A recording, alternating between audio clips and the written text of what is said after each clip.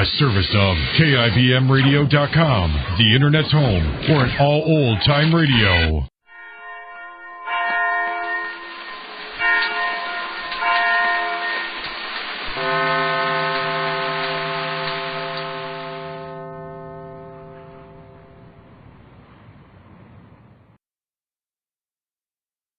And now, Backstage Wife, the story of Mary Noble and what it means to be the wife of a famous star. When Mary appeared at the New York City jail and saw her husband, who was charged with the murder of Oliver Wilson, a young English fortune hunter, she found Larry angry and bitter, and unwilling to agree to anything she urged him to do. The upshot was a flood of words which are still ringing in her ears as she returns uptown in a taxicab. Mary, I want you to keep away from Rupert Barlow, or else. How could he say that to me? How could he look at me with cold, angry eyes and speak that way? Or else. Or else. Or else. Or else. Stop it. Stop it. I can't stand it anymore. Hey, what's the matter, lady? This way you want to get out? You said... No, I didn't mean you. I wasn't speaking to you. You call out to stop, and I nearly had that guy in back running into me. You yelled, stop. And... I'm sorry, I didn't mean it. I didn't realize I was speaking out loud. You all right, lady? You sure you want to go to this here theater? Yes, of course. I'm sorry if I confused you. Okay, only next time you yell out, give me a little time to get used to the idea. Harry never spoke to me like that before. Never gave me orders. Of course, he was angry and upset because of that picture of me in the paper with Rupert Barlow. But that's no reason. It was his tone of voice as much as anything. I want you to keep away from Rupert Barlow. Or else. Or else. Or else what? Does he mean that he'd break up our marriage if I didn't obey this order?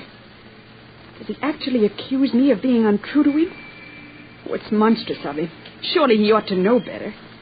If there's any doubt or suspicion in either of our minds, it surely shouldn't be in his. Haven't I spent enough sleepless nights wondering how much he cared for Claudia Vincent? Whether she meant more to him than I did? But I didn't issue any proclamations about her. I didn't say, don't you dare see Claudia Vincent again or else. I know what he'd have said. But how can he do this to me? Why doesn't he see that I deserve something better than this? How can he stand there and say... I want you to keep away from Rupert Barlow, or else. I know one thing. I don't propose to be ordered about like that. I'll tell him quite calmly that he's not to use that tone anymore. Oh, what's the use? How can I expect him to be reasonable? How could anyone live through the horrors of these last weeks and be anything but shattered? It's up to me to reach out to him, to be patient and convince him that I've never wavered for a minute in my devotion and my love. I've got to be a tower of strength. It's shameful of me to resent his words. How can he help blowing up from time to time? Surely it's best for him to do it with me, poor darling. Oh, I'm sorry I was so angry. I know something of what you're going through. Just have faith in me, Larry. Don't ever lose your faith in me. Lady, you sure you're all right? Here's the theater like you told me. You going to get out?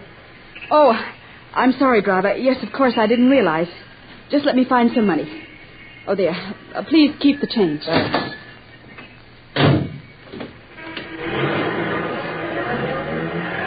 You sure meet all kinds driving a hack. Most of them nuts.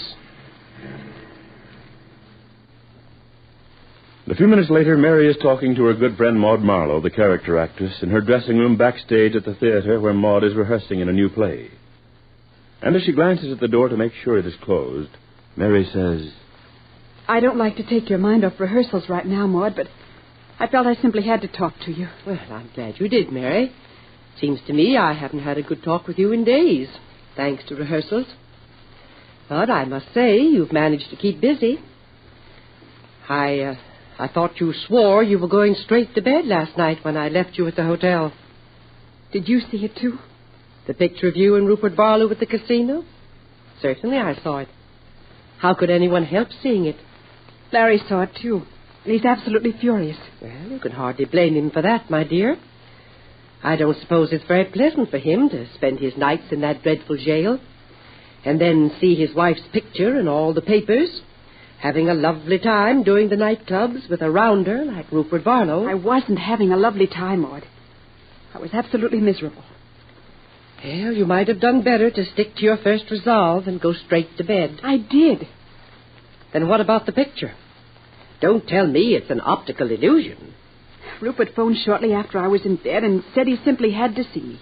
He said it was terribly important. And so you jumped out of bed and into your clothes. Oh, you sound just like Larry. Well, go on with it. What was so important, Mary? Or didn't he get around to that? He told me that Clarence Brewster is thinking about giving up Larry's defense.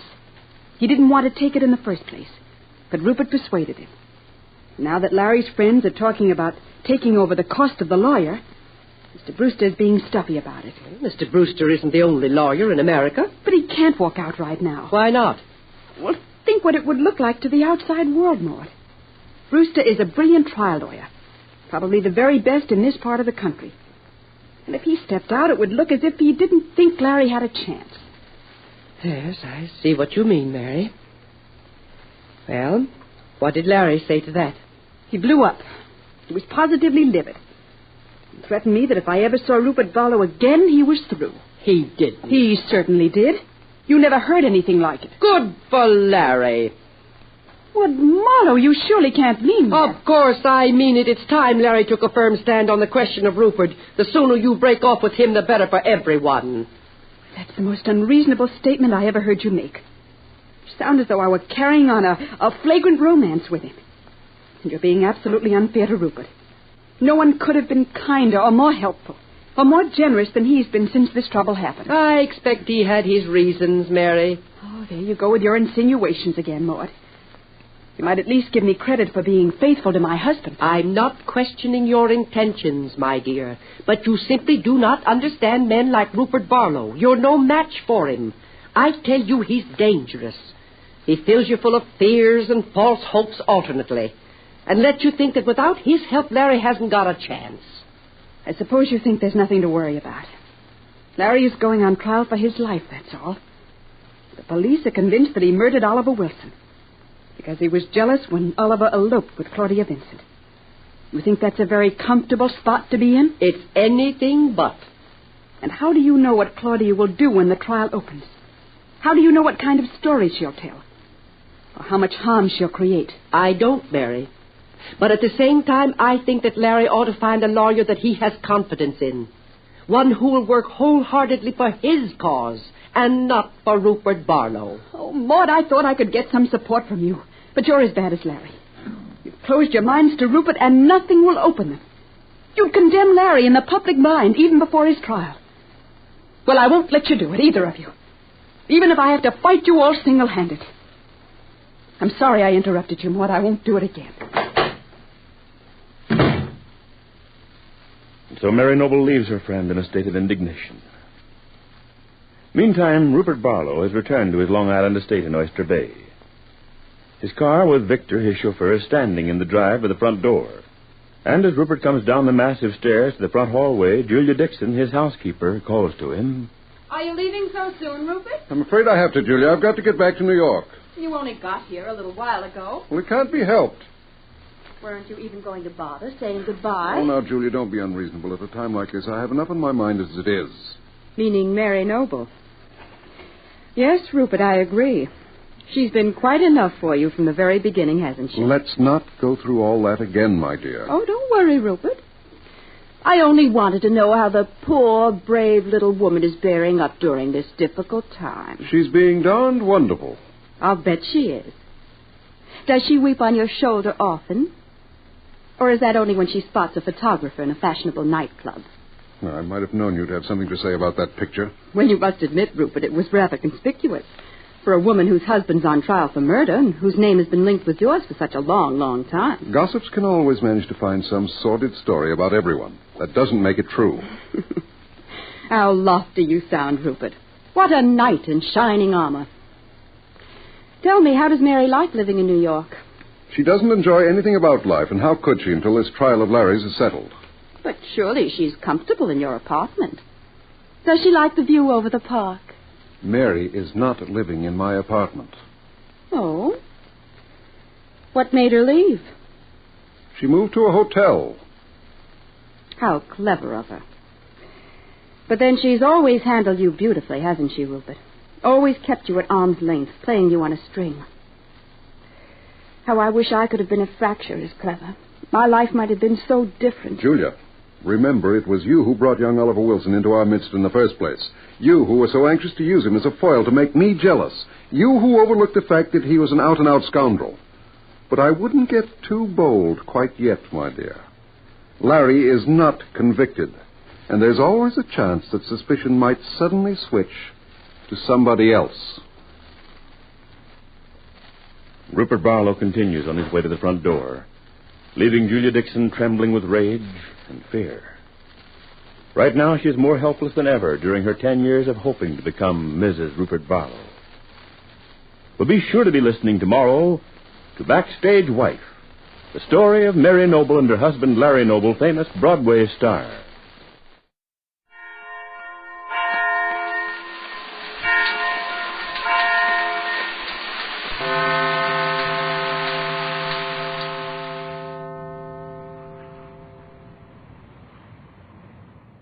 K-E-L-L-O. The Jell-O program starring Jack Benny with Mary Livingston, Phil Harris, Kenny Baker, and yours truly, Don Wilson. The orchestra opens the program with That's What We Do Over Here. The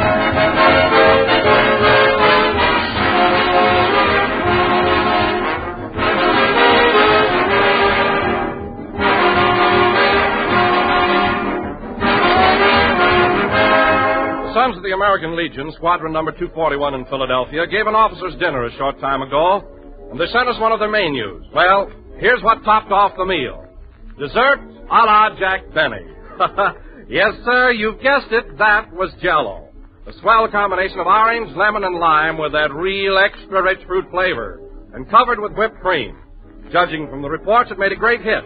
And after all, that's not so very surprising, because everybody enjoys those 6 delicious extra-rich flavors, as tempting and refreshing and satisfying as the real ripe fruit itself.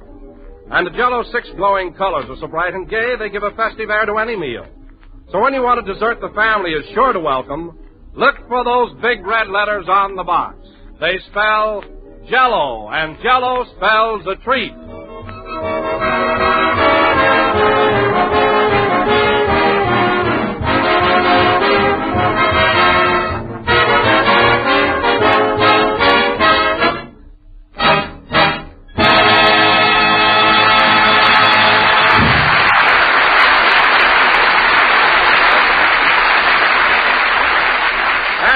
That's What We Do Over Here, played by the orchestra. Now, ladies and gentlemen, as you all know, Jack Benny and Phil Harris are busy working on a new Paramount picture, Man About Town, and will not be here today. So, in the meantime, Kenny and I are going to carry on and try to entertain you with songs and jokes. And I'm sure that we'll all have a good time. Now, first, ladies and gentlemen, I got a sweet little headache.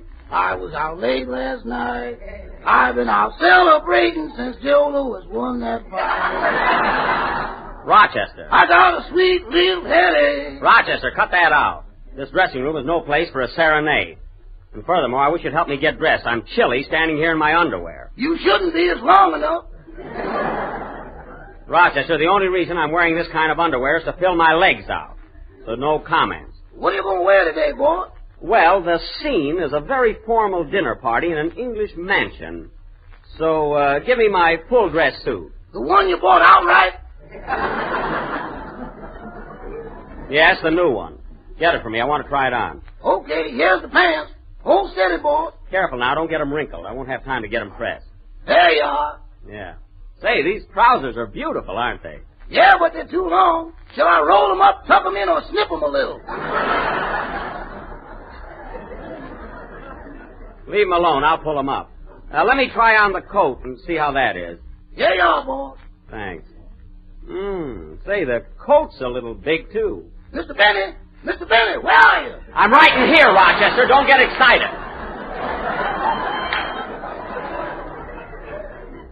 Pull the collar down and give me some air. It'll be all right. Doggone it, I need a back collar button. I forgot to bring some. I'll go next door and borrow one from Phil Harris. Gee, here comes Claudette Colbert. Hello, Claudette. Who is it? Jack Benny, darn this suit. Well, here's Phil's dressing room. Look at that corny gold star on the door. How do you do, sir? Oh, pardon me, I've got the wrong room. I'm looking for Phil Harris. These are his quarters. Whom shall I say is calling, please? Jack Benny, I came to borrow a collar button. I'm very sorry, sir. I can't disturb Mr. Harris. He's in a mood.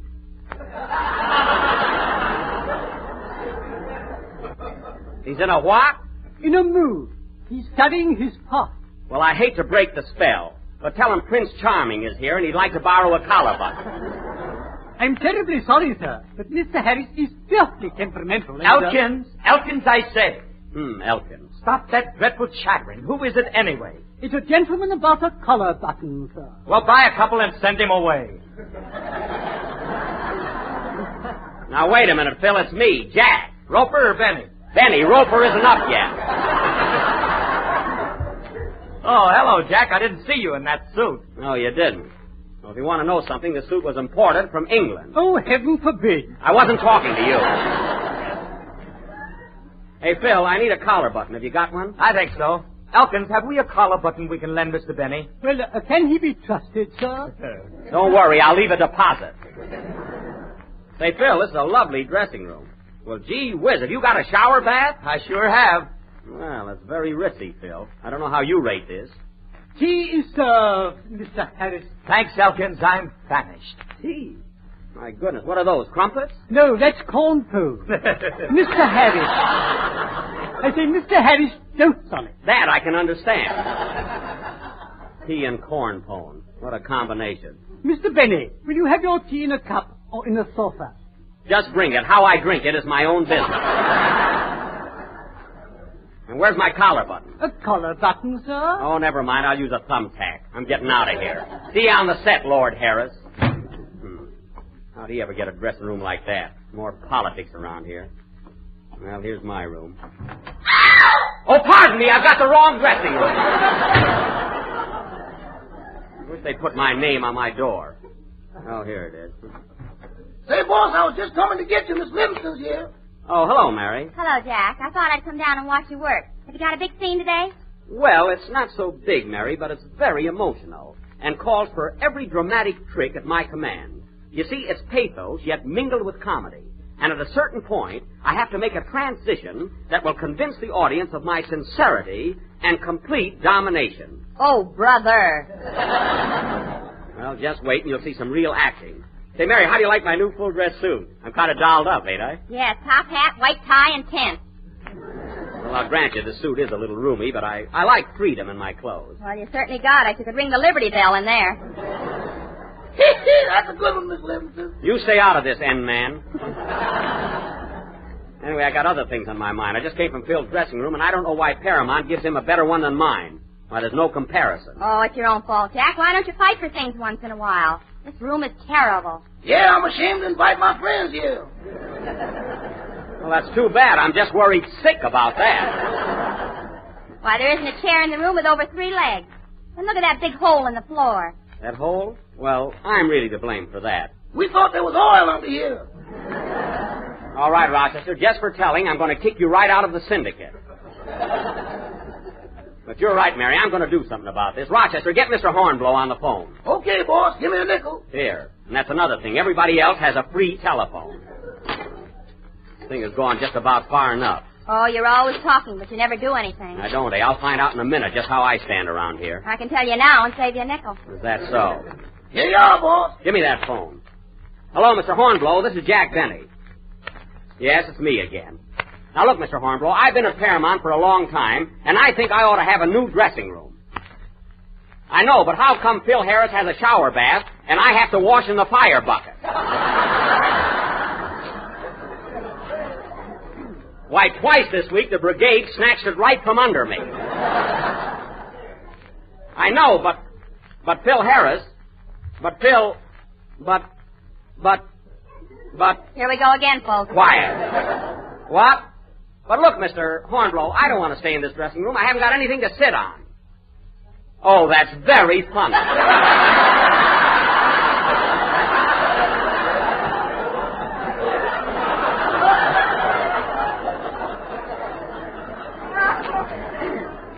Now, look, Mr. Hornblow, here's what I want. I want new chairs, a shower bath, Venetian blinds, a floor lamp. Roller skates. Roller skates. Mary, I'm not talking to Santa Claus. What's that? Well, thank you. Thank you very much, Mr. Hornblow. I'll appreciate that. Goodbye.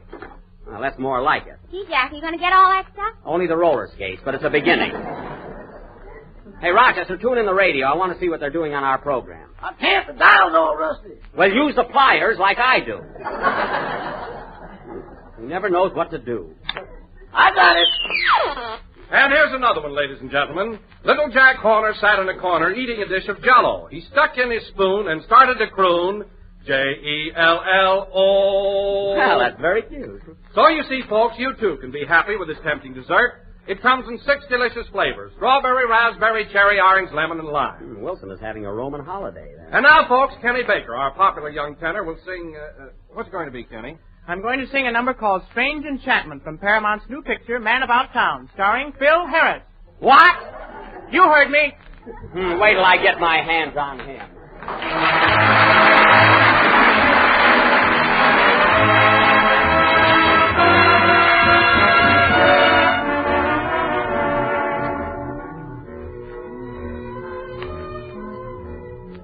Strange enchantment fills the moonrise. There's a breeze like sandalwood and wine. Strange enchantment lies in your eyes, saying, please, oh please, tonight be mine. When the moon has gone in the blue dawn, and we go wandering apart, darling, I'll be dreaming of this moment with a strange enchantment in my heart.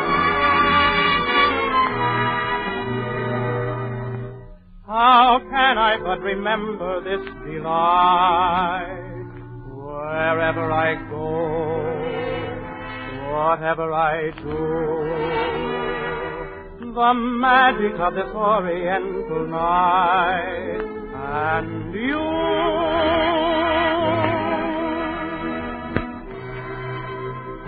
Strange enchantment fills the moonrise.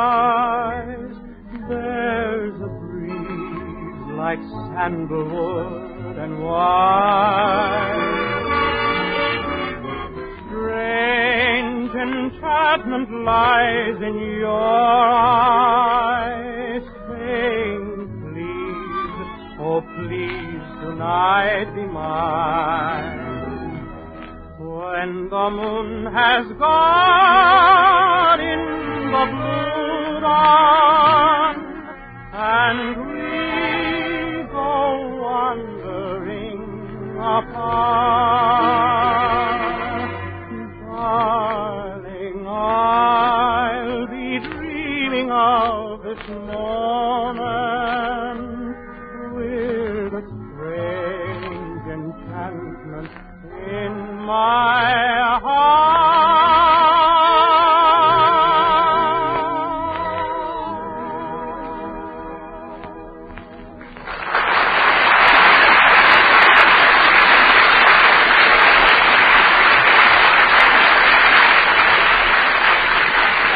That was Strange Enchantment, sung by Kenny Baker. And now, ladies and gentlemen, we will have some more of my original nursery rhymes.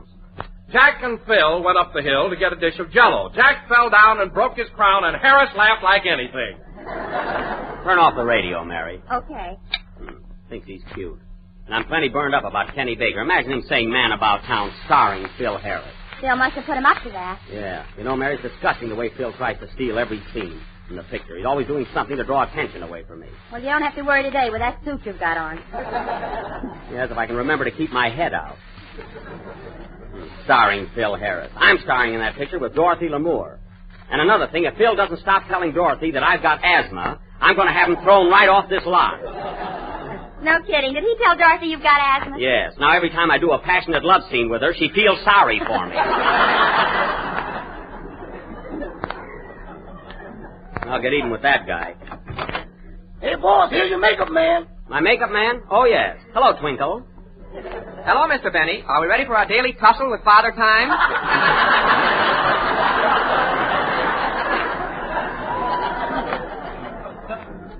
I suppose so. Then tuck this towel around your neck and let's get going. Okay. And, Twink, don't put so much makeup on my chin. Yesterday you buried my dimple. I did? Yes, and everybody was asking for it. So be careful. Say, Jack, don't you think you ought to darken your hair a little bit at the temples? Mary, I'm not ashamed of the color of my hair. I'm prematurely gray. You've been saying that for 35 years. Well, I was frightened when I was a baby. Oh, Twinkle, I think you ought to pluck my eyebrows a little. They've been growing like mad lately. Okay. Say, boss. What is it, Rochester? Are you in the mood to reopen our monetary discussion? Rochester, if you're referring to that $10 I bet you on the Lewis Roper fight, I do not owe it to you. Well, Lewis knocked Roper out, didn't he? Not entirely. Roper went down, but he started to get up. Man, can't you tell the difference between getting up and bouncing?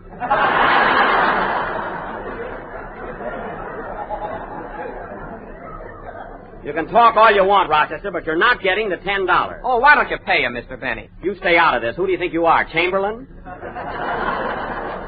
Just keep making me up. That's all you're supposed to do. I never saw anybody like you, Jack. You're always welching on bets. I am not. Anyway, Rochester will get his $10. I'm going to buy him that new vacuum cleaner he wants. Who wants? You wants, and keep still. More arguments about money around here. Ow! Twinkle, watch those tweezers. You're awfully nervous today, aren't you? Well, you'd be nervous, too, if your wife had twins last night. Oh, well, that's marvelous. Congratulations. Oh, it was nothing.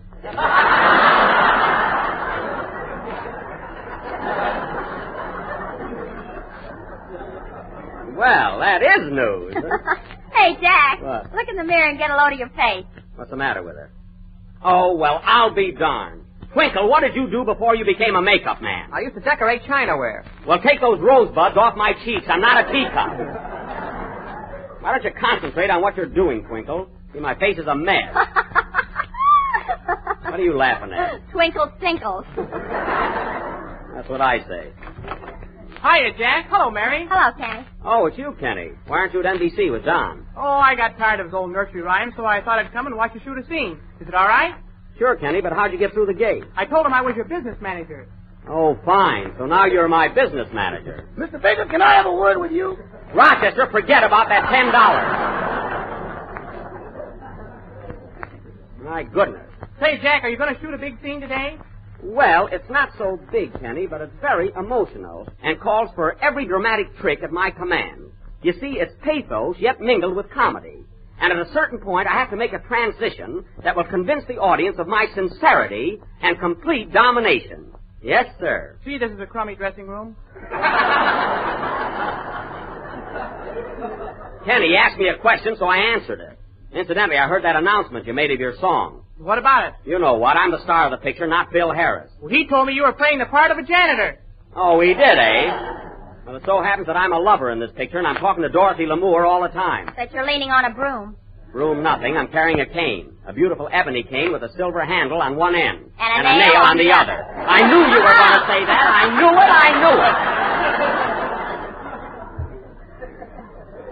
it. A janitor, eh? A janitor. Wait till I see Harris on the set. I'll give him a piece of my mind. We're all ready to be on the set, Mr. Bennie. Okay, come on, kids. They're waiting for me, all ready to shoot the scene. I'm going to rush ahead. Rochester, you bring my cane. Okay. Don't stick yourself. See you on the set, kids. Shall I bring the dustpan? That belongs here. I'm not a janitor. So long. Gee, I hope I'm not late.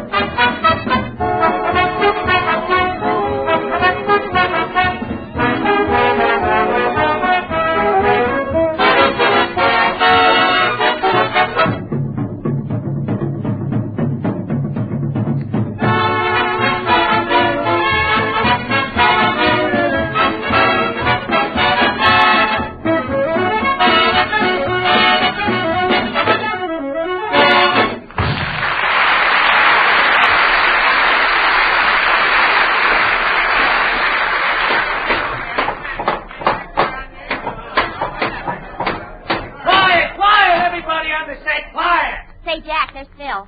Oh, yes. Hey, pretty boy, I want to see you a minute. What's on your mind, Droopy?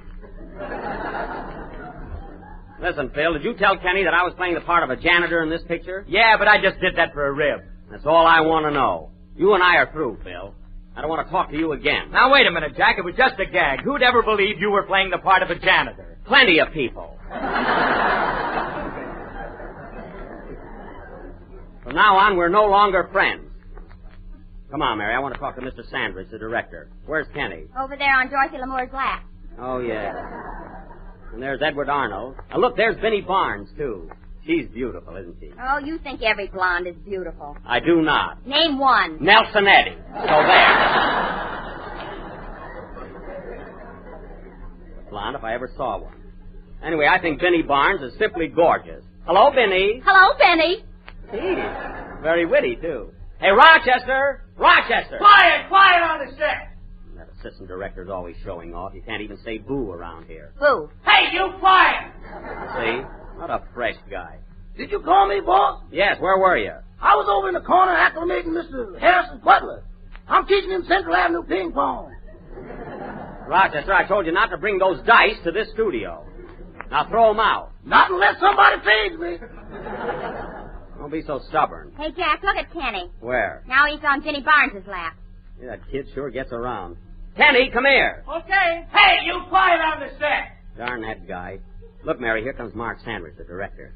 Hello, Jack. Hello, Mr. Sandrich. Say, I'd like you to meet Mary Livingston. Oh, how do you do, Miss Livingston? I'm glad to see you. Then why don't you smile? Mary.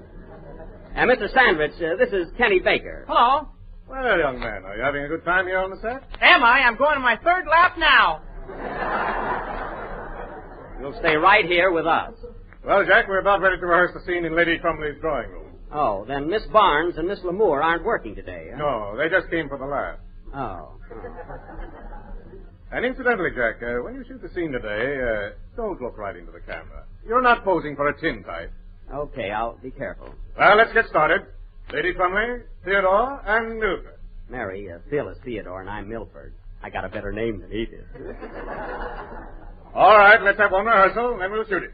Why rehearse? I know my part. Quiet on the set. Oh, shut up. That guy drives me nuts. Quiet. Now, Lady Trumley, you sit here on the divan. Yes, sir. And Theodore, you sit beside her. Okay, pal. Pal. You hear that, Mary? And Milford, you sit over there on the ashtray. Fine. I'll look like a Rube Goldberg cartoon. Great place to sit. All right, let's start the scene. Everybody ready? I'm ready. Let's go. Take it, Phil. You have a lovely place here, Lady Trumley. Oh, I'm glad you like it, Theodore. You know, Reggie used to visit here quite often. Ah, good old Reggie. I say, is he still at Monte Carlo? No, he's been at Biarritz since he and Evelyn split up. Split up? My word. But then Reggie always was a bounder. No, I think it was Evelyn's fault. She's a terribly stuffy person. Nonsense, my dear. Reggie's a cad, and you know it. Oh, how could you say that? Well, Reggie has been terribly abused. Don't you think so, Milford? You said it, sister. Stop it! Why, what's the matter? Jack, you don't call a titled English lady sister. You just have 3 words. You said it. Gee, Mr. Sanders, I was just trying to make it more emphatic, that's all. Well, don't be adding to your part. Film doesn't grow on bushes, you know. Oh, all right. Now let's take it once more. And Theodore, I think it'd be a little better if you defend Reggie instead of Lady Trumley. It's more believable that way. Okay, Mark. Say, why can't I defend Reggie? Quiet on the set. Oh, shush!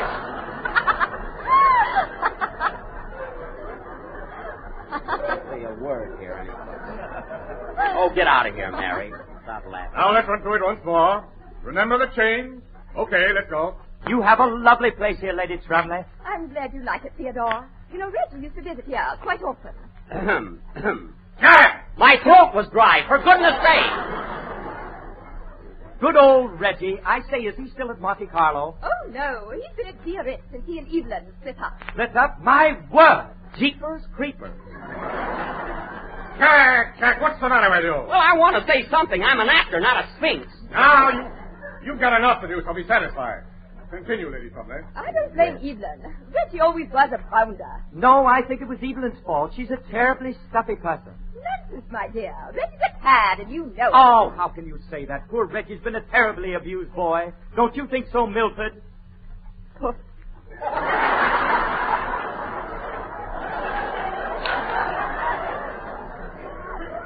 Don't you think so, Milford? Yeah.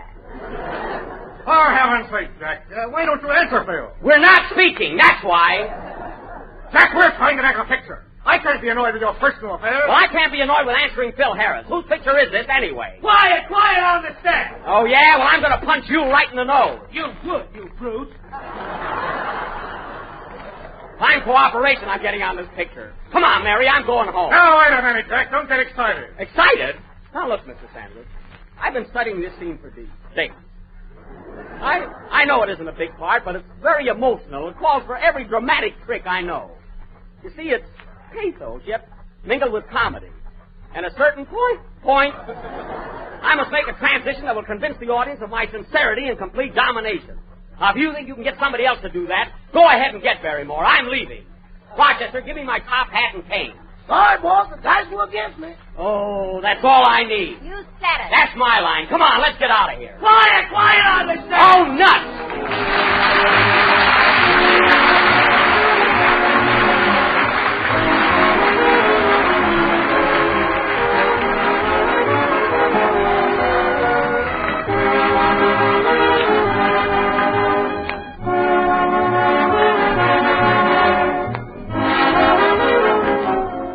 I'll bet that all of you women have said to yourselves, I don't believe there is anything new to have for dessert. Well, ladies, I'm glad to say that you're wrong. And here's the proof. It's the new Jell-O butterscotch pudding, rich with true butterscotch flavor, the kind you've loved since you were a youngster. It's creamy and mellow, and it has a delicate golden taffy color that really makes you hungry just to look at it. Jell-O butterscotch pudding has that old-fashioned homemade goodness, a marvelous flavor and texture. Why, it all but melts right in your mouth. Then try Jell-O chocolate pudding, rich and smooth and real chocolatey, the kind your family loves. And the Jell-O vanilla pudding, delicate and creamy, so tempting to look at that you know that you have a real treat. All three new Jell-O puddings are made with fine, wholesome ingredients. They're quick and easy to prepare. You'll find the simple directions on every package. Why don't you buy 3 packages at a time? Ask your grocer tomorrow for Jell-O butterscotch, chocolate, and vanilla pudding. The real homemade kind.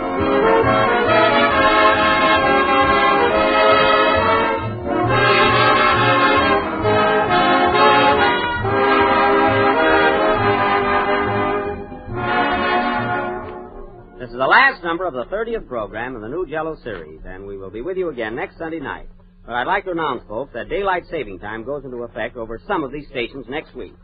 So if your community is affected, don't forget the change. Say, Jack, what's daylight saving time? Well, you see, Mary. I know. It's pathos yet mingled with comedy and calls for every dramatic trick at your command. That's not it at all. Good night, folks.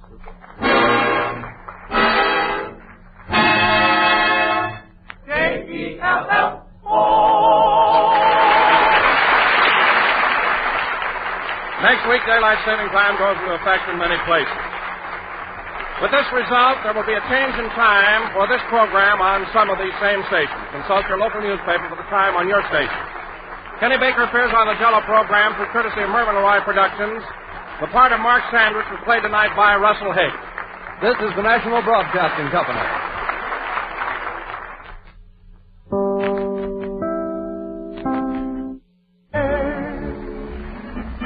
Heaven gleamed in a rose-colored light,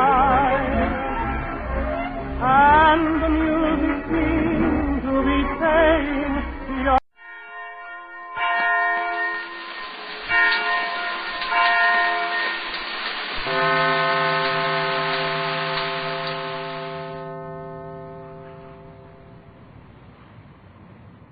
J-E-L-L-O.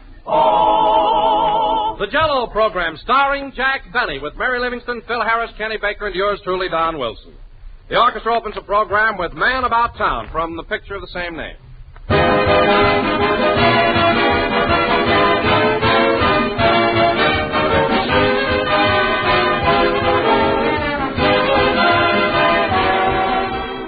You know, know, in this world, you just can't stand still. You either slip backward or march forward. Well, in the past 40 years, Jell-O has been constantly marching forward. And for that reason, Jell-O is proud to join the great Parade of Progress, which is being held all over this country by the Associated Grocery Manufacturers of America. The idea is to show what amazing progress has been made by food manufacturers over a period of years. And we can honestly say that Jell-O stands out as a real leader in progress. The years have brought constant new improvements. Jell-O began as one flavor. Now it brings you 6. And every flavor is extra rich now with a new, delicious goodness. Jell-O costs less nowadays. It's quicker and easier to make, and it brings you a new, fruit-rich fragrance. So Jell-O is delighted to be a part of the great Parade of Progress. And we send our greetings to all the grocers of America. And when you're watching the parade, look for the Jell-O banner. You'll see those big red letters there that spell Jell-O.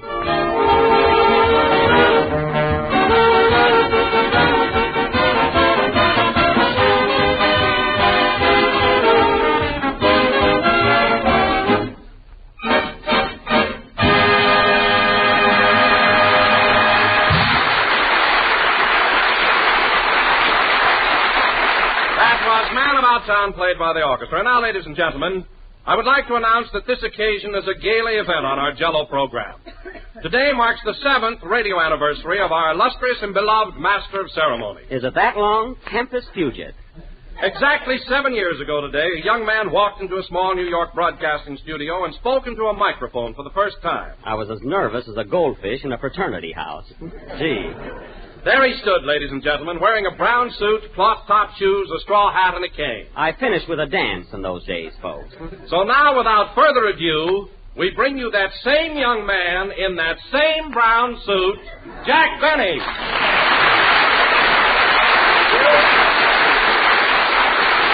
Thank you.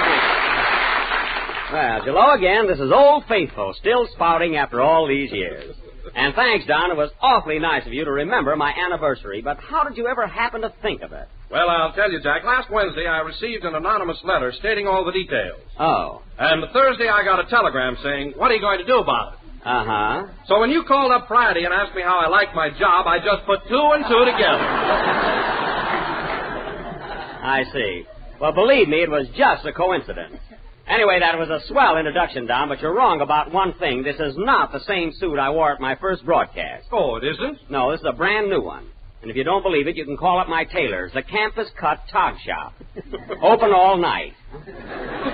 They'll tell you. Then I must apologize, Jack. Really, I thought you were wearing the same suit you wore 7 years ago for sentimental reasons. What is that, then? I said I thought you were wearing the same suit for sentimental reasons. No, Don, my father's carrying the torch now. We're the same size, you know. But, Don, when you mentioned my first broadcast 7 years ago, it sure brought back memories. I'll never forget how nervous I was that night. I was shaking like a leaf. Well, you must be nervous tonight, too, Jack. You're still shaking. No, and that's what worries me. Now I shake, but I'm not nervous. Gee, I can't be that old. Anyway, Don, this has been a great day for me. I got telegrams and flowers, and I got the grandest present from our sponsor. He sent me a lovely box of saltwater taffy. Wasn't that nice? Oh, it certainly was. Have you eaten any yet? No, Don. I misplaced my heavy-duty teeth. I hope I find them, because corn on the cob will be along any day now. I must write and thank him, though. Oh, hello, Mary. Hello, Jack. Congratulations on your anniversary. Well, thanks. But gosh, Mary, how'd you happen to know about it? I've been trying to keep it a secret. Oh, stop. I saw that big ad of yours in the Hollywood Citizen News. Oh, that. Well, I was just advertising for a gardener. I need one. What does the ad say, Mary? I got it right here. Get this, Don. Wanted. Japanese gardener. Preferably an ex-acrobat from vaudeville, where Jack Benny spent many happy years before he went into radio, and is now celebrating his 7th successful season on the air. Must have references. Well, I wanted a gardener with experience. Look what you got at the bottom of the ad. Well. Address all replies. Jack Benny, Paramount Studio, where he is now starring in Man About Town. And bring your own lawnmower. Look, Mary, gardeners are very hard to get, so it doesn't hurt to build yourself up a little. Anyway, I don't think you should ridicule me on my anniversary. Oh, I didn't mean anything, Jack. No. As a matter of fact, I brought you a present. Well, that's different. What is it? Here you are. A pair of woolen socks, and I knitted them all by myself. Oh, well, let's see them. Well, that was sweet of you, Mary. Say, these socks are swell, but look, what's the idea of the zipper on the side? That's so you can put your money in without rolling them down. Mary, I told you 1,000 times I don't keep money in my sock. That lump is where the end of my underwear meets my ankle. Mighty green country down there. Well, it's wonderful for grazing if you want to go haywire. Anyway, thanks for my gift. Only sometimes I wish that you'd... Come in. Telegram for Jack Benny. Telegram? Take it, Mary. Here's a tip for you, son. Oh, Judy, a nitchel. So long.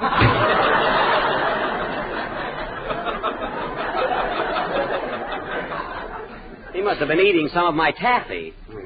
What does the telegram say, Mary? It's from your sister Florence. Oh, from Florence. Mm-hmm. She says, congratulations on reaching your 7th anniversary. And I hope that, signed Florence. That's her, all right. 10 words is her limit. Funny, she's always been like that. Oh, hello, Kenny. Hiya, Jackson. Are you right on the beam tonight? Are you jiving, kid? What? Are you whipping it up, Elmer? I see. Kenny, I wish you'd stop hanging around our swing-happy maestro, Bill Harris.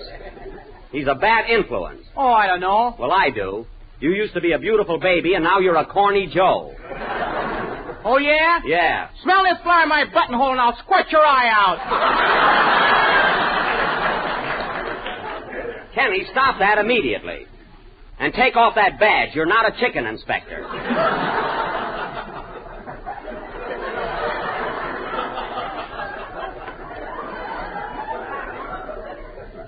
Chicken inspector yet. Well, Phil's got one that says, "Step up, sugar, here's your honey." Wow, I'll bet that really gets the girls. You know, Mary, I think it's a crime what Phil is doing to Kenny. He's making a regular smart aleck out of him. You said it. Kenny was standing in front of the drugstore this afternoon, and when I walked by, he went... Oh, I did not. I went...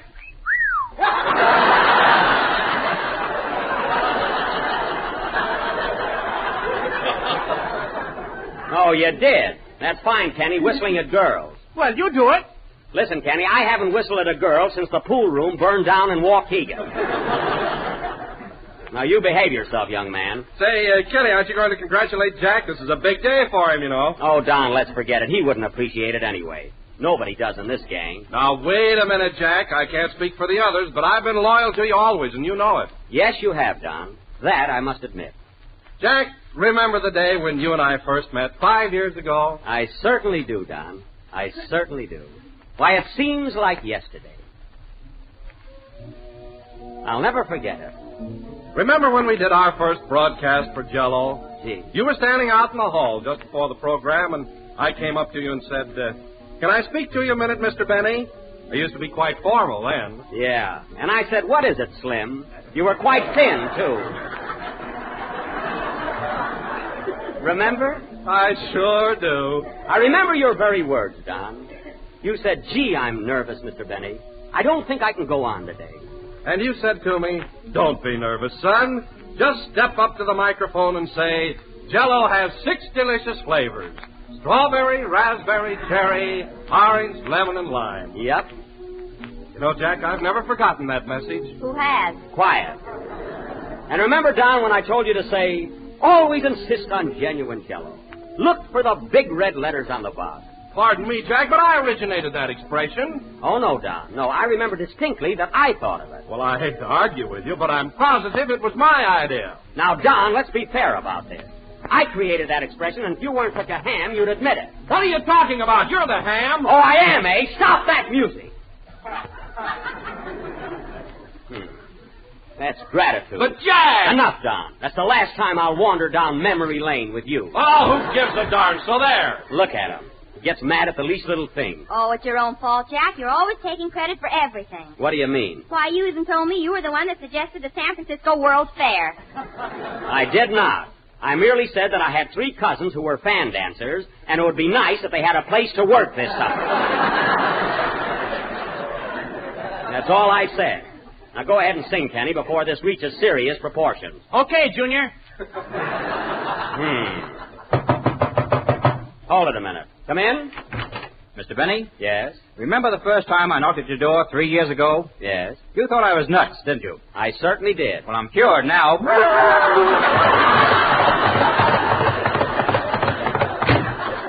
I can't understand that. He came in on foot. Sing, Kenny.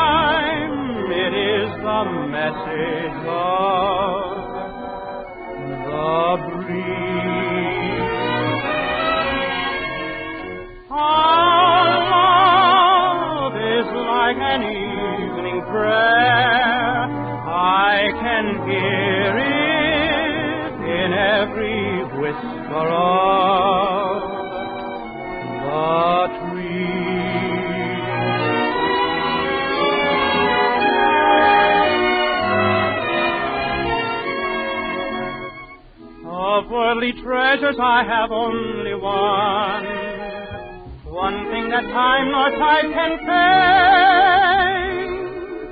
Without it I would be a lonely one, but now my heart is unafraid. Oh, love, I feel it everywhere. The night time, it is the message of the breeze. Our love is like an evening prayer. I can hear it in every whisper of the breeze. And so you're always near to me, wherever you may be. I find your face in stars above, as I dream on in all the magic of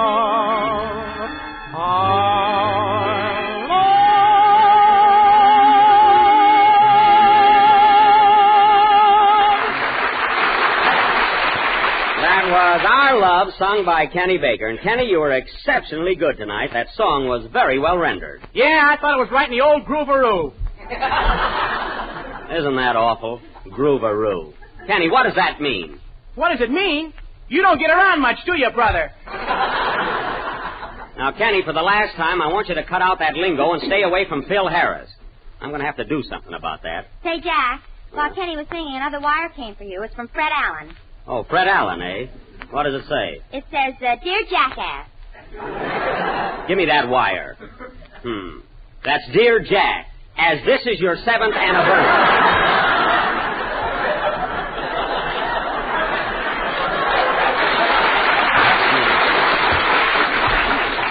You gotta make it Jackass. As this is your 7th anniversary, I feel that you deserve a tribute. So I raise my hand and salute you, Fred Allen. Well, there's a novelty. Allen saluting me. I bet he's doing it in a novel way, too. Never mind. I prefer to take it the sweet way. Well, here comes our musical madcap, Phil Harris. You're tardy as usual, I see. I'm sorry I'm late, Jack, but I live way out in Encino, and it takes me quite a while to get here. Oh, well, this happens to be your job, Phil, so why do you live in Encino? I like it. It's hilly there. I thought so. Well, take off that coonskin cap. You're in the city now. Now, don't let this happen again. Okay. Hiya, Kenny. Have you been swinging out gate?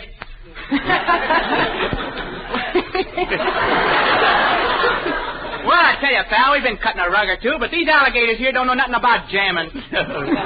Oh, we don't, eh? Never mind, Kenny. We'll go out later. I got a couple of jitter dolls lined up. We'll take them out for a twirl. Okay, but I got to be home by 9 o'clock. Phil, aren't you ashamed of what you're doing to Kenny? No, why? After all, he's just a kid. If you got a couple of jitter dolls lined up, I'll jam with you.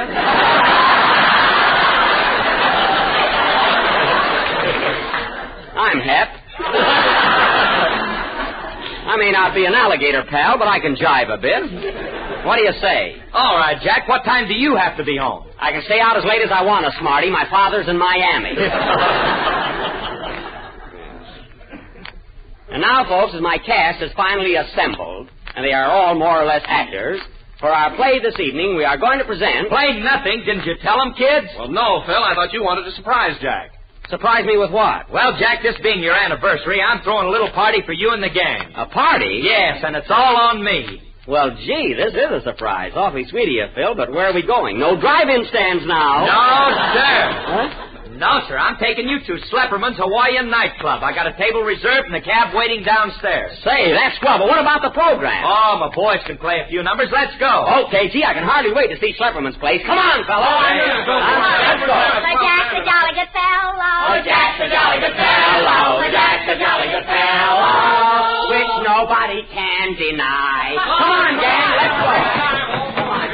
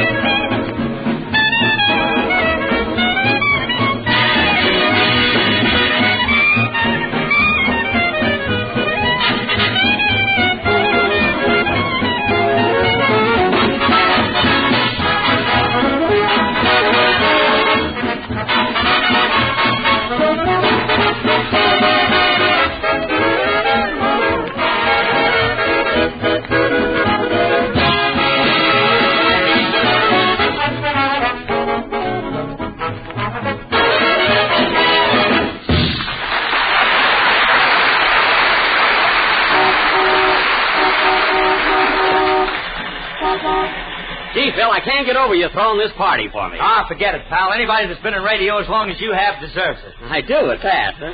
Hey, Mary, what are you doing on the floor of the cab? I thought you were sitting on Don's lap. I was, but I slid off. Slid off? Whee! It's fun, too. Kenny, stop that. That's what I say. Yeah.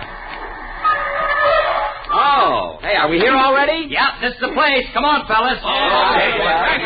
Hey, driver, how much the cab fare? That'll be $1.90. Okay, I got it. Wait a minute, Phil. Let me pay for the cab. Let me pay it. I got the change right here. No, fellas, let me pay it. Okay.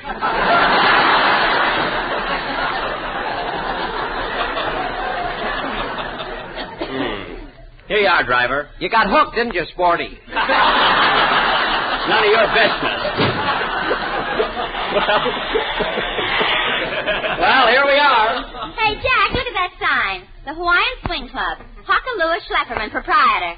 Oh, yes. Look who's standing in the doorway. Hello, stranger. Schlepperman! Welcome to Hula Land. High-class food for low-class people. Hey, Schlepp, what's the idea? What's the idea of the high hat, tuxedo, and bare feet? I'm a beachcomber that reads Esquire. Oh. Well, right here this way, everybody. Come on in, everybody.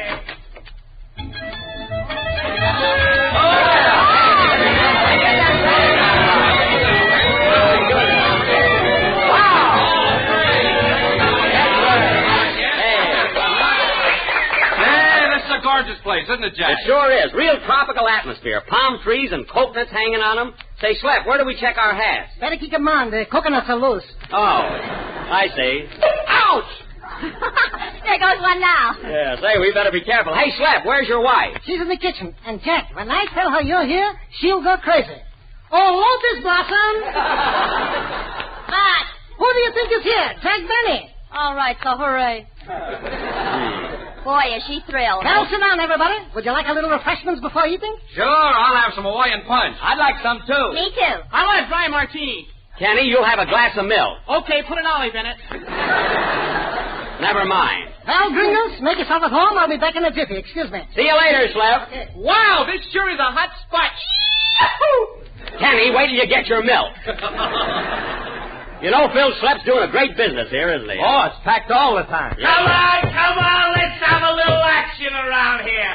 Where's the hula dancers? Bring out the girls. Say, that guy seems to be a little bit under the weather. I'll say, I hope he doesn't come over here. He's waving at you, Jack. Just ignore him. He'll go away. You know, Mary, I think... Hiya, Jack, old boy, old pal. How's the kid?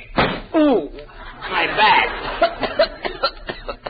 Gee, I don't even know the guy. Am I glad I bumped into you? Say, who's got a match? Here you are, buddy. Hey, now listen, you stay out of this, Tubby. I'm talking to my old pal, Jack. Gee, I don't even know the guy. Here you are, mister. Here's a match. Oh, try to get tough, huh? No, you asked for a match, and I gave it to you. A match? And now, don't worry, Jack. I'll get you a match if I have to turn this place inside out. Who's got a match for my old pal, Jack? Now, who's got a match? Gee, I never saw the guy before in my life. Well, gentlemen, here's your appetizers. And in just a minute, we're going to have a floor show. Say, Slep, there's a fella been annoying us here. You better throw him out. Where is he? That big guy over there. I'm sorry, my wife is the bouncer. Well, something ought to be done about that guy. Pardon me, Jackie, I'm going to start the show. All right, boys, step on it.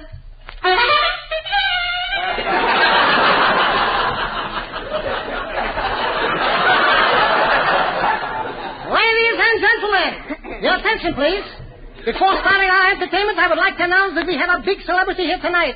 None other than Jack Benny from the radio. I never heard of him. Never heard of him. There's your pal, Jack. Quiet. Come on, everybody. Let's give Jack Benny a real Hawaiian reception. Well, thank you, folks. Sit down, you big ham. Sit down. Hey, what is this, anyway? Ouch, darn those coconuts. Go ahead, Slep. Ladies and gentlemen, first on tonight's program, we have a little surprise for you. In honor of Jack Benny's 7th anniversary, Miss Mary Livingston and yours truly are going to sing a special Hawaiian song for the occasion, assisted by the Boyle Heights Beach Boys. Now, Mary, did you frame this? Where did you hear it? Come on, Mary. Go ahead, don't be bashful. All right, boys. Aloha, taluki, 1, 2. I want to go back to my little grass sack in Kaliakawaka High. I want to be with all the Connies and Wahinis that I knew long ago. And go, Mary! I can hear old guitars a-playing on the beach at Ocean Park. I can hear those Hawaiians saying, and I just sacky nicky wacky wakey wacky walakahui. Won't be long till my ship will be sailing back to Kona. A grand old place that's always fair to see on Mammy's knee. I'm just a little Hawaiian and a homesick town boy. I want to go back to my fishing boy. I want to go back to my little grass shack in Kealakekua, Hawaii. Where the hula-hula-hula-hula may by. You said it. Where the hula-hula-hula-hula.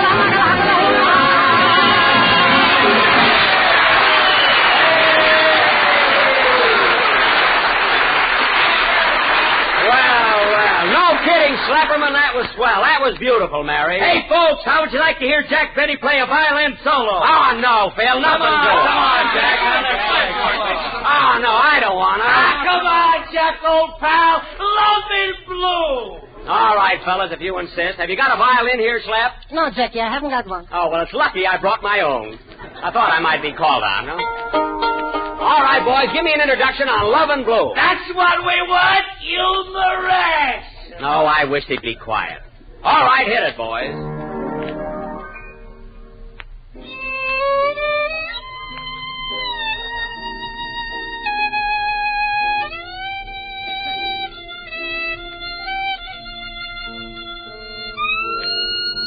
Attaboy, Jackie, old pal. You the rest. Oh, for heaven's sake. You know, that's the most beautiful thing I ever heard. You're breaking my heart. That's what you're doing. You're breaking my heart. Isn't that awful? That's the sweetest song was ever written. I was in love once. Well, you're in bloom now, so keep still. I was in love with the sweetest little girl in the world. Agnes, come back to me. I've had enough of this. Slapperman, if you don't throw this fellow out, I will. Go ahead. The customer's always right. Here, Mary, hold my coat. Hey, wait a minute now, Jack. Calm down. This is all a rib. A rib? Yes, I hired that guy to heckle you. You sure fell for it, didn't you? Oh, I get it. Well, you sure fooled me, buddy. Hey, come over and join us. Have a drink. Okay, Mr. Benny, I'll have a cherry phosphate.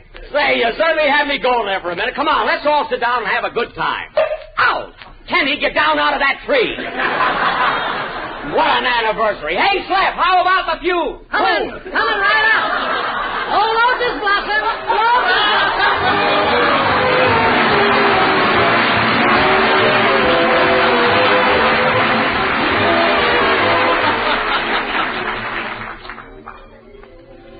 Ladies and gentlemen, tonight I have a confession to make. There was a time when I was a meat and potato man. No salads for me, no, sir. Well, I've changed because I found out that Jell-O salads really are different. They have a zest, a tang that's cool and refreshing. And here's one for you to try that I know you'll all like, husbands included. Jell-O Spring Salad. You can make it with lime or lemon Jell-O, whichever you prefer. Both flavors are especially swell for salads. Dissolve 1 package of Jell-O in 1 pint of hot water, then add 1 tablespoon of vinegar and chill until slightly thickened. Add 1 cup of chopped nut meats and 1 cup of diced celery and mold until firm. Serve on crisp lettuce with real mayonnaise, and boy, you've got something. Cool, refreshing Jell-O, golden lemon or sea green lime, molded with crunchy celery and nut meats. So try it soon. Ask your grocer tomorrow for lime or lemon Jell-O, or better yet, get both.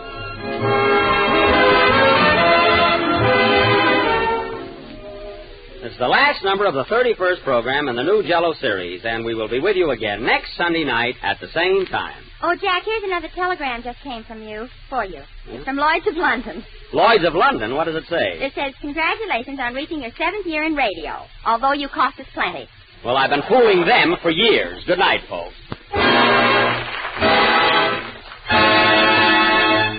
J-E-L-L. Jell-O program for courtesy of Myrtle Roy Productions. This is the National Broadcasting Company.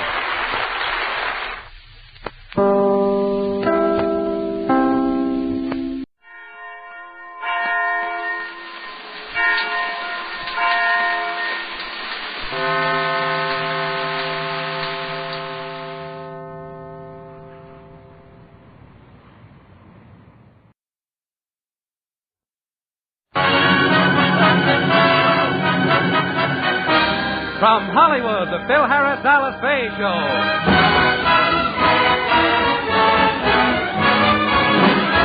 For your enjoyment, here is the Phil Harris Alice Faye Show. Written by Ray Singer and Dick Chevrolet, with Elliot Lewis, Walter Tetley, Robert North, Janine Roos, Ann Whitfield, Walter Sharp and his music, yours truly, Bill Foreman, and starring Alice Faye and Phil Harris.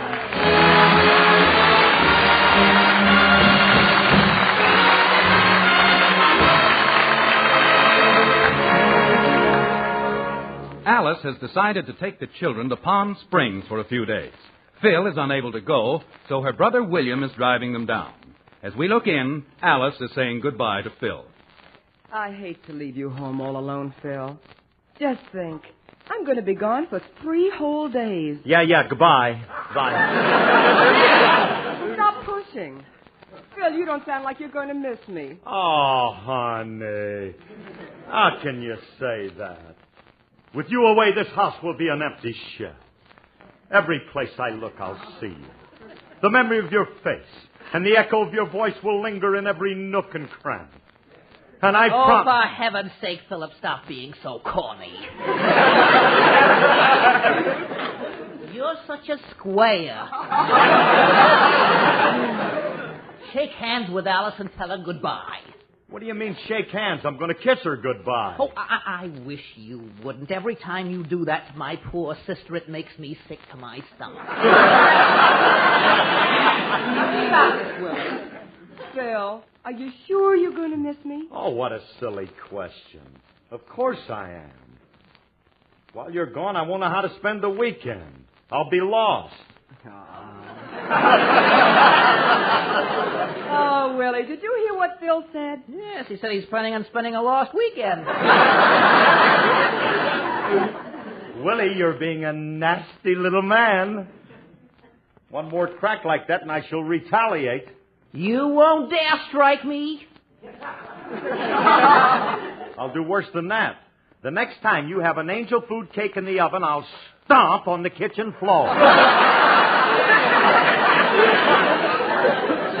Look, don't worry about me, Alice. I'm going to be working over the weekend anyway. In fact, I'm having the band over tonight to rehearse some classical numbers. Classical numbers? Yeah, you know, stuff like Beethoven's Fifth and Schubert's Moonshine Sonata. Oh, well, as long as the boys are just coming over here to work and not to play poker all night, okay. Oh, you know we wouldn't do that. We would... Uh-oh. Come in.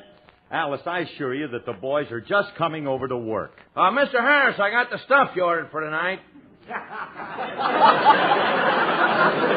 What stuff? Carton of ice cubes, 4 fresh stacks, 2 cases... Wrong house! Get out! Get away!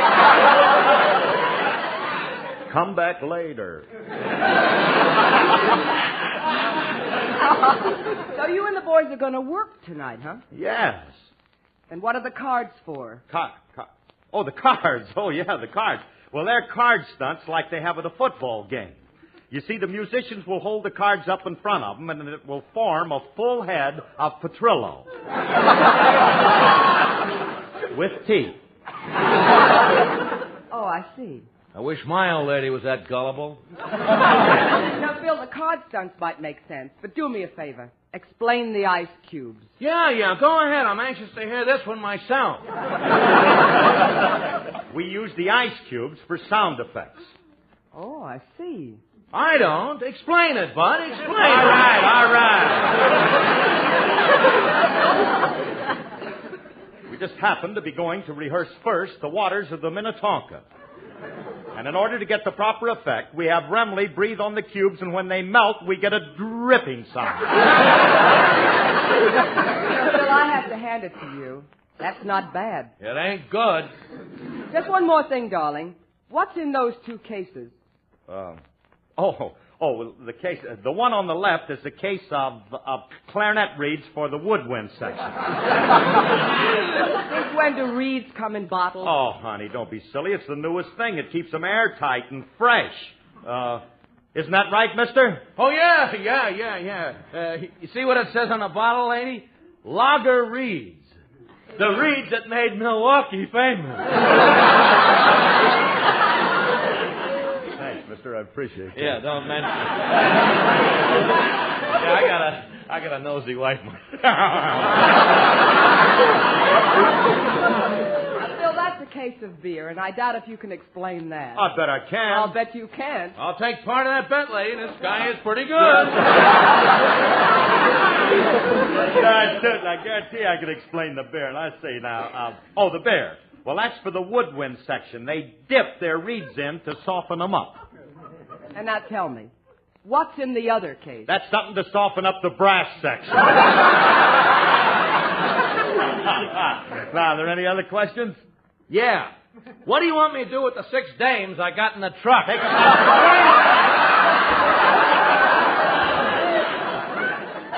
Now, that I didn't order. I know, but just for fun, let's see how you get out of that one. You like that for my old lady? Will you get out of here?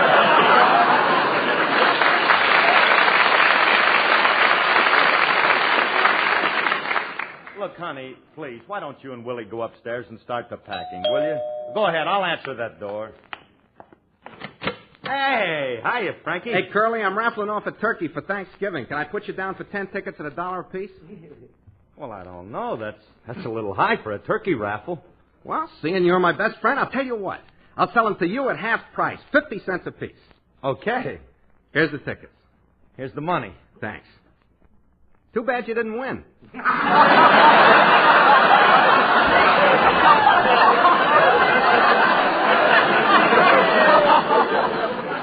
What do you mean I didn't win? Wait till I hold a raffle, will you? Now, when is the winner going to be picked?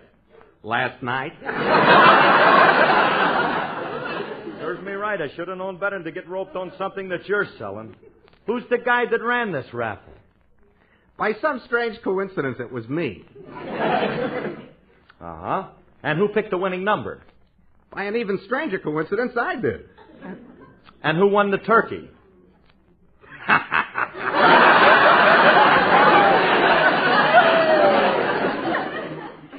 Any more stupid questions? Look, I don't understand you, Remley. How can you do a thing like that? I didn't do it for me. I did it for you and Alice. You've been inviting me over for Thanksgiving dinner every year, so this year I'm going to supply the turkey. That's very nice of you, Frankie, but Alice already bought a turkey for Thanksgiving, and we've already got it. It's in the freezer. All right, we'll save that one for Christmas. Let me surprise Alice with my turkey. I got it out in the car. I'll go get it. All right, go get it. Do you need me to help you? No, you stay here and sing. Frankie. Ooh, you're asking me to sing. Well, why not? I'll be outside and won't hear it anyway. Go ahead.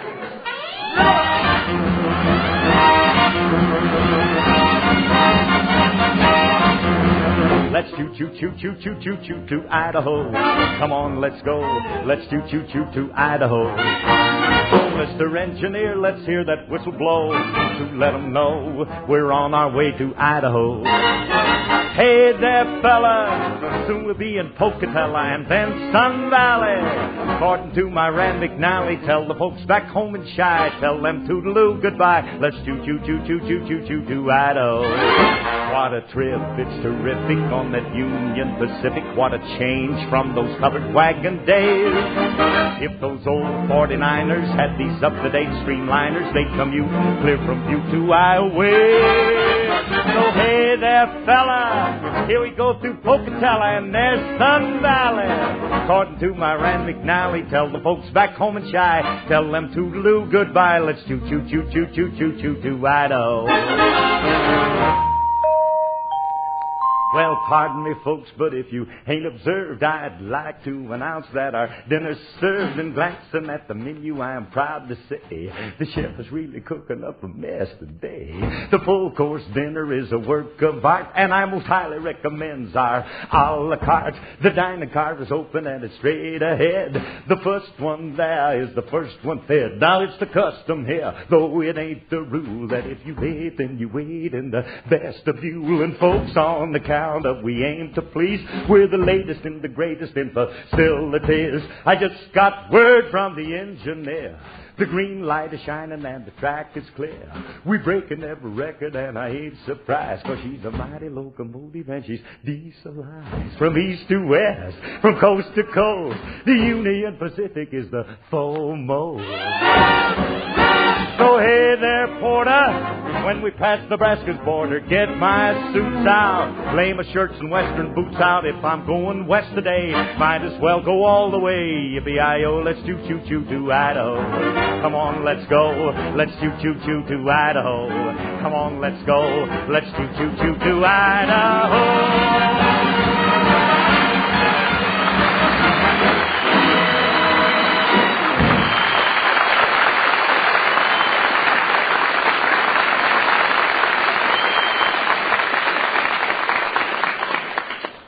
Curly, is it all clear in there? You still singing? Yeah, just finished. You can come on in.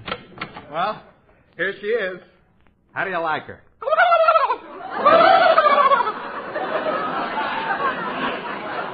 How do you do, miss? I'm always glad to meet a girlfriend of Frankie. Now then, where's the turkey? Don't be a wise guy. This is the turkey. Oh. With your girlfriends, it's kind of hard to tell. The last one you had looked like a unicorn. She did not look like a unicorn. Just seemed that way because her head came to a point. All right, Remley, look, will you listen to that? We can't keep a live turkey in the house. Get old Tom out of here. Curly, please, don't call her old Tom. Charmaine happens to be a lady.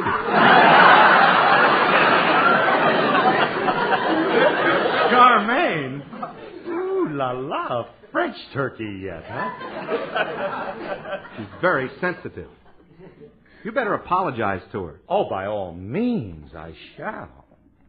I beg your pardon, madame. Mademoiselle. She's not married yet. Well, propose to her and get her out of my house. Look, if Alice sees a live turkey in her living room, she'll yell blue murder. You can't keep She doesn't have to see her. We'll hide Charmaine in the closet until after Alice leaves. We'll surprise her when she gets back from Palm Springs. All right, anything. Come on, Frenchie. Now, get in there. Get in there. Look, Frankie. Oh, listen to that. We'd better tie her up and gag her so she won't make any noise. Now, come on and get in there and help me and close that closet door so nobody overhears us. You and a live turkey.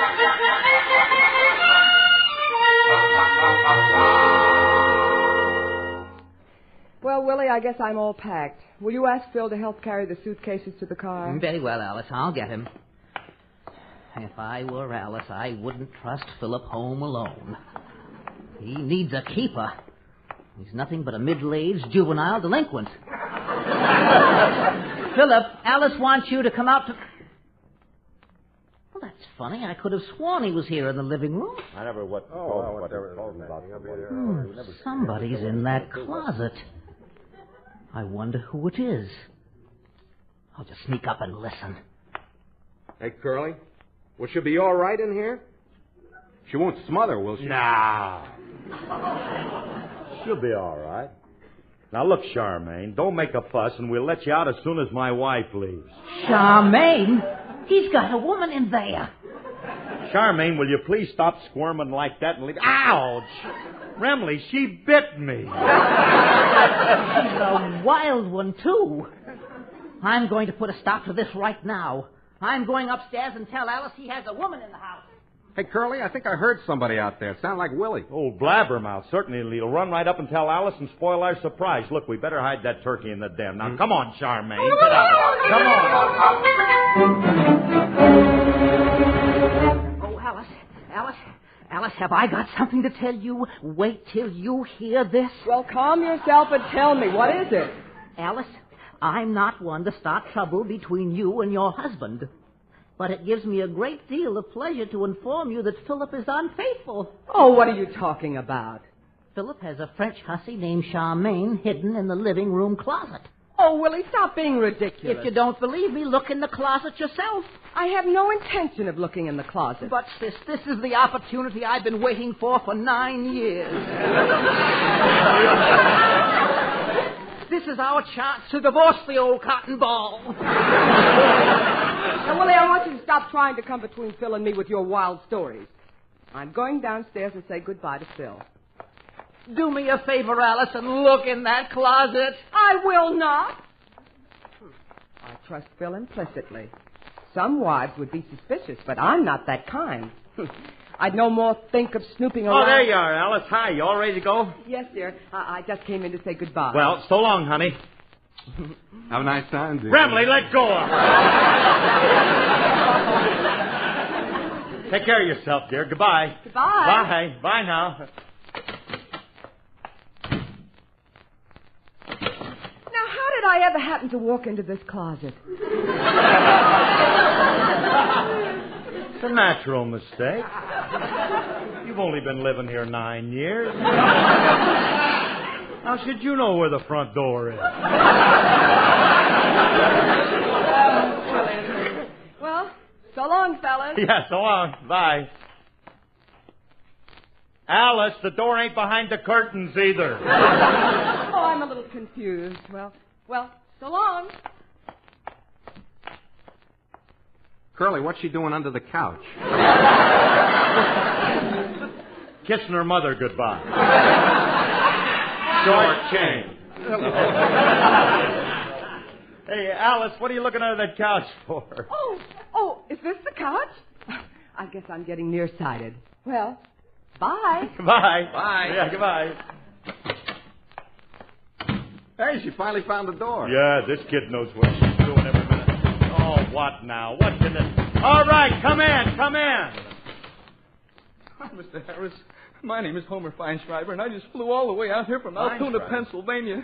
I run a pool room back there. I'm a nice guy. I mind my own business. I'm a member of the Chamber of Commerce. But the last few days, my wife has been driving me crazy. She's hysterical. Well, I can't. She just lays there in bed and screams at me. She won't get up and cook my meal. She won't iron my shirt. I've got my The other morning, she leaned down and kicked my youngest son, Wilbur. Well, that's going too far. I don't know. But it's all on account of you. Well, I can't. I really don't know me. I have no right to come breaking into your beautiful home like this, but you've got to tell me something so I can go back and tell my wife, Mr. Harris, what is the thing?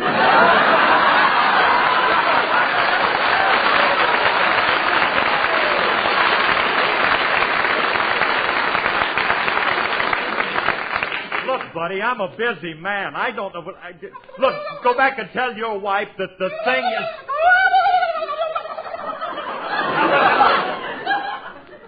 Mr. Harris, I'm sorry.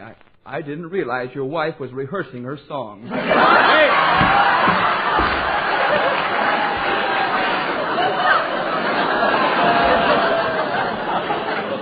Look, Brimley, I got live turkeys, people breaking in from Altoona. What are you trying to do to me? I can't stand all this trouble. Why don't you take that turkey of yours and give it to somebody else? After all, I told you, we got a turkey in the freezer. Yeah, but I'll bet the turkey Alice bought ain't as good as mine. It looks pretty good to me. What do you know about turkeys?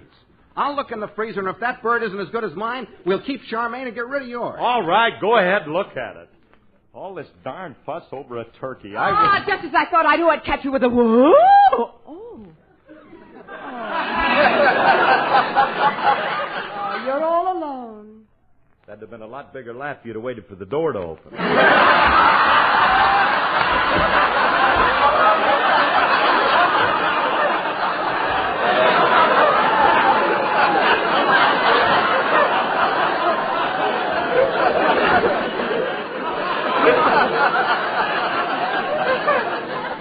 But as long as you're here, what now? Well, before I go, dear, there's something I want to say. Well, say it, will you? What are you waiting for? For the band to pick up their instruments. Oh.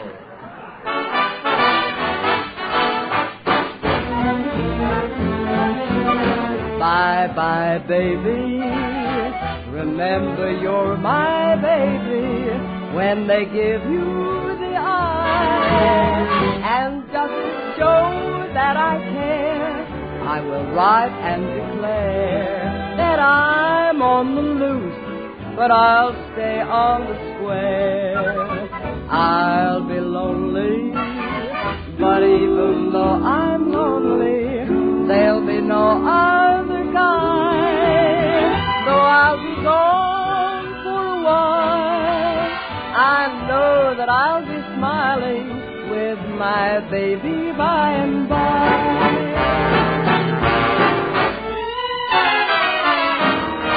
Bye-bye, baby. Remember you're my baby when they give you the eye. Although I know that you care, won't you write and declare that though on the loose, you are still on the square? I'll be lonely, but send that rainbow to me, then my shadows will fly. Though I'll be gone for a while, I know that I'll be smiling with my baby by and by.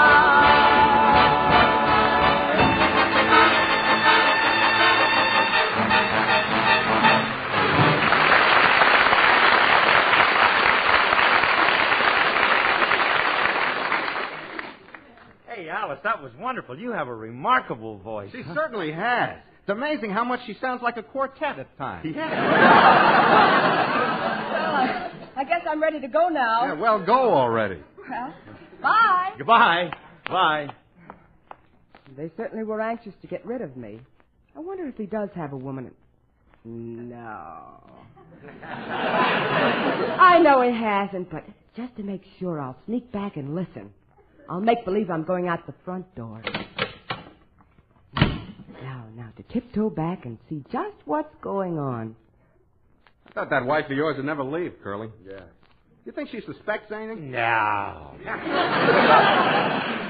How could she possibly know anything about Charmaine? He does have a woman in the house. Well, Frankie, look, after comparing the two, what do you think?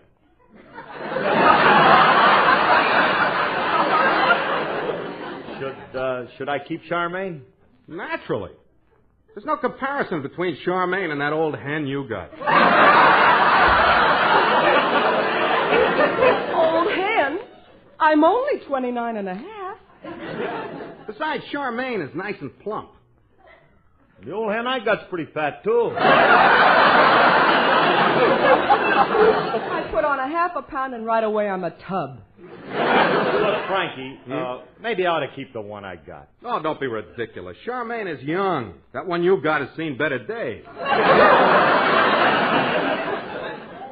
True.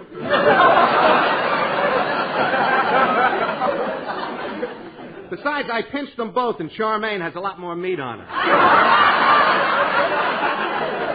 I don't know about Charmaine, but he's never laid a hand on me. All right, Remley, look, I'll keep Charmaine. I got to admit, she looks a lot more tender. If Charmaine had 2 children, she wouldn't be so tender either. Hey, wait a minute, Frankie. If I do keep Charmaine, what am I going to do with my old turkey? Give her away to some charity. Give her to the Musicians Union. Musicians Union? Do you think they'd take her? They'll take anything. That does it. Calling me a turkey. If he wants to get rid of me, he can. I'll go upstairs and pack the rest of my things and leave him for good. I'll show him he can't talk to Miss Faye, Why, Miss Faye, you're just crying. What's wrong? Oh, Julius, it's Mr. Harris. He's brought another woman named Charmaine into the house. Another woman? Oh, Miss Faye, let's keep our heads. Do you honestly think your husband is the kind of a heel who would bring another woman into your own home? Do you honestly think that? Well, no, I don't. I do.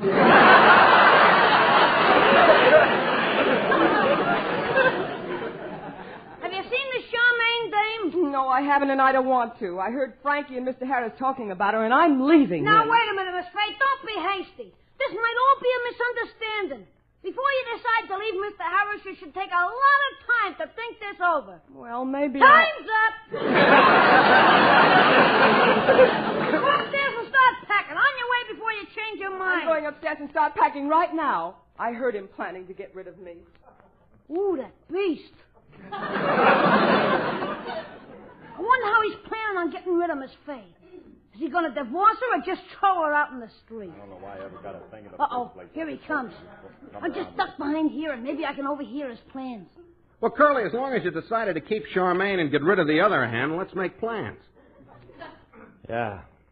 I don't want to run around the house alive. When is Alice coming back from Palm Springs? Wednesday night. Good. I'll bring the axe over Wednesday morning. Them cold-blooded murderers is going to kill her. Frankie, I can't use an axe on her. That's too cruel. Well, I'm glad to see he has some decency. Let's tie her to a stake and fill her full of buckshot. Oh, I hope they at least blindfold her. Curly, I don't like the buckshot idea. Why not? Some of the pellets might get in our teeth when we eat her. Peter, this is more than I can stand. Stop where you are, you cannibals! Julius, what are you doing in here? I overheard you planning to kill Miss Faye. What are you talking about, killing Miss Faye? We're going to kill Charmaine. Oh, you tire of them fast, don't you? What are you killing her for? So we can have her for Thanksgiving dinner? Can't afford a turkey, huh? Oh, be quiet, will you, kid? Hey, Curly, I got an idea. When we bring Charmaine in for dinner Thursday, I think Alice would like it if we dressed her first. Look, Remley, that's going to be too much trouble. Now, let's bring her in undressed. The least you can do is put a kimono on her. A kimono on Charmaine? All right, then. Make it a French bathing bathing suit. Oh, kid, what a belief. That wouldn't look nice. Her pin feathers would stick out. This dame has pin feathers? Oh, Julius, will you stop already? What, dame? Charmaine is a turkey. A likely story. We can prove it. She's right here in the den. I'll show you. I'll be darned, it is a turkey. This upsets all my plans. What are you talking about, plans? Plans? What do you mean, plans? Miss Faye overheard you talking and thought you had a dame here. She's upstairs, packing to leave you. Leave me? Oh, no. Come on, Frankie. We got to explain this to Alice. You and that turkey. Nuts. This'll ruin everything. Miss Faye expects to find a French dame. Now when she opens the door, she'll only find a turkey. Or will she? A quick phone call might keep this ugly mess and out of the net.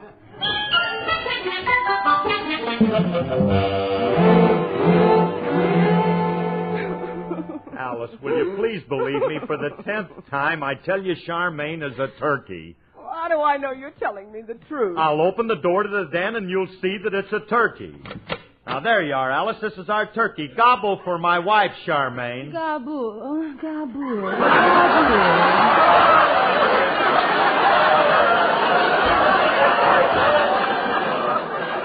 Help! Frame up! I demand a recount. Oh, no. Wow. Look what our little turkey has grown up into.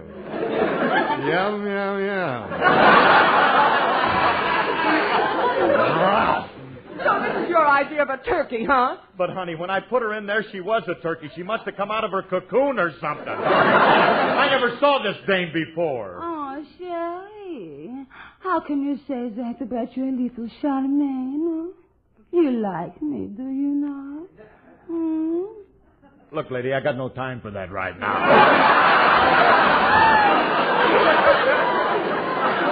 How'd you get in here? Who put you in this room?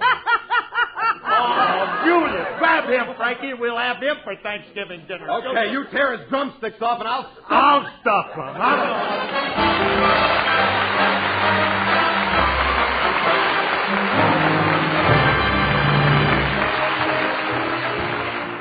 Folks, starting today, our program has wonderful news. Listen to this, the Hedda Hopper Show.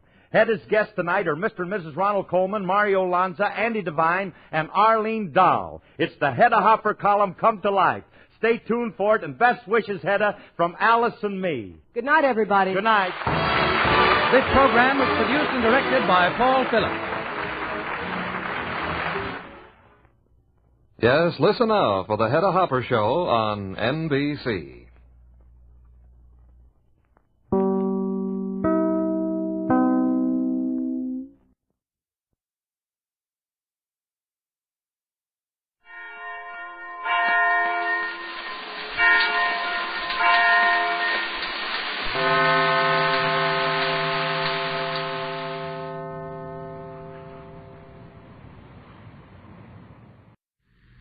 Hello, everybody. This is John Garfield. By way of wishing you all a very Merry Christmas, we of the Actors Company bring you an extra special holiday present. George Kaufman and Morse Hart's Broadway hit, The Man Who Came to Dinner, starring Jack Binnie, Charles Boyer, Gene Kelly, Dorothy Maguire, Gregory Peck, and Rosalind Russell, with Henry Fonda as narrator, directed by Mel Ferrer.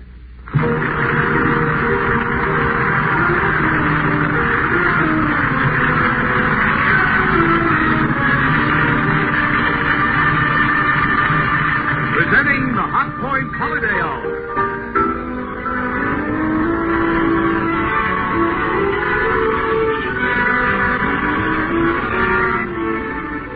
This is Marvin Miller speaking for Hotpoint, one of the world's great leaders in the development and manufacture of quality electrical appliances, who brings you Hollywood's distinguished Actors Company in The Man Who Came to Dinner, with warm-hearted wishes for a Merry Christmas, by more than 10,000 Hotpoint dealers and distributors, and the many thousands of employees who make and sell Hotpoint, America's fastest-growing line of electric appliances, all electric kitchens and home laundry equipment.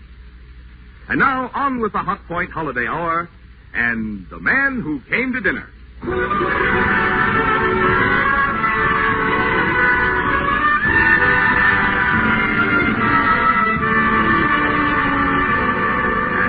Transcribed Conrad, your narrator, Henry Fonda. Have you ever had a guest drop in at your house for dinner and stay for 2 weeks? I mean, aside from your relatives. There might be a better way to upset a household, but they haven't discovered one yet. Anyway, that's what our story is all about. Did you happen to see this week's Time magazine? Well, I got a copy here. Let me read it to you. Quote, caustic, Sheridan Whiteside, critic, lecturer, wit, radio orator, intimate friend of the great and near great, last week found his celebrated wit no weapon with which to combat a fractured hip. The luxury-loving Mr. Whiteside, trekking across the country on one of his annual lecture tours, met his Waterloo in the shape of a small piece of ice on the doorstep of Mr. and Mrs. Ernest Stanley of Massalia, Ohio. Result, canceled lectures and disappointment to thousands of adoring club women in Omaha, Denver, and points west. Further result, the idol of the airways rests until further notice in the home of surprise Mr. and Mrs. Stanley. Possibility Christmas may be postponed this year.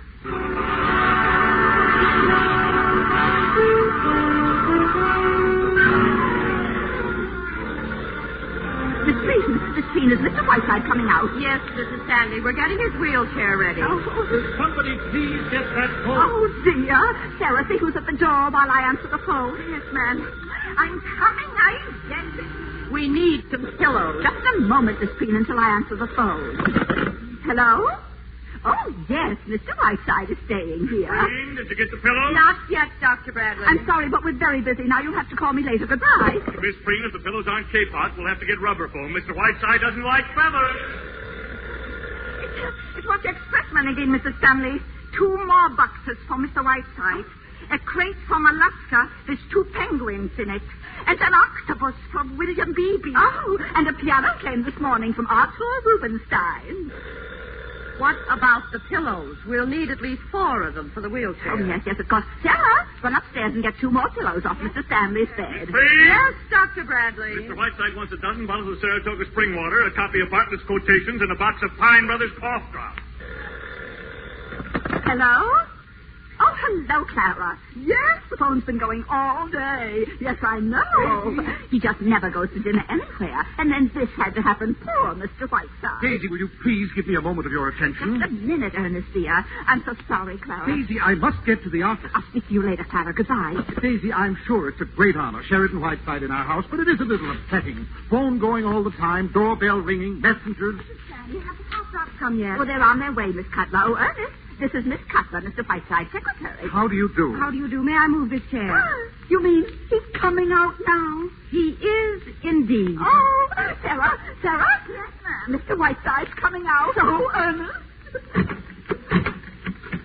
Well, here we are, merry and bright. Miss Green, wheel our little patient out. Mr. Whiteside, these are your hosts.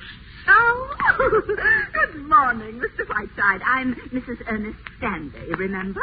And this is Mr. Stanley. How do you do, Mr. Whiteside? I hope that you're better. Thank you. I am suing you for $150,000.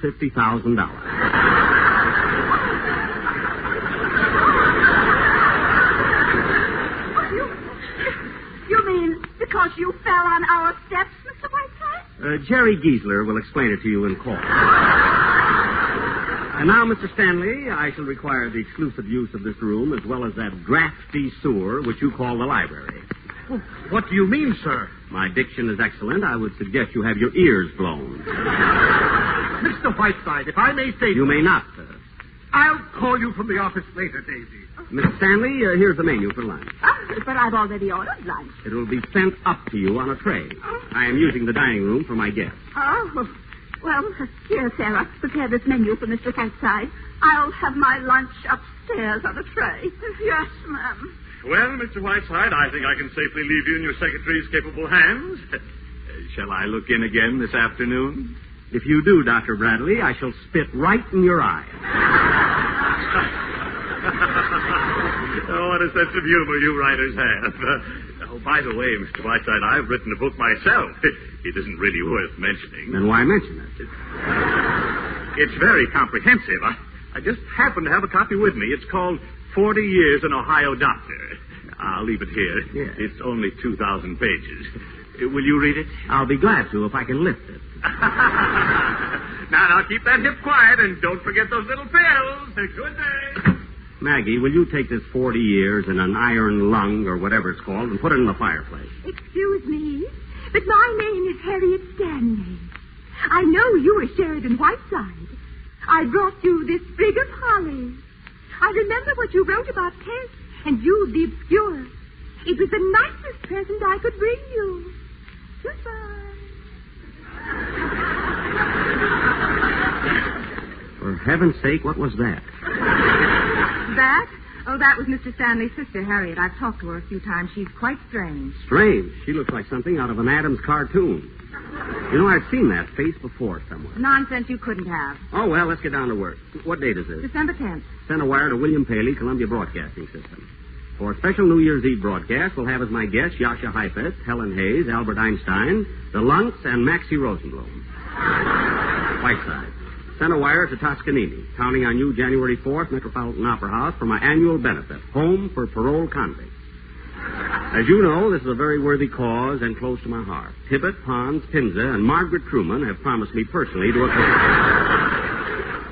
Will you have quiet supper with me and the Ritz brothers afterwards? Whiteside. Excuse me, Mr. Whiteside. Oh, the nurse. Now, what do you want, Miss Preem? It's your pills. It's time to take them. Well, don't come near me. Stay where you are and roll them over. If these people intend to have their friends using the front door... What do you want them to use, a rope ladder? I will not have a lot of gawking yokels rushing in and out of this house. Oh, good morning. There's nobody home. The Stanleys have been arrested for smuggling opium. Now go away. Good morning, Mr. Whiteside. I'm Jefferson of the Massalia Journal. Get rid of him. I'm sorry, Mr. Whiteside is seeing no one. Well, you know, if I'm going to be brushed off, I'd like it to be by Mr. Whiteside himself. I never did like carbon copies. Not bad. And the Massalia, too. Will you please leave, Mr. Washington? It's Jefferson. How about an interview, Mr. Whiteside? I never give them. And will you hand me that box of candy on your way out? Here you are. The trouble is, Mr. Whiteside, that your being in this town comes under the heading of news, and my subscribers want their 2 cents worth. Delicious candy. Pecan butternut fudge. Mr. Whiteside, you mustn't eat candy, Mr. Whiteside. It's very bad for you. Miss Preem, my great-aunt Jennifer ate a whole box of candy every day of her life. She lived to be 102, and after she was dead 3 days, she looked better than you do right now.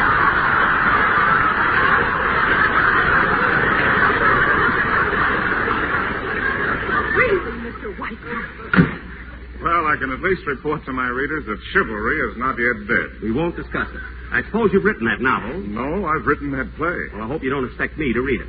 Well, and how about a brief talk on famous murders? You're an authority on murder as a fine art. My dear boy, when I talk about murder, I get paid for it. All right. What do you think of Massalia? How long are you going to be here? Where are you going? Things like that. Very well. A, Massalia is a town of irresistible charm. B, I cannot wait to get out of it. And C, I'm going from here to Crockfield for my annual visit to the Crockfield Home for Parole Convicts. Jefferson, did you ever hear how Crockfield started? A couple of crooks got together and got cropped. Sit down. This aging debutante, Mr. Jefferson, I retain in my employ only because she is the sole support of her two-headed brother. I understand. Well, thanks a lot, Mr. Whiteside, for being so unpleasant. Oh, by the way, I'm a cribbage player if you need one while you're here. Fine. How much can you afford to lose? I usually win. Well, we'll change that. Come back at 8:30. We'll play three-handed with Beatrice Fairfax here. Oh, Mr. Whiteside, there are 3 men here to see you. 2 of them are wearing prison uniforms, and the other one has a rifle. Mr. Whiteside, I don't know who these men are, but I will not stand Then here. go upstairs. Oh. Those are probably my luncheon guests. Jefferson, stay for lunch. Sarah, there'll be one more. Hello, Mr. Whiteside. Well, I brought the boys. Fine, Sheriff, fine. Maggie, take the sheriff's rifle and put it in the umbrella stand. Well, I guess it'll be all right, as long as I keep the cuffs on them. Lunch is ready, Mr. Whiteside. Good. Let's go right in. Now, let me see if I can remember your name. You're Michelson, aren't you? Butcher shop murder? Yes, sir. Thought I recognized you. And you're Henderson, the hatchet thief. Always chop them up in a salad bowl. That right? Is it? That's right. Gentlemen, I must apologize. We're just having chicken, livers, tetrazzini, and cherry jubilee for dessert. I haven't got this kitchen organized yet. Mr. Whiteside. The chicken either. Mr. Whiteside, those cards. Mr. Stanley, your presence is unwelcome. Here, serve the white wine with the fish, Sarah, and close the door.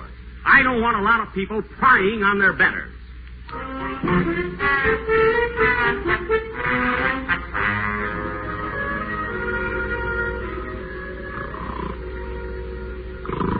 Whiteside.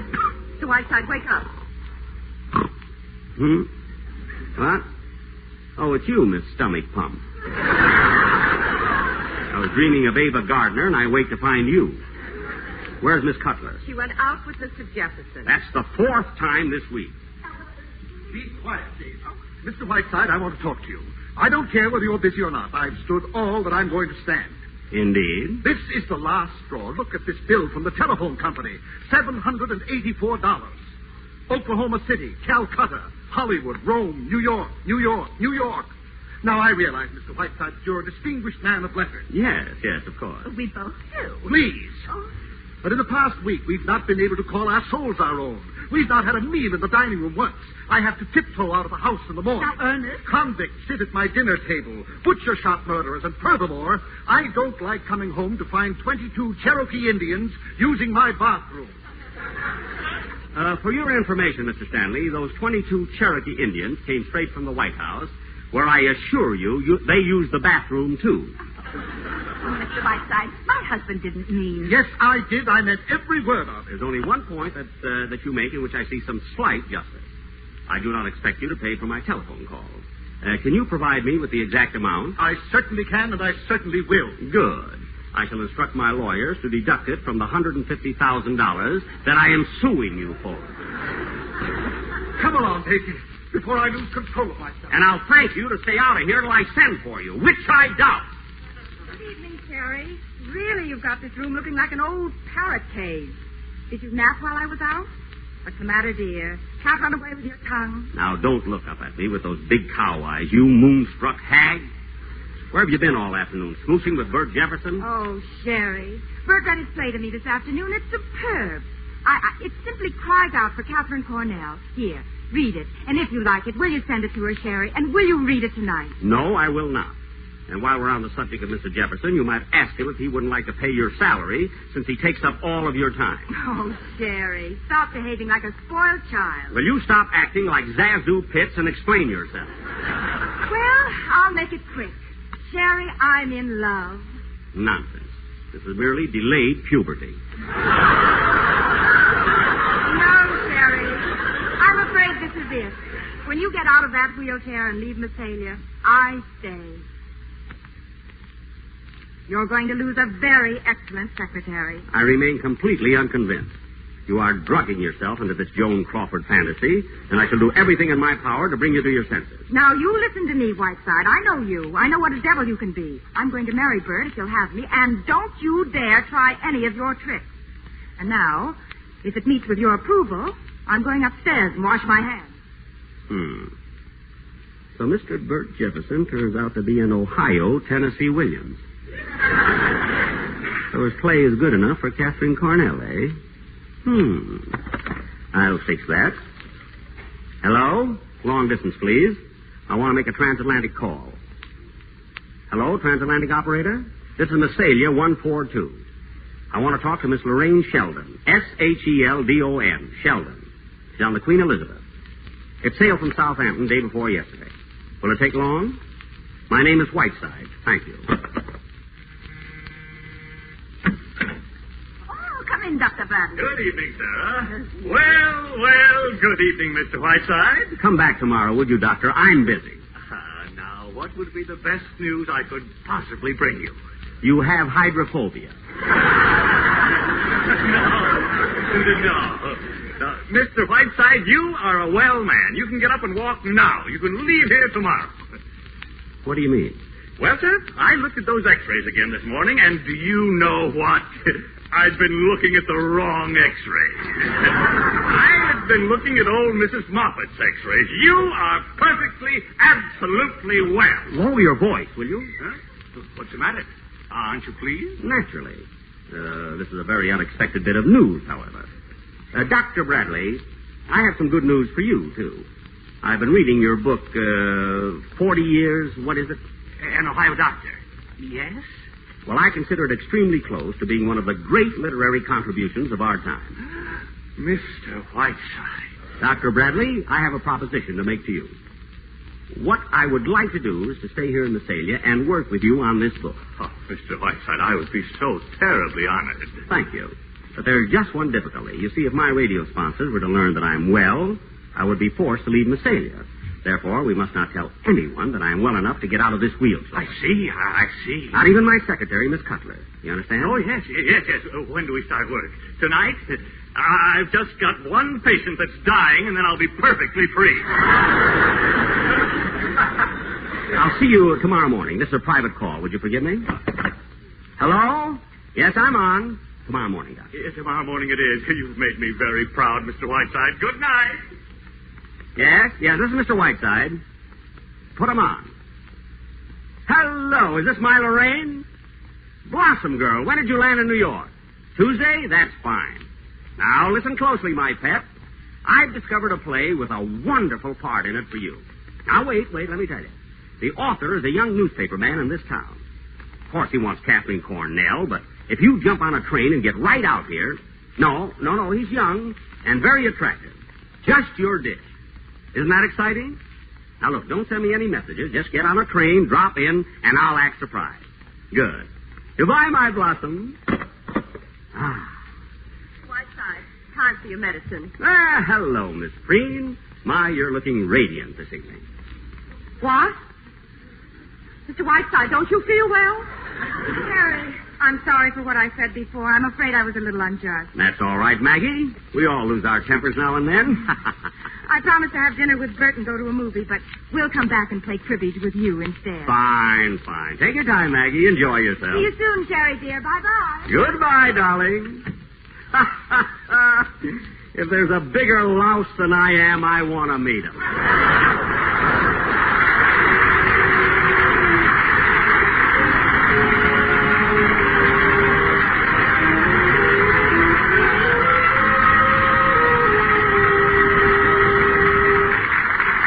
In just a moment, Act 2 of The Man Who Came to Dinner. And now, a brief pause for station identification.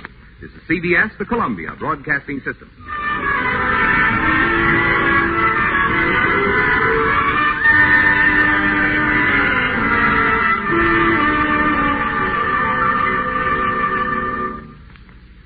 At Hotpoint, we're as old-fashioned in our ideas about Christmas as we are modern in our ideas about electric appliances. So instead of spending a lot of time describing our brilliant new line of Hotpoint quality appliances for 1950, we feel it's a good deal more appropriate to thank you for the way you've welcomed our appliances into your homes and for the confidence you've placed in the name Hotpoint. It is, after all, your recognition of Hotpoint value which has made us one of the world's largest manufacturers in the appliance field. More people choose Hotpoint ranges, water heaters, and dishwashers than any other make. More than 5 times as many people are buying Hotpoint refrigerators today as in 1939. Also, there are more Hotpoint ranges in use than any other kind. And Hotpoint is the world's largest manufacturer of commercial electric cooking equipment for hospitals, naval craft, restaurants, and hotels. We sincerely believe all Hotpoint products you can buy today are the very finest that experience, research, superb craftsmanship, and engineering can produce.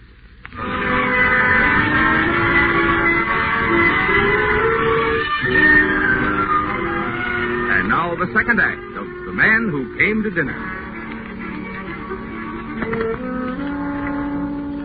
Hello?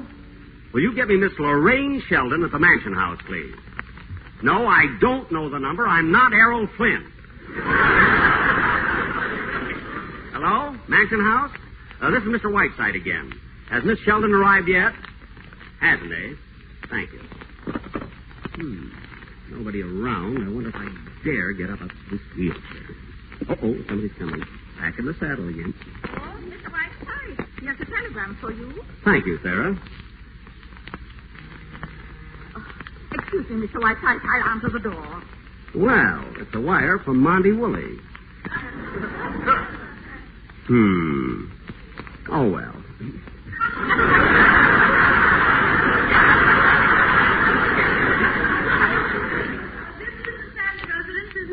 Yes, ma'am. Well, I've come to see Mr. Whiteside. Will you tell him Miss Sheldon Blossom girl. Jerry, my sweet old darling. Look at that poor, sweet, tortured face. Let me kiss it. Oh, you poor darling. Your eyes have a kind of gallant compassion. How drawn you are. Oh, Jerry, my sweet, I want to cry.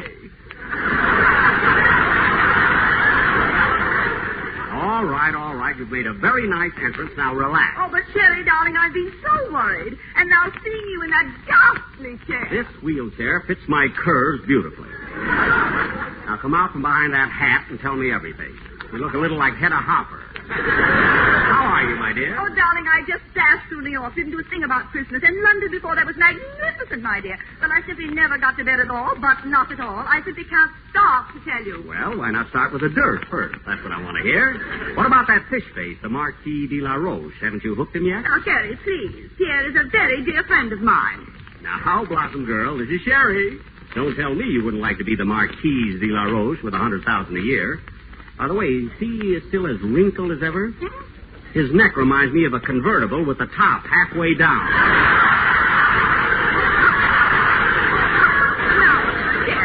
Really? Pierre may not be young, but he's rather sweet, poor lamb. And he's very fond of me.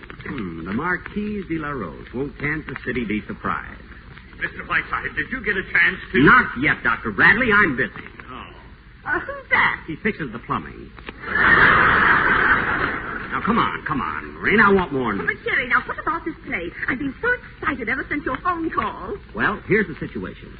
This young newspaper man, Bert Jefferson, brought me the play with the understanding that I sent it to Kit Cornell. Now, that's fair warning. The rest is up to you. Jerry, look. Bert has just given me the most heavenly... Oh, hello, Maggie. I knew you must be around somewhere. How are you, darling? Hello, Lorraine. Isn't Bert with you?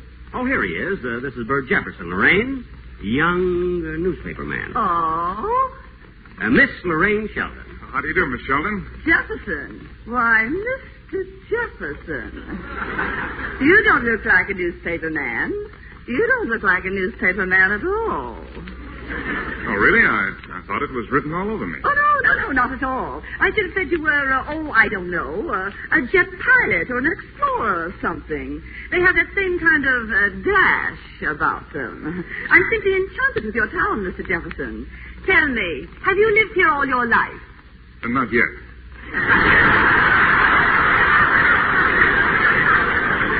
If you wish to hear the story of his life, Lorraine, kindly do so on your own time.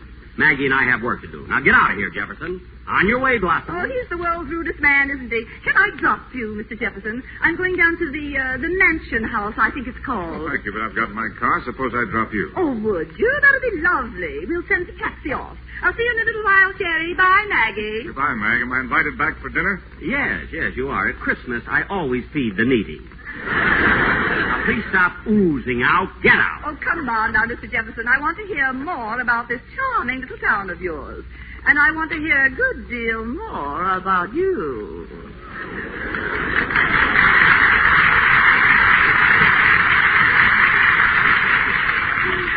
She's looking very well, isn't she? What's that? Who? That fox in mink. Quite a surprise, wasn't it? Her dropping in? See who that is, will you, Maggie? Oh, all right. Marcel! Maggie, you look ravishing. You may kiss me. Marcel! Come in here, you amorous ham, and gaze upon a soul in agony. Anna, please, don't tell me how you are, Sherry. I've only 10 minutes between trains, so the conversation will be entirely about me, and I shall love it. How are you, Sherry? I'm fine, you love-bitten Latin. Now, how was the trip? Wonderful. I've never given of myself so freely. By the way, did I not see that refugee from Reno, La Sheldon, as I came in? You did indeed. Santa dropped a clinker down the chimney. Ah, dear Lorraine. She would flirt with a chimpanzee if she thought he had money. Sherry, my evil one, not only have I produced the finest comedy since Molière, but also the best review since my last one. I shall act in it, of course, for 8 weeks in Paris, 6 in New York. Then I leave for a trip to Bali to meet Simon. Now, Maggie, my sweet, why don't you desert this lump of tapioca and come with me? Oh, Marcel, dear, be careful. You're catching me at a good moment. Tell me, Monsieur Bouquet, did you have a good time in Hollywood? How long were you there? 3 unbelievable days. I saw everyone, from Colette Colbert to Gorgeous George. They came to me on their knees, as to a shrine. I was charming to them, of course, but I refused $7 million to star in a picture with Gertrude Lawrence and Lassie. What about banjos? You see that maniac in Hollywood? Oh, just for a moment. Then the place blew up. Mr. Whiteside. No, not now, Doctor. Go away. Are you hiding someone, Shirley? Yes, Dr. Kinsey. Go ahead, Marcel. More dirt. What happened at Monte Carlo? Well, I tell you, no one is playing roulette this season. Everyone is betting on Lorraine to marry the Marquis. Oh, Maggie, have you ever met the Marquis de la Roche? No. He sounds a little bit like this. Oh, my chérie, we are alone at last. And you are so beautiful. Oh, smell the air. It's so invigorating. Actually, after I get over this attack, would you think me too forward if I kissed your hand? That's the Marquis right down to his last week. Oh, you're making it up, Marcel. No one sounds like that. Oh, but you don't know Pierre. Maggie, whoever that is, get rid of him. Hello? Oh, hello, Bert. Oh, well, just a minute. Marcel, would you talk to a newspaper man just for 2 minutes? It would mean so much to him. Shirley, the time is so short. Well, then, would you see him at the station just before the train leaves, just for a minute? All right, for you, yes. Bert, go to the station and wait for him. He'll be there in a few minutes. Bye. Well, I must go, Sherry. Hurry up and get out of that wheelchair. I'll see you in Paris. Goodbye, Marcel. Give my regards to Simone. Wait, Marcel. I'll walk to the door with you. Marcel, I'm in great trouble. I've fallen in love for the first time in my life, and Sherry's doing everything he can to break it up. Oh, the old scoundrel. What's he doing? Well, he's brought Lorraine here to smash it, and you know Lorraine. I've got to get her out of here. The farther away, the better, and you can do it for me. But how? I'm leaving. Well, let me explain a little idea I just got. When you get to the station...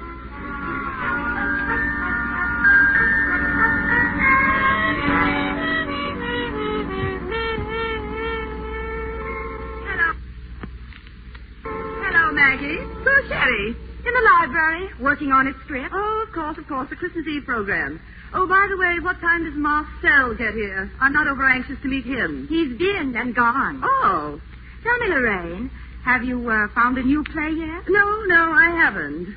Did you know that Mr. Jefferson has written quite a good play?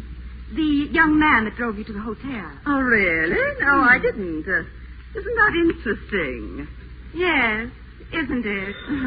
Oh, I'll get it. Hello? Yes? Miss Lorraine Sheldon? Huh? What? Why, yes, she's here. Here, there's a transatlantic call coming through for you, Lorraine. Transatlantic for me? Here? What in the world It's from Monte Carlo. Monte Carlo? Hello? Hello?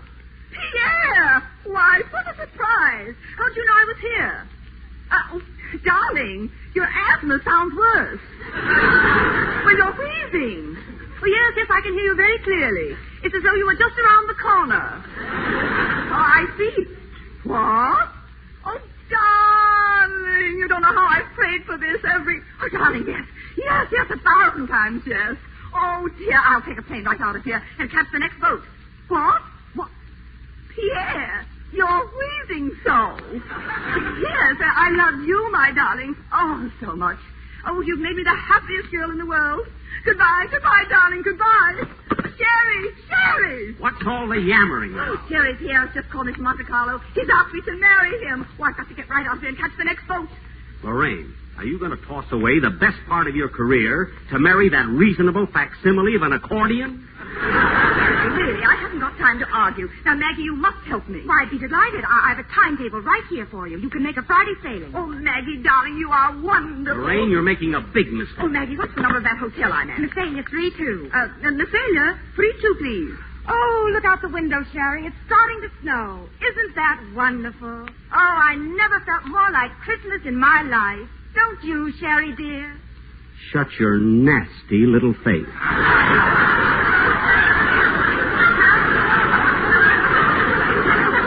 Mr. Sheldon, give me my room, will you please? Oh, Cosette, Now listen carefully, Cosette. We're leaving here tonight by plane and sailing Friday for Monte Carlo. Now, I want you to send 3 cables for me. Ready? The first one goes to Lord and Lady Cunard. My darlings, returning Friday. Pierre and I, being married immediately on arrival, wanted you to be the first to know. Love, Lorraine. Now send the same message to Picasso, General de Gaulle, the Marchioness de Valmy, and my mother in Kansas City. You know that? Now you'll have to rush, Cosette. I'll be at the hotel in about half an hour, so be ready. Bye. Oh, well, life is just full of surprises, isn't it? Now, who would have thought an hour ago that I'd be on my way to Monte Carlo? Hello, everybody. Say, do you know it's snowing out? We're going to have a real old-fashioned Christmas. Why don't you telephone your scoop to Luella Parsons? Bert, Miss Sheldon has to catch a plane tonight from Toledo. Can we drive over, you and I? Why, certainly. Oh, sorry you have to go, Miss Sheldon. No bad news, I hope? Oh, on the contrary. Very good news. Wonderful news. Oh, good. I got some pretty good news myself. A 2-minute interview with Marcel Duval at the station. You're right, Mr. Whiteside. He's quite a boy. Oh, Sherry, I almost forgot. Have you seen this bracelet Bert gave me for Christmas? Isn't it beautiful? Ducky. You know, I was lucky to get even 2 minutes with Duval. He was in a telephone booth most of the time. I couldn't hear what he was saying, but from the face he was making, it looked like a scene from one of his plays. And look at the inscription here. Just a minute. Jefferson, Mr. Duval was in a telephone booth at the station? Yeah, it certainly was. I thought he'd never come out. He kept wheezing, making the funniest faces for about 5 minutes. Bert, will you mix some cocktails? I think I'm going to need a drink. Fine, I'll be back in a jiffy. I've got a new recipe for martinis that'll really open your eyes. They're already open. Lorraine, my blossom, hand me the phone. Here, Sherry. Operator, has there been a call from Monte Carlo over this telephone within the past half hour? Yes, I'll wait. Sherry, what is this? What's that? There have been no calls from Monte Carlo for the past week? Thank you. Now, will you repeat that, please? Lorraine, hold this receiver to your shell-like ear. Hear that, dear? Yes. Thank you, operator, and a Merry Christmas. Sherry, now what is all this? What's going on? What does this mean? Lorraine, you have just played the greatest love scene of your career with your old friend Marcel Duval. Now, Sherry, stop it. I want this thing explained. Explained? You heard the operator, my pet. All I can tell you is that Marcel was indulging in one of his famous imitations, that's all. You've heard him do Pierre before, haven't you? Yes, of course, but why should he want to do such a thing? Oh, those cables. Now, steady, my blossom. Take it easy. Steady. Do you realize that I'll be the laughing stock of Europe? I always knew that Marcel Duval was a stinker. Well, why would he try to ship me over to Monte Carlo like that on a fool's errand? Cocktails are ready. Only 10 to a customer. Oh, I think I begin to... Of course, that's it. Of course, that's it. Mr. Jefferson, that's a very charming bracelet you gave Maggie, isn't it, Maggie, dear? If I were you, I'd hang on to that bracelet, dear. It'll be something to remember him by. Well, are you still here, Miss Sheldon? I thought you were leaving. I've changed my plans. Wild horses couldn't drag me out of here now. Really? Well, good. And I hear you have written a simply marvelous play, Mr. Jefferson. I want you to read it to me tonight. Will you? We'll go right back to the mansion house now, and you'll read me your play. Well, I should say so. I'd be delighted. Maggie, did you hear that? Come on, Miss Sheldon. Let's have at it. Yes, let's have at it. Oh, Maggie, this would be a good time for me to go over my radio script. Where is it? On the table. Oh, yes, thank you. Let's see this now. Larry, I think you're the meanest man I've ever met. Ladies and gentlemen, this is Whiteside speaking. On this eve of eves, when my own heart is overflowing with peace and kindness, the most contemptible... I would like to tell you the story of Elias T. Cockfield. Stop slow.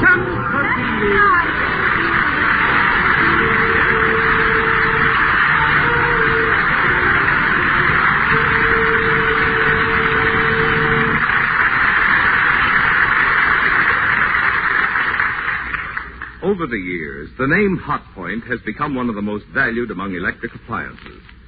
The reason is best expressed in our slogan. You can look to Hotpoint for the finest first. And that's certainly no idle statement. 45 years ago, for example, we built the very first electric range. Last year, Hotpoint was first again with a great new contribution to cooking ease and convenience. Hotpoint push-button cooking. We pioneered and perfected the electric dishwasher, too, and still lead the field with the only front-opening automatic dishwasher that has Cal-Rod electric drying and a table top. Hotpoint was also first to dream of all-electric kitchens and laundry. We've made scores of other important advancements throughout our entire line of Hotpoint quality electric ranges, refrigerators, food freezers, dishwashers, disposalls, water heaters, automatic washing machines, dryers, ironers, and matched kitchen cabinets. In fact, not only ours, but all makes of electric appliances are better today because of Hotpoint's pioneering and leadership. Right now, more than ever before, it pays to look to Hotpoint for the finest first. And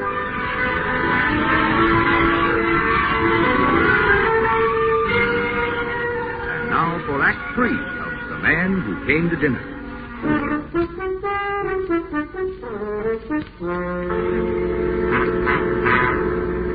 Miss Preen, prune face.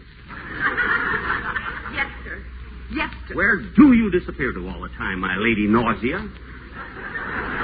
Mr. Whiteside, I can only be in one place at a time. That is very fortunate for this community. Now go away and take this medicine with you. You remind me of last week's laundry. I'm taking the 1 o'clock train, Sherry. I'm leaving. Just a moment, Betty Davis. What are you trying to do? Honestly, Maggie, sometimes you can be very annoying. You know, you're quite wonderful, Sherry, in a way. You're annoyed. Shall I tell you something? I think you're a selfish, petty egomaniac, and I was a fool for ever thinking I could trust you. Well, as long as I live, I shall never do anyone a good turn again. I won't ask you to apologize, Maggie, but 6 months from now you will be thanking me. In 6 months, Sherry, I expect to be so far away from you, you couldn't find me with radar. Merry Christmas, Maggie. Hi, Mr. Whiteside. Maggie, I've been calling you all evening. Why didn't you pick up the phone? Well, I didn't feel up to it. How'd you hit it off with Madame Dubarry? Miss Sheldon, well, she says the play needs just a little fixing. We could do it in 3 weeks. She thinks we ought to go to New York together and work on it. Oh? Well, Maggie, won't you say something? I'm just too happy for words. Look, Bert, why don't you... Mr. Whiteside. Uh-oh, Dr. Jekyll again. Mr. Whiteside, I thought perhaps if I came very early, we could talk about my book. Dr. Bradley, I'm starting that diet you put me on. Would you fix me 2 poached eggs on rye crisp and eat it yourself? Yes, of course. Come on, Doc. I'll buy you breakfast. See you later, Maggie. Now, listen to me, Maggie. I'm willing to forgive your silly outburst and talk about this calmly. I love him. Oh, Sherry. Sherry, why did you do it? Well, I'd better go upstairs and finish packing. Merry Christmas, Mr. Whiteside. Huh? Oh, Merry Christmas, Miss Stanley. I'm afraid I shouldn't be seen talking to you, Mr. Whiteside. My brother is terribly angry, but I just couldn't resist asking. Did you like my Christmas present? Yes, it was very thoughtful of you, Miss Stanley. I'm fond of these old photographs. Thank you so much. I was 22 when that was taken. That was my favorite dress. Well, I'd better go back to my room before I'm seen. Goodbye. Goodbye. What is there about her face? So familiar. Miss Preen! Miss Preen! Yes, sir. Yes, sir. Answer the door, will you? Aha! A female! Come in, Doctor. You're the first woman I've seen in 20 minutes. Oh, I love you. I love you, Madison. Here. Kiss me. Kiss me again. Don't be afraid of my passion. I can feel the hot blood pounding through your veins. Banjo! Whiteside, how are you, Whiteside? Will you please pay for this package? Put that woman down, Banjo. That's my nurse, Miss Bedtray.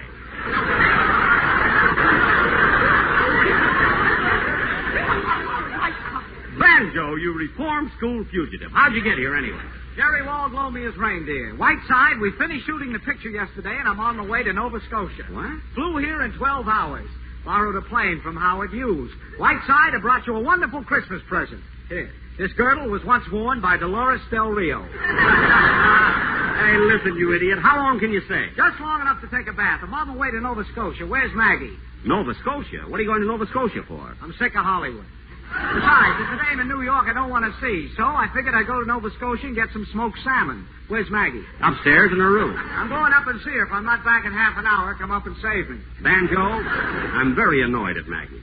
After all these years, she's repaying my affection by behaving like Stella Dallas. What are you talking about? How was I supposed to know that she was really in love with him? In love with who? I just got here, remember? I'm telling you, you Hollywood nitwit.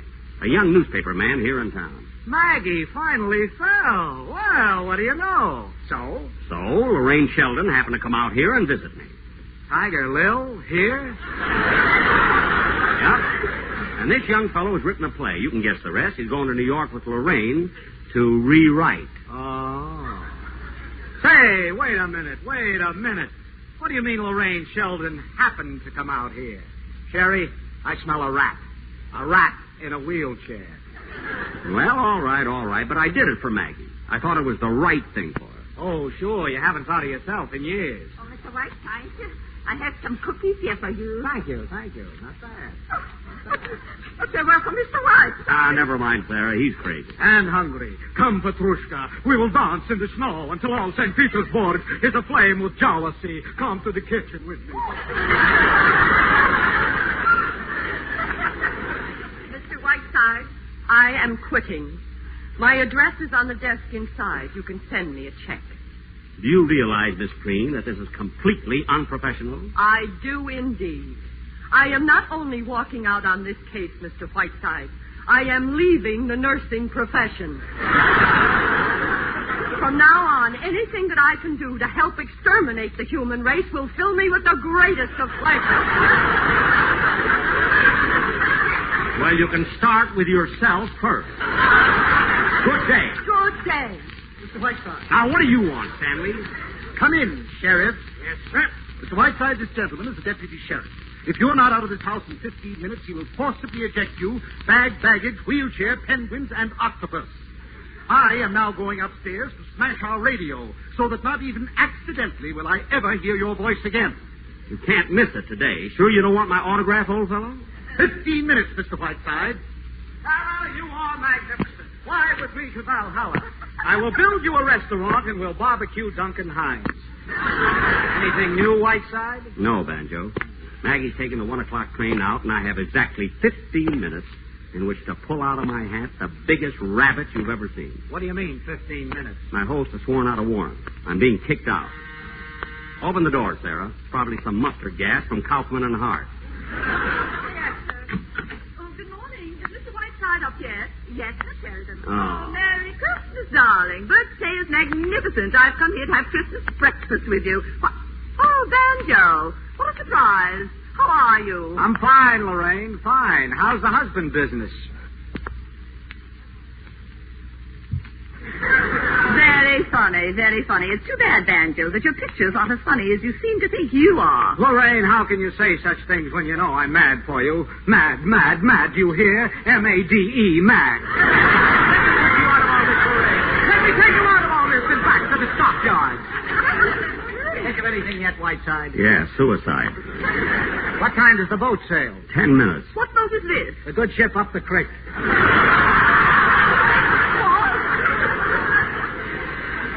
Oh, dear, that's probably Bert. I told him to meet me here.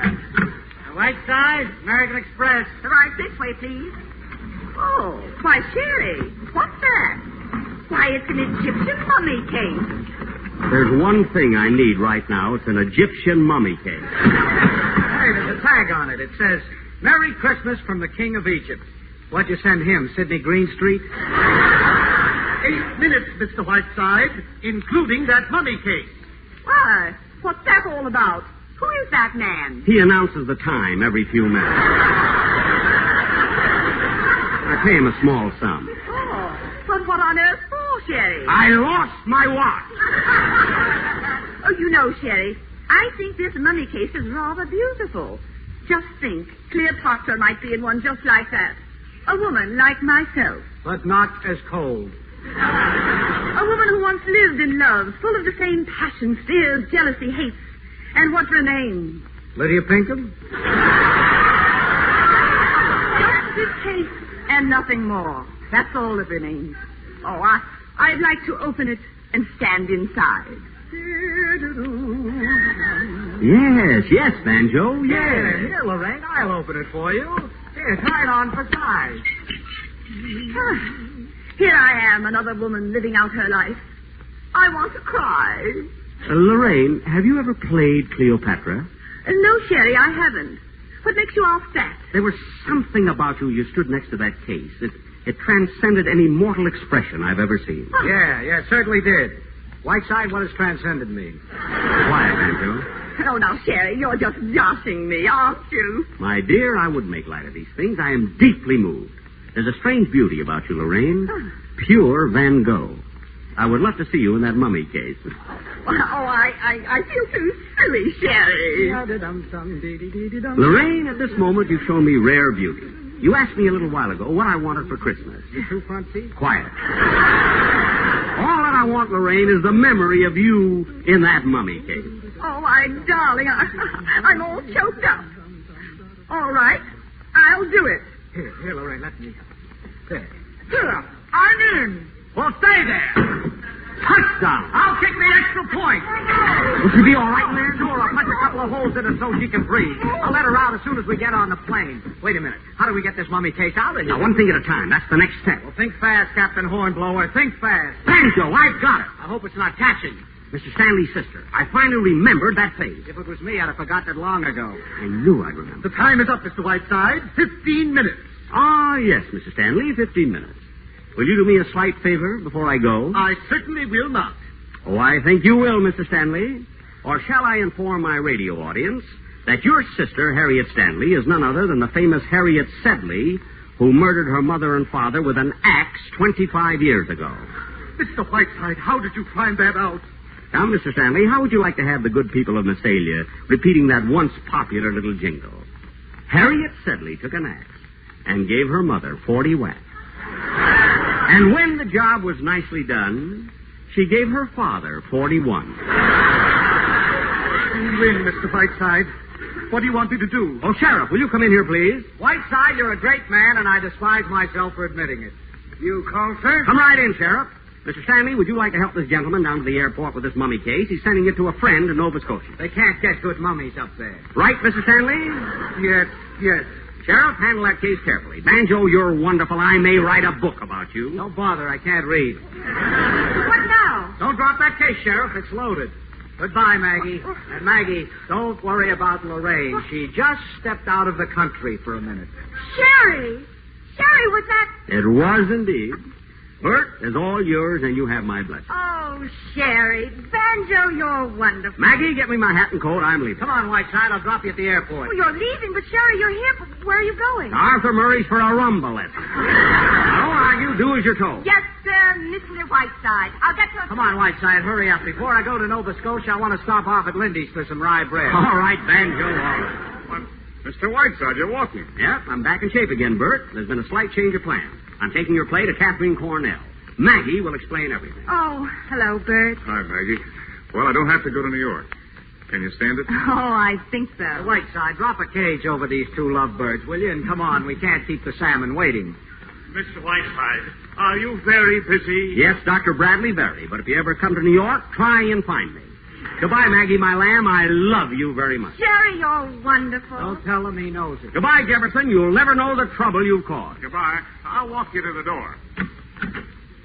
Goodbye. Goodbye, Sarah. Goodbye, Mr. Whiteside. Look out for the milk bottle. Oh, what was that? Maggie, get the wheelchair. Call the nurse. Where's the doctor? Oh, Mr. Whiteside. He slipped on the milk bottle, set her down again. Mr. Jefferson is coming. Miss Preen! I want Miss Preen back. Mr. Stanley, I am suing you for $300,000.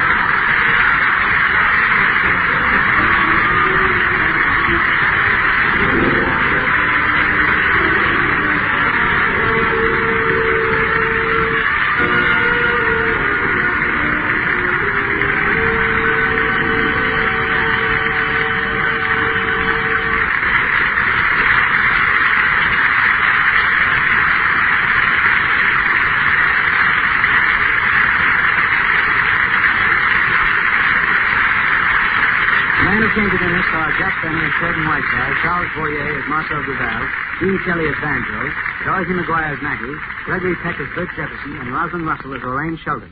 Also heard in the cast were Edith Angold, Eleanor Audley, Bea Benaderet, Lois Corbett, Willard Waterman, and Roland Winters.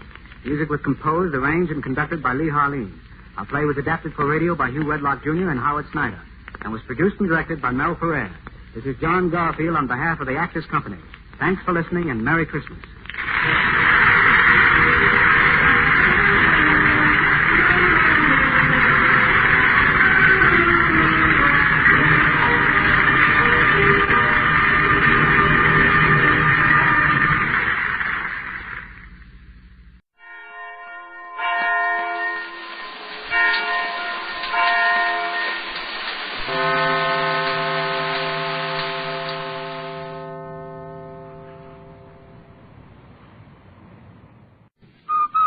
See what I mean?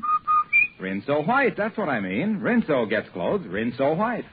Say, Andy, where has you been for the last couple of days? Oh, Amos, I tell you, the Kingfish and me has been up to our ears in work. We have just incorporated our new business. Our new business? That's right, son. Today is the grand opening of our employment agency. Oh, I'm telling you. The makers of Rinso bring you the Amos and Andy Show with their guests for tonight, Jack Benny and Rochester.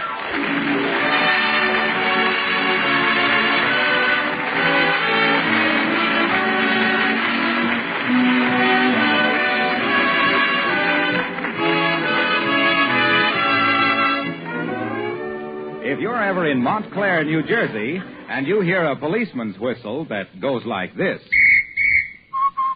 it'll most likely belong to Officer William Howell. You've probably seen his picture in a Rinso ad. You see, Mrs. Howell whistles while she washes with Rinso, and Officer Howell has gotten used to hearing the Rinso whistle around the house.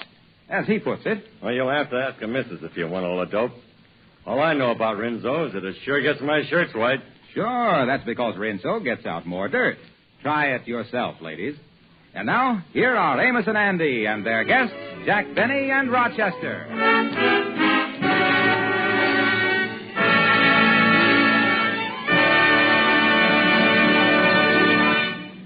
The best way to avoid having to take a job is to make sure that someone else gets it.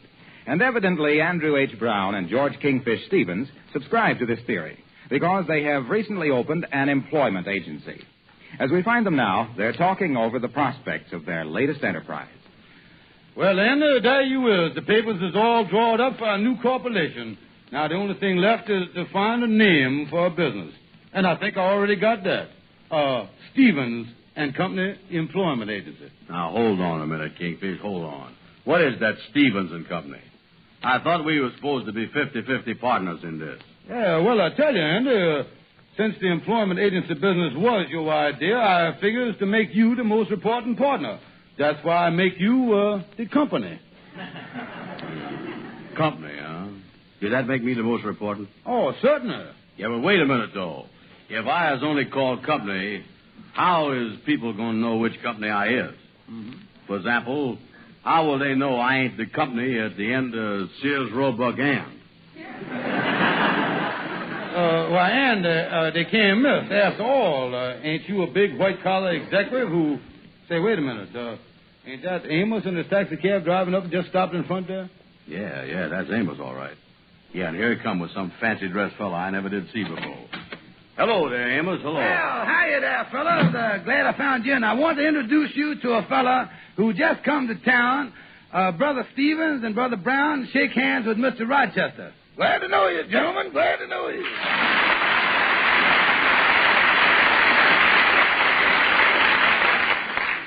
Fellas, I was just driving Mr. Rochester down to his boss's hotel, and I dropped by in here because he thinks maybe he'd like to join the lodge. Mm-hmm. Oh, wants to join the lodge, huh? Yeah, well, Mr. Rochester, this is just the right time for joining, because the initiation fees has just been reduced for one day only to $3. You has got $3, Virginia. Well, to tell the truth, what I got happens to be just a little short of $3. How short? $3. Well, you see, fellas, Rochester tells me the man he's working for is a little stingy. Oh, little stingy? Why, my boss is the only man I know who laundries his pipe cleaners.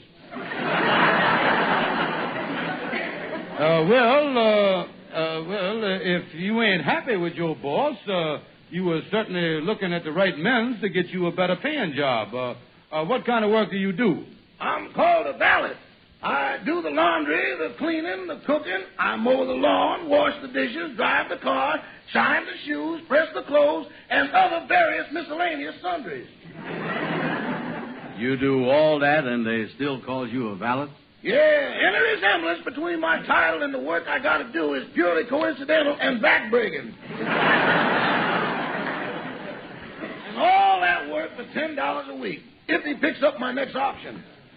Well, now, tell you what, you fill out this application blank here. Now, suppose we could get you a job with less work and more pay.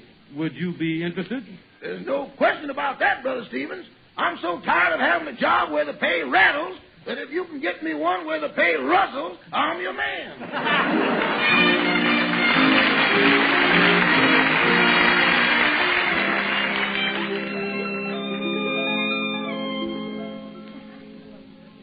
I tell you, Rochester, I just won't stand for it anymore.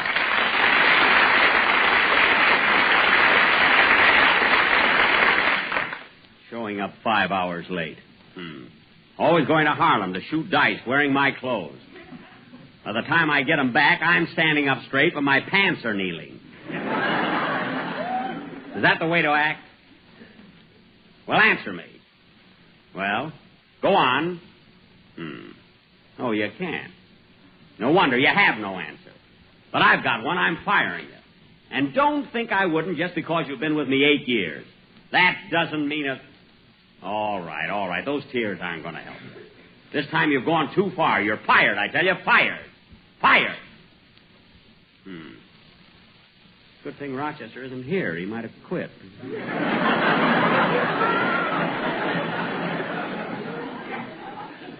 But wait a minute. Why do I put up with Rochester? Why don't I really fire him? I'll do it. I'm going out and find an employment agency right now.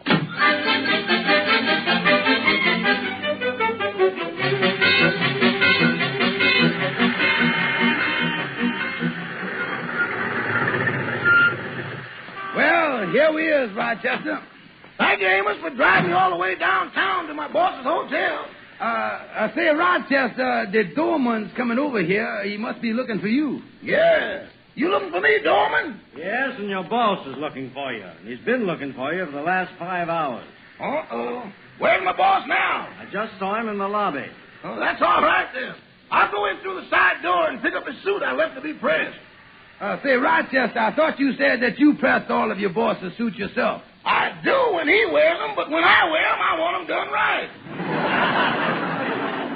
Well, goodbye, Amos. I'll talk to you tomorrow. Yeah, so long, Rochester. Hey, buddy, you don't have to pull out. You can pick up a fare right here at the hotel taxi stand. Oh, thank you, Mr. Doman. Thanks very much. Thank you, sir. Oh, taxi. Taxi right here, sir. Where to, sir? Say, do you happen to know of a good employment agency up in Harlem? Yeah, sir. A couple of friends of mine runs one. Hey, that's great. How much will you charge to drive me just a few little blocks like that? Well, it ain't exactly a few little blocks from 48th Street up to 135th Street, mister. But the charges is just what it say on the meter there. Oh, well, all right. But isn't it the same price for one passenger as it is for a cab full? Oh, yes, sir. 1 of 5 make no difference in the rate, no, sir. Well, in that case, listen, driver. Yeah. Or the best you can, yeah, sir. Anybody need a cab going to Harlem? Anybody going to 110th Street? This cab goes right by 96th Street, 72nd Street. 59th Street? Too bad it isn't raining.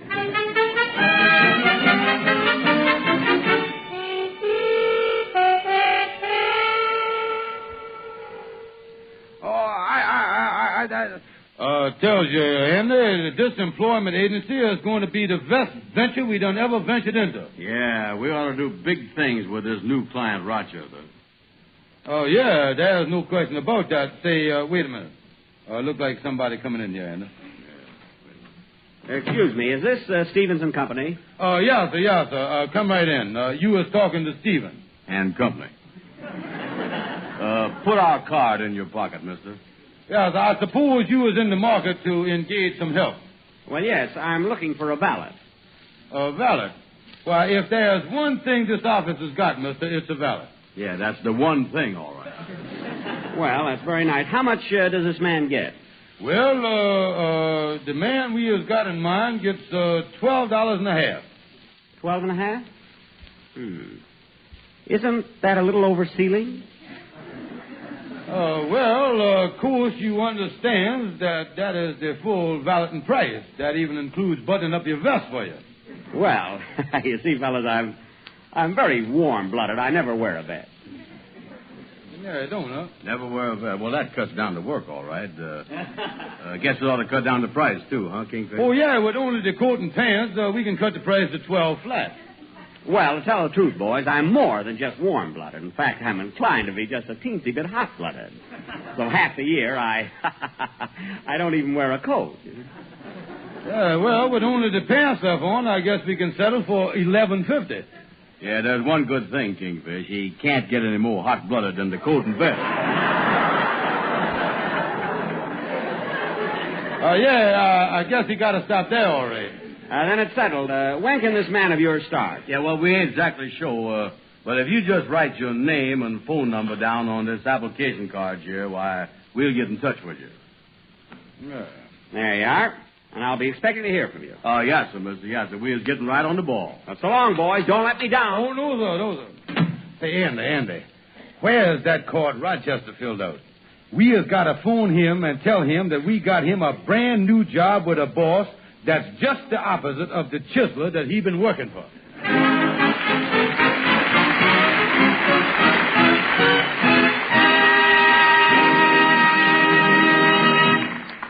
Well, I wonder what will happen when Andy and the Kingfish discover that they have sold Jack Binnie his own valet, Rochester.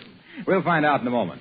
But right now, since we've heard what Officer Howell, our friend from the Rinso ad, had to say on the subject of Rinso white shirts, I think we ought to hear the other half of the story, Mrs. Howell's version. She writes, My husband can stop traffic with his whistle, but the wash I hang on my line stops traffic, too, because it's Rinso white. And it isn't only that Rinso gets my clothes so white, it's that it saves me so much time. With 3 children to look after and a house to take care of, using Rinso is like having a helper at every turn. And Rinso is so easy on my clothes. Those suds get my clothes clean as can be, but they're so easy on fabrics and safe for my washable colors. You bet I wouldn't use anything else. Now, I guess you're not surprised that Mrs. Howell's favorite song goes like this. Rinso white, happy little wash day song. Rinso white, birdie sing it all day long. Your clothes are so white and color so bright, you sing as you work along. Rinso white, happy little wash day song. And now back to Amos and Andy and their guests, Jack Binnie and Rochester.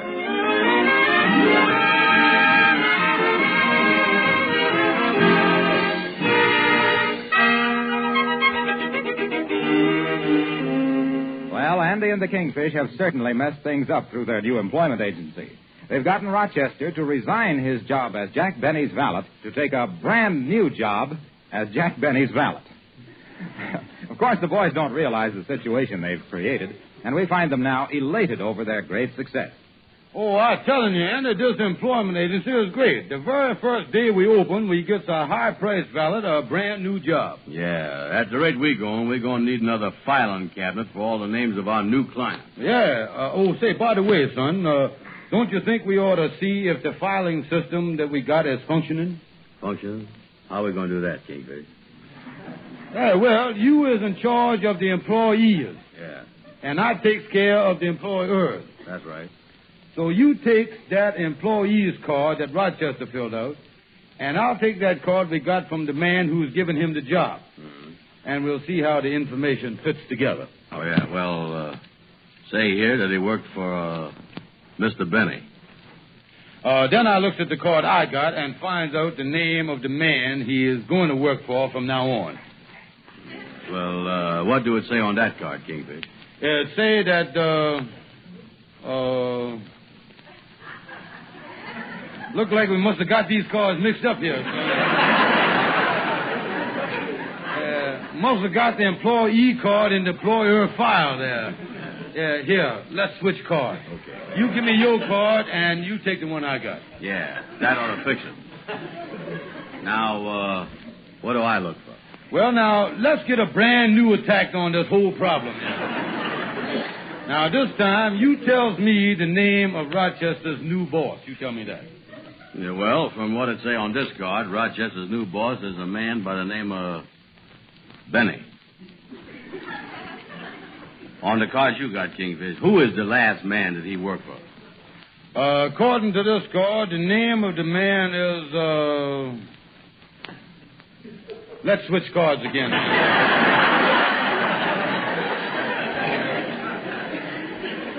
What's the matter now? What's the matter? Well, I ain't sure, but it must be the duplicate filing system we got here. Now, there's only one thing to do. Now, let's turn the cards down on the desk here. Turn them down face down. Okay. Now, clear your mind a minute now. Yeah. And let's start over. Okay, I was ready here, Kingfish. But somehow I got a feeling about this. So was I. A sneaking feeling. Binnie ain't just no ordinary name, neither, you know. No, I knows I done seen it somewhere before. In two places, that's the trouble. Oh, well, there ain't no use postponing this, Andy. Now, look here. Just turn up one little piece of the corner of the card and look again. Now, take it easy and sneak up on it. I sneaking. Kingfish. Yeah. I see it again. Brother Andrew, I was kind of haste to admit this, but I was afraid that without realizing it, we has just committed industrial bigamy. Yeah, and since they made that a legal offense, we better get right over and see our lawyer, Gabby Gibson.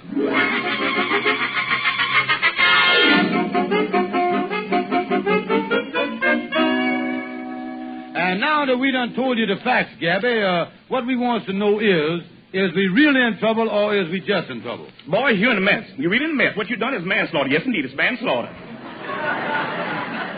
Manslaughter? Oh, me. How you figure that, Gabby? Well, you messed up the job of this man. When he find out, he's going to slaughter you. That's manslaughter if I ever heard it. Look, Gabby, you as attorney at law, now, can't you kind of peek around the corners of the law and see if you can't discover a couple of loopholes? No, sir, don't think I can. Really don't think I can. No, sir. Not even a little one that I could crawl through alone? Now, wait a minute. Never mind the Kingfish. Find a size 42 loophole so I can squeeze through, too. There's only one way out of this, You got to convince Mr. Binnie this man he hired is essential and is frozen in his old job and therefore is not available. Now, wait a minute there now. What does this essential mean? What's this Rochester do? What's his job? He's a valet. A valet, huh? Sorry, boys, sorry. Valet ain't essential. It ain't essential, though, indeed. Now, hold on there, Gabby. Do you know what a valet do? Of course I do. Valet dresses people, put your clothes on. Yeah, and that ain't essential? Yeah, you just try going out in the street without your clothes on, you'll find out. Well, boys, I see what you mean. I really see what you mean. But I doubt if the law covers that. I doubt it covers that. Yeah, well, exactly what do the law cover? Because if you can tell us about it, I got an idea that we can use it to sort of convince Mr. Binnie.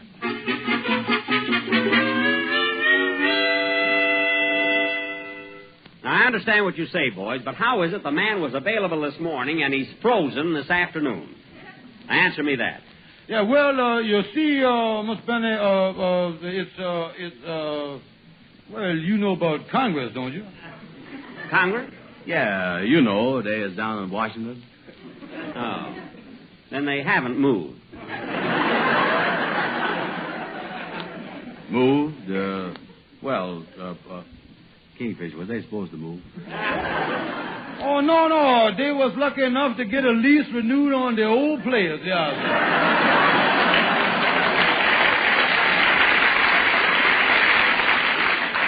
Now, Now, listen, boys, this is all very interesting, but what has Congress got to do with my new valet not being available? Well, Miss Benny, you know Congress. A couple of years ago, they made up a board down there to take care of jobs. It's called the NAOB. Oh, the NAOB? No. I don't think I've ever heard of that particular board. Oh, yeah, no, well, don't make no difference, because just this morning, the NAOB decided to smack the public with a new ruling. Yeah, that's right. We got it right here. We done copied it out of the book. That's pretty fast. The ruling is made in Washington this morning, and you copied out of a book here in New York this afternoon. How come? Priorities. And is there any way I can arrange to read this ruling? Oh, yes, sir. Here you is, Miss Benny. Got it copied here, identical, verbatim, word for word, and besides that, we didn't change a thing. Yeah. Let me see here. A guaranteed copy of ruling number 0001. Quote, whereas and wherewithal, we is sitting on this bureau, with not much to do, we is unanimously decided to inaugurate a new ruling on valeting. Now comes the ruling part. Naturally. Paragraph 1. This law, we is resolving, is meant for all employers looking to employ, hire, or engage valets, especially and to wit, employers whose last name just happen to begin with the letter B.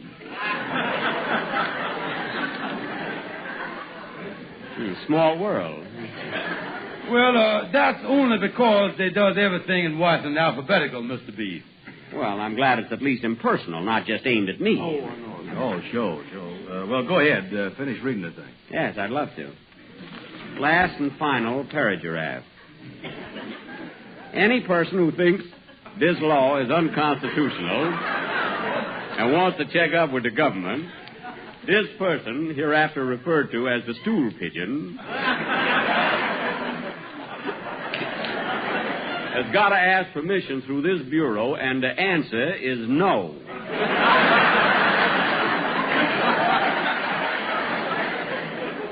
Yeah, them boys down there sure know how to plug up the loopholes already. Yeah, I'm glad there's not much more here.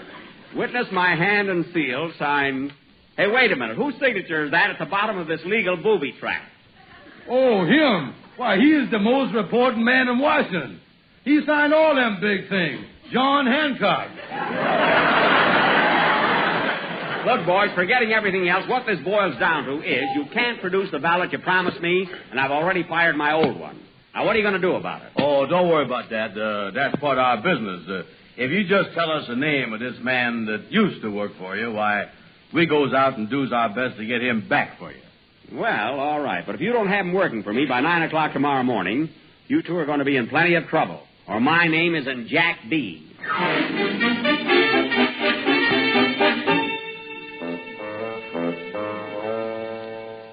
Go on, Kingfish. Read Rochester's last part of the ruling. That's the most important part. Elucidate, gentlemen, elucidate. Yeah. Well, this is what it say here, Miss Rochester. Quote, and this law is meant for all valets, especially and to wit all valets whose name just happen to begin with the letter R. Yeah, so you see, Rochester, according to this new law, we just can't put you in the new job. But we is willing to humiliate ourselves in front of your old boss and get your job back for you. You mean to say I gotta go back to work for Mr. Benny? Well, I guess you do. Well, poverty, move over. Your woman boy is home again. Yeah, now, just put our card in your pocket here, Rochester, and as soon as this ruling thing blow over, we can get you a job that pays folding money. It can't be too soon for me. I've been dreaming of a green Christmas.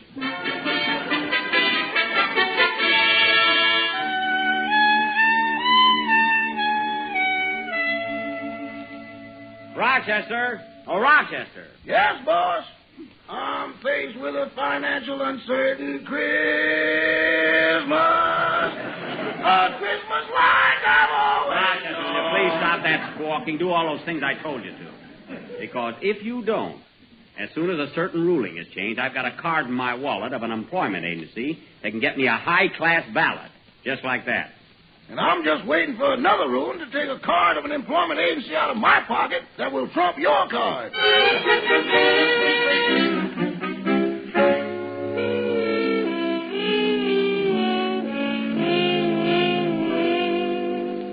Brother Andy, don't sit there like you was dying. Oh, Kingfish, we done certainly messed up this employment agency business. Yeah, now, wait a minute there. No use getting downhearted so soon. Don't give up, Andy. Andy, you was a big executive with a white-collar job. Yeah, you're right. I is a big executive. And I'm going to keep that in my mind all the time, too. Big executives like me never give up. See there, Andy? Maybe that's another client. Wait a minute. Yeah. Come in. Well, Shorty the barber. Hi, Kingfish. Hello, Andy. Well, Shorty, hello. How's business at the barber shop? Oh, it ain't so good. I've been losing money. I might go into bankruptcy. I just about busted, bro. I can't complain.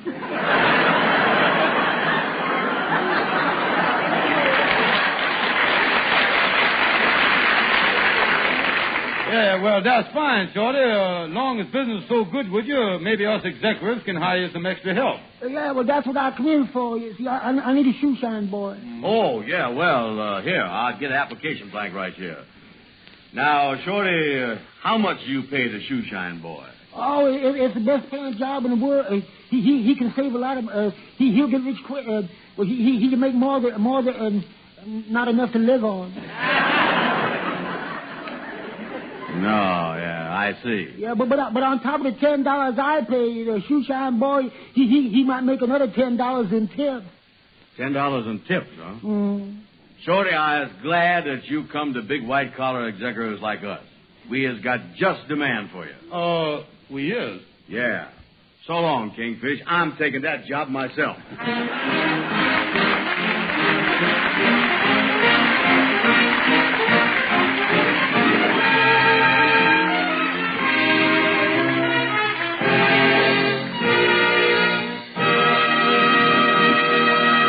Amos and Andy will be back in just a moment. Meanwhile, let me say that I'd be the last guy in the world to exaggerate. For instance, I wouldn't dream of telling you that when you use Rinso on your dishpan, your dishes march off the supper table, wash themselves, rinse themselves, and stack themselves neatly in the cupboard. But Soapy Rich Rinso will make dishwashing a lot easier than it is with bar soaps. You don't waste time trying to get suds. No, sir. Those Rich Rinso suds soap grease and crusted food particles loose in a jiffy. A swish of your dish mop, and everything is shiny bright and clean as a whistle. And Rinso's easy on your hands. Doesn't get them rough and red. So tomorrow, get Rinso for dishes, for all the soap and water jobs around the house, and for a Monday wash that's Rinso White. And now, let's hear what Amos and Andy are talking about. In other words, Andy, Rochester's going back to work for Mr. Binnie, huh? Yeah, too bad, too. I sure feel sorry for him. Yeah, that must be a tough job, all right, working for Mr. Binnie. Yeah, Rochester claims it's the only private home in America that's got a swing shift.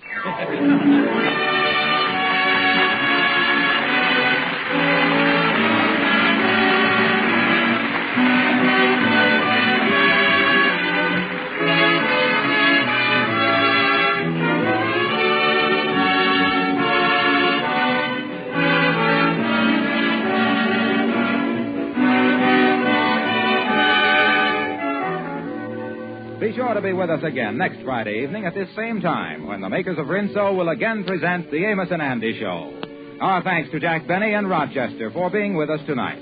They have appeared through the courtesy of the American Tobacco Company, makers of Lucky Strike cigarettes. This is Harlow Wilcox saying good night to you for all of us.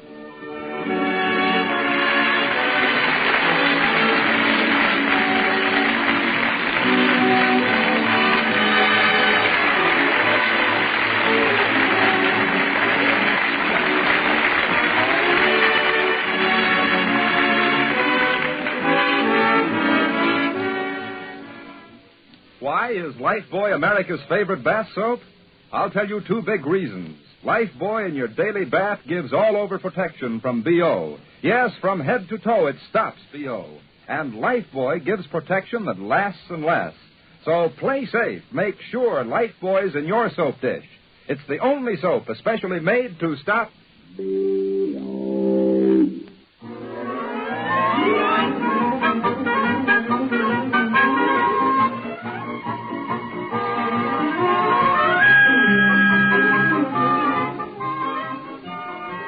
This is the National Broadcasting Company.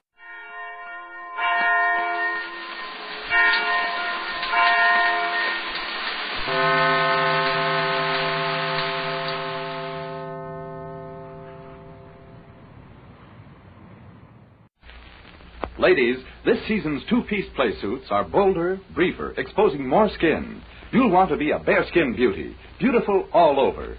So get big bath-size Palmolive soap. Use it in tub and shower. Makes oceans of soft, lovely lather. Gives you Palmolive's famous complexion care all over. See if regular cleansing with Palmolive doesn't make your skin softer, smoother, more alluring. For bare skin beauty, get bath-size Palmolive soap today.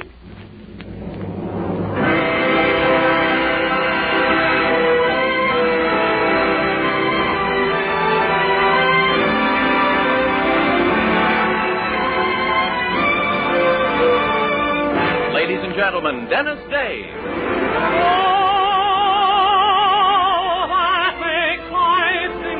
In your eyes and the spell of your smile. Dennis Day is brought to you by Colgate Dental Cream and Luster Cream Shampoo. Colgate Dental Cream to clean your breath while you clean your for soft, glamorous dream girl hair.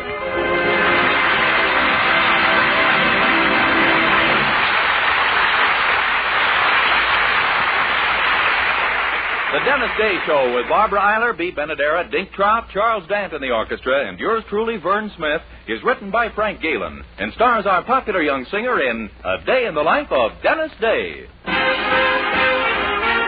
Here's Dennis to sing When the Red, Red Robin Comes Bob-bob-bobbing Along. When the red, red robin comes bob-bob-bobbing along, there'll be no more sobbing when he stops throbbing his old sweet song. Wake up, you sleepyhead. Get up, get up, get out of bed. Cheer up, the sun is red lit. Love, laugh, and be happy. What if I've been blue? Now I'm walking through fields of flowers. Rain may glisten, but still I listen for hours and hours. I'm just a kid again, doing what I did again, singing a song. When the red, red robin comes bob-bob-bobbing along. What if I've been blue? Now I'm walking through fields of flowers. Rain may glisten, but still I listen for hours and hours. I'm just a kid again, doing what I did again, singing a song. When the red, red robin comes bob-bob-bobbing along.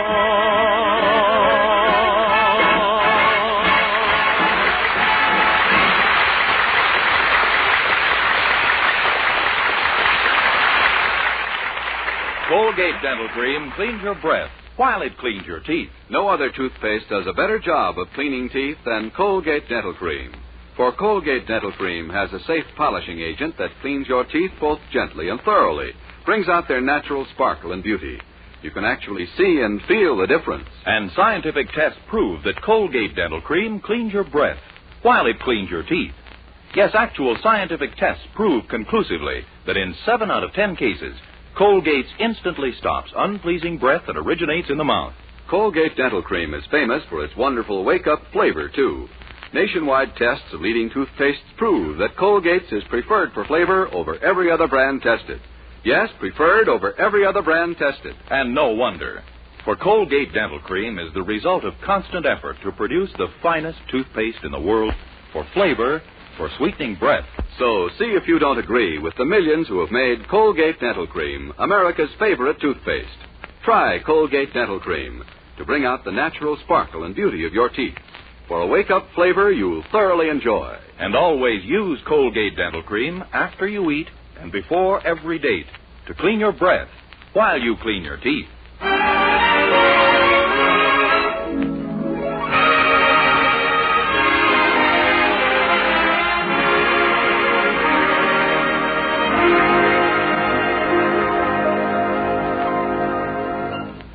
In his relatively short lifetime, our young hero, Dennis Day, has held a great many jobs.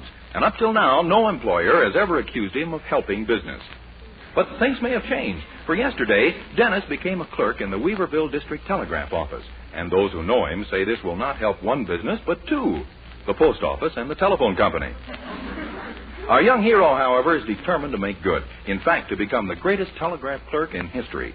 And he's now telling his girlfriend Mildred how he's going about it. You mean you don't send out the telegrams the way the customers write them, Dennis? Oh, I keep the sense of them all right. But you take one of the wires I got this afternoon. George fell off a horse today and broke both his arms. Naturally, a person who receives a message like that is going to be upset, so I try to minimize it. Well, how? Well, I sent it out. George fell off a horse today and broke both his arms, but don't worry. His legs are still working fine. I see. Sure. Things like that are bound to call me to my boss's attention sooner or later. And wait till he hears about my big bargain wire. Your big bargain wire? Yeah. You know those telegrams you send a woman every time something important happens in her life? Well, I made up one wire that covers everything. Saves people a fortune. One wire that covers everything? Sure. It says, congratulations on your engagement, your son's graduation, your daughter's wedding, and happy golden anniversary, my dear widow. Oh, Dennis. Great, huh? Well, is that all you do, make up and edit telegrams? Oh, no. I also take all the incoming messages off the wires. Well, that doesn't sound too difficult. Well, right now it's pretty confused. There's so much stuff coming over from the Republican convention, it's getting mixed up with the other messages. Oh, really? Yeah. One telegram read, congratulations, Joe. Stop. You have just become the father of twins. Dewey is sure of 18 in Oregon.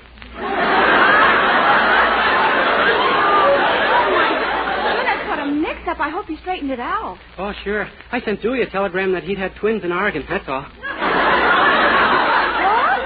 And the other wire read, you have just become the father of 18. Joe, stop. Oh. Dennis. Oh, my gosh, here I am talking away and I nearly forgot what I came home for. I got a telegram here for your mother. A wire from Mother? Oh, golly, it must be from her niece and nephew in Los Angeles. They were expecting a baby. Yeah, and if I remember the telegram correctly, that's what they got. Well, you better give that wire to Mother right away. She's been waiting to hear all week. Okay. I'll see you later. Oh, hi, Mrs. Anderson. Mr. Anderson. Oh, hello, Dennis. Good morning, my boy. I got a wire for you, Mrs. Anderson. It's from your nephew in Los Angeles. Oh, at last. Give it to me. Little Susan arrived this morning, 7 pounds, 6 ounces. Stassen says it's time for a change.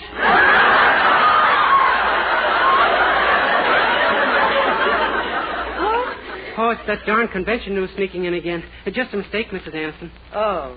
Well, isn't it just marvelous, Herbert? Bill and Henrietta have a little girl. Yeah. I hope they didn't have the trouble that we did when Mildred was born. Remember, for a while, the doctor was afraid he might lose me. Yes, but we managed to pull you through. Oh, my, isn't it exciting? We've just got to buy little Susan things for her layette. Herbert, we'll use the $50 we've saved up. Why, Poopsie, that $50 was supposed to buy that new suit I need so badly. Herbert, you don't want your new little grandniece to go naked, do you? She'll attract a lot less attention that way than I will.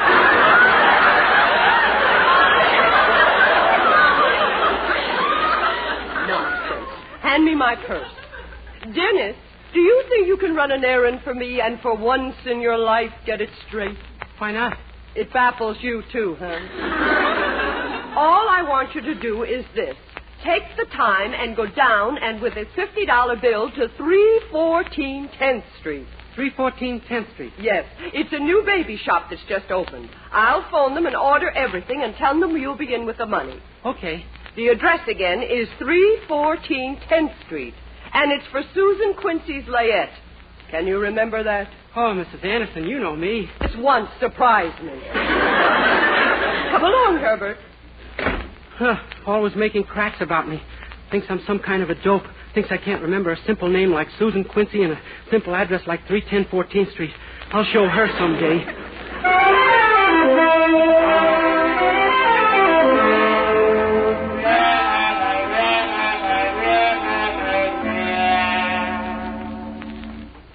This is sure some town Big Sam picked out for us, Pinky. A Bookie could starve to death in a burg like this. Well, keep your shirt on, Duke. Nobody knows yet that we're taking horse bets here. Wait till the word gets around. We'll get action. Yeah, but when is it going to start? So far, we ain't had Hey, anybody here? Gee, could that be a customer out front? I'm here about the layette. Oh, you hear that, Pinky? He wants to lay a bet. Didn't I tell you we'd get action soon? Coming, pal. What can I do for you, Bud? This is 310 14th Street, isn't it? Yeah, you're in the right place, pal. Good. Here's the $50. 50, eh? Okay. On who? I beg pardon?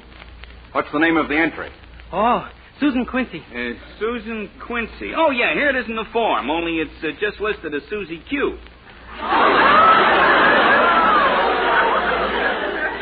Susie Q, huh? Yeah, she's the first at Hollywood. Oh, really? I thought that sort of thing was going on out there all the time.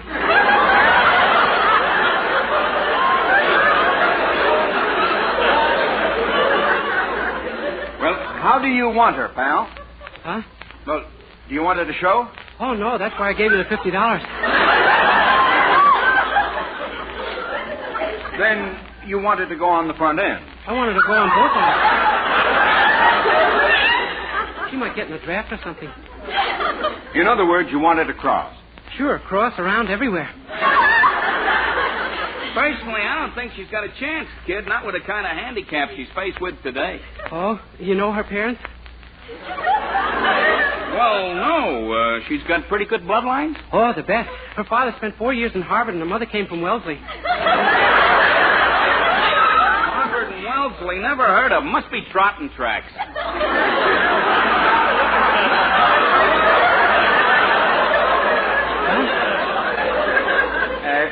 What Duke is trying to tell you, kiddo, is that according to the dope, that baby is a terrific long shot. Oh, I know. I understand her family never even expected her mother to get married. Don't you mean mated? Sure, if you want to call it that. Well, anyway, her mother was nearly 30, and she hadn't even met anyone yet. 30? Why, they generally mate them when they're around 6. 6? Sure. I certainly never heard of anyone waiting past 8 or 9. Gee, I guess I traveled with a...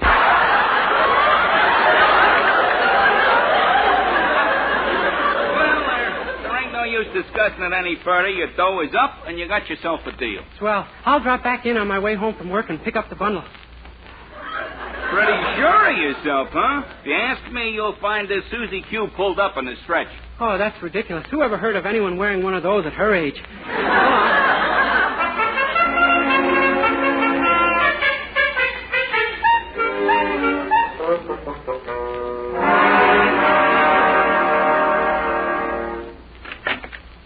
Hello, my boy. Oh, hi, Mr. Anderson. Take care of that layup order for Poopsie, all right? Oh, sure, nothing to it. Those salesmen in that store are two of the nicest fellas I ever met. Fellows? Why, the salespeople in that shop are all women. Oh, really? Gee, they had me fooled completely.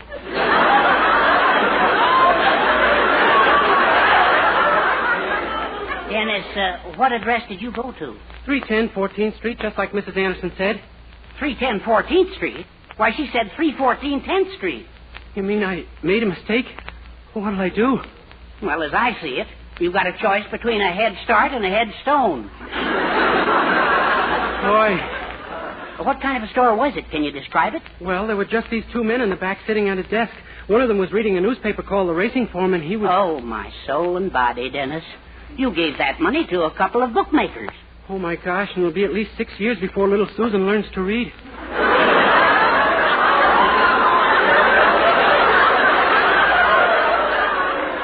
They don't sell books. It's a horse parlor. Don't be silly. There wasn't a horse in the place. Dennis, don't you understand? You bet Poopsies $50 on a horse. You mean I... Oh, my gosh, so that's what Susie Q is. Now, you've got to call those men this minute and tell them to cancel that bet. Yeah, and I don't even know their number. Say, maybe Miss Baker will help me out. Thank goodness she's our operator. Hello? Hello? Hello, Miss Baker. This is Dennis. Look, you got to connect me with a store at 310 14th Street. It's a matter of life and death. In both cases, mine. Yeah, gee, thanks, Miss Baker. That's a break. Yeah. Hello? Say, this is the fellow who was just in and made that $50 bet. It seems I made a mistake, so I'd like to cancel the... Yeah, but... Yeah, but... Yeah, but... Yeah, but... Yeah, but... Yeah. Well? They said a bet was a bet, and if I tried to get out of it, I'd find myself in the river some dark night. What can I do, Mr. Anderson? You know how easily I catch cold. It isn't pleasant to have a cold in your head and your head in a block of cement. Yeah, they aren't even handling the bet themselves because they haven't got that much money. They said they're phoning it in to someone called Big Sam over in Middletown. Oh, if we could only think of some way to keep that phone call from getting through, then the bet would be off. Well, you know that's impossible, Mr. Anderson. The only chance we have is if Susie Q wins the race. Well, do you think she possibly can, Dennis? Gee, I don't know. Let's have a look at that paper and see how the experts rate her. Yeah, here. Let's see. First race at Hollywood Park, Waterman, very Foy, good early speed from gate, excellent morning workouts. Red sunset, speed and plenty of courage. Susie Q has bushy tail.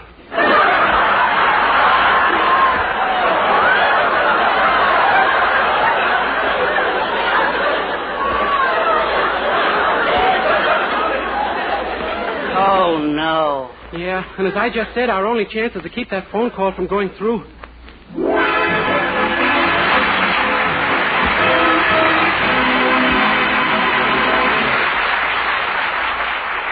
We'll be back in just a moment to continue our day in the life of Dennis Day. Meanwhile, here's Dennis to sing Dolores. I love the kisses of Dolores, not Marie or Emily or Doris, only my Dolores. From a balcony above me, she whispers, love me, and throws a rose. Ah, but she is twice as lovely as the rose she throws.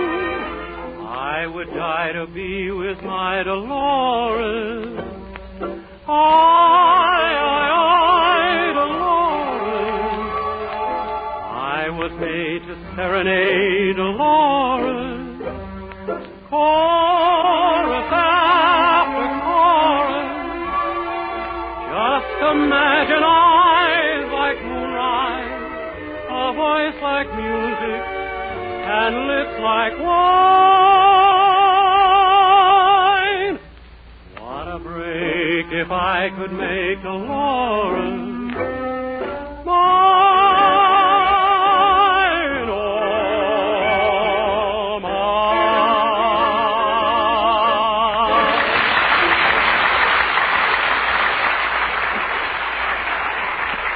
It started when Mrs. Anderson gave Dennis $50 to buy a layette for her grandniece, and he bet it on a horse by mistake. Now the only chance he has is to keep the bet from being phoned into the bookie in Middletown. Luckily, his spinster friend, Miss Baker, who has quite a crush on him, is the local telephone operator. So Dennis has just dropped down to the exchange to see what he could do about tying up the phones. Why, Dennis, what are you doing here? Oh, I just dropped in to thank you for getting me that number, Miss Baker. It sure was nice of you. Oh, it was nothing. Sit down, darling. Sit down. Right here on this stool. But you're already sitting on it. Yes, I know. Miss Baker, please. This is a place of business. Of course, and that's just what I mean. Come on, you gorgeous thing. Oh, now, Miss Baker, I'm no different than hundreds of other attractive men, and you know it. Oh, but you are. If I had a dozen boyfriends, I'd look at you the same way. Really? Yes, of course, I might be a little more relaxed about it. Come on, sit down here. Oh, no. Gee whiz, you get me all embarrassed. You're not embarrassed about sitting on that little Mildred Anderson's lap. I saw you last night. Miss Baker, you've been spying again. Oh, I have not. I just happened to be walking past your keyhole on my knees.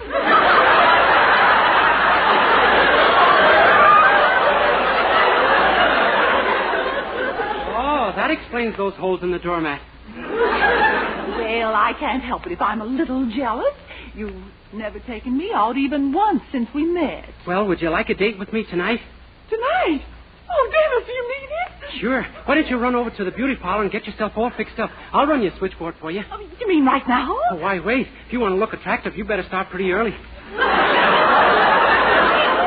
but Dennis, I can't be... Oh, just a minute. I'll take this call. Hello? Middletown? Yes, sir. Middletown. Quick, Miss Baker, to the beauty parlor. Hurry before they run out of eyelashes and hips and things. Quick. But Dennis, I have to... Go ahead. I'll take this call. Hurry, or no date. Oh, well, all right. Here, take my headset. I'll see you later. Okay. Oh, my gosh, I got to stop this call from going through. If he gets to Big Sam... Hello? Did you want your number, please? Yes, I want Middletown 333. Middletown 333? Yeah, 333. That number has been changed to Middletown 334. Okay, then give me Middletown 334. That number has been changed to Middletown 433. Then give me Middletown 433. I'm sorry, there is no such number. Operator, will you get me my party? This is important. I'm doing the best I can. Well, hurry, will you? I got to get through to Big Sam. That name has been changed to Small Pete. It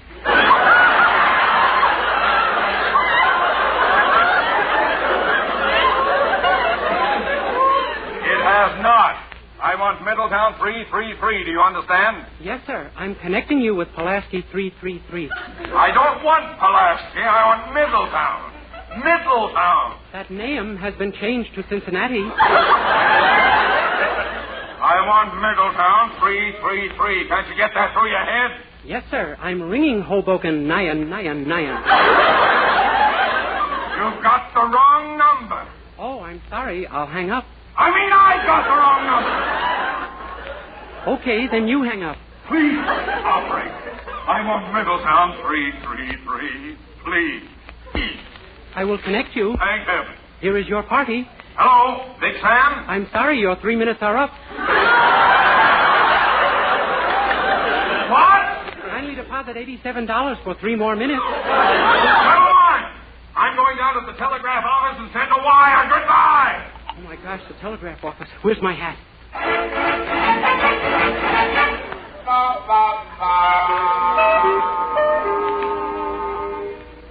Uh-oh, here he comes. Boy, I hope this eye shade hides enough of my face. If he recognizes me... Hey, mister, you. Howdy, Bob. I want to send this wire to Middletown right away, immediately. You understand? Fast. No, don't get in a sweat, sonny. Keep your Bull Durham dry. Who's she going to? Sam Daniels. Hey, what's that last name? Daniels. Better spell it for me, sonny. All right. D-A-N... What's the first letter? D. D as in darling. D as in what? Didn't quite catch that. Darling. D-A-R... What's that letter after A? R. R like in return. A? Return. R-E-T... What'd you say? T. T as in tomorrow. How's that again? Tomorrow! T-O-M-O-R-R-O-W. I didn't quite catch that last letter. W. Like in wife. Hey. Wife. W-I-F-E. W-I-F what? E. Like in elope. E-L-O-P. Did you say... No, P like in plumber. Oh, plumber. Now I got it. I'll read your wire back. What wire? Darling, return tomorrow. Wife eloped with the plumber.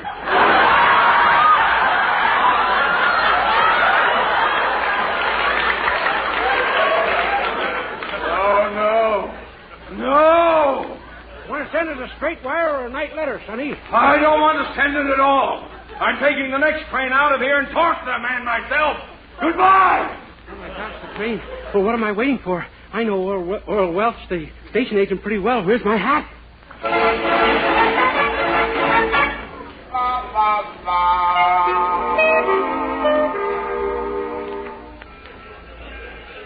Hey, you. Are you the ticket agent? Yep, here I am.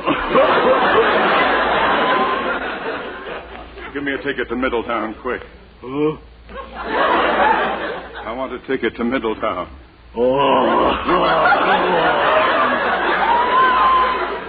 What's the matter? Are you crazy or something? That's the last train today, and it leaves in 2 minutes. Now, give me a ticket. What you going to Middletown for? See the barbecue show? It's none of your business. I went to the barbecue show once, caught an awful cold. Look. The fellow in the back of me kept yelling, take it off. I didn't want to disappoint him.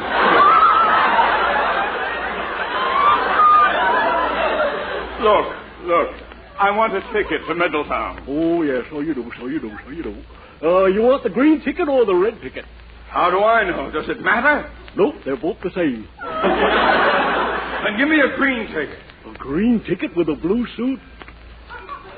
You don't care how you look. Then give me a red suit. I mean a blue suit. Give me a... Oh, my gosh, look.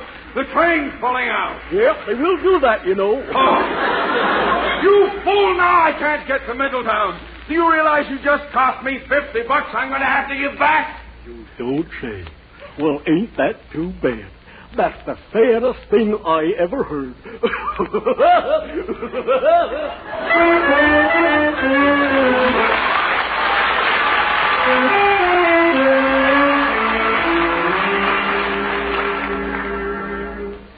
And he returned Mother's $50 to you, Dennis? Sure, the bet was off. I outsmarted him. But I still may be in trouble with your mother, Mildred. I found out something when I got back to the telegraph office this evening. What? Well, I found out that... My gracious, did you children see the evening papers? No, why, Mother? Oh, if only I'd played a hunch today. Huh?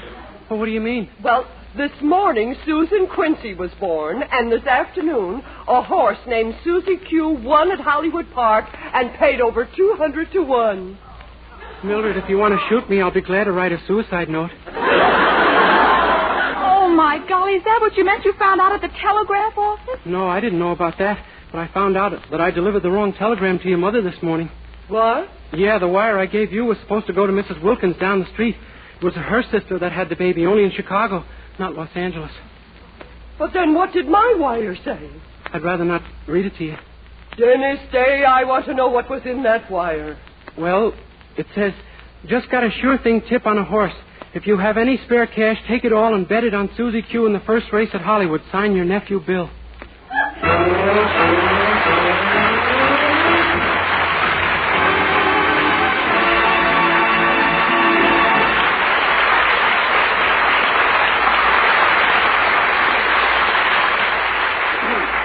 Dennis Day will be back in just 1 minute to sing Blue Shadows on the Trail. But first... Dream girl, cream girl,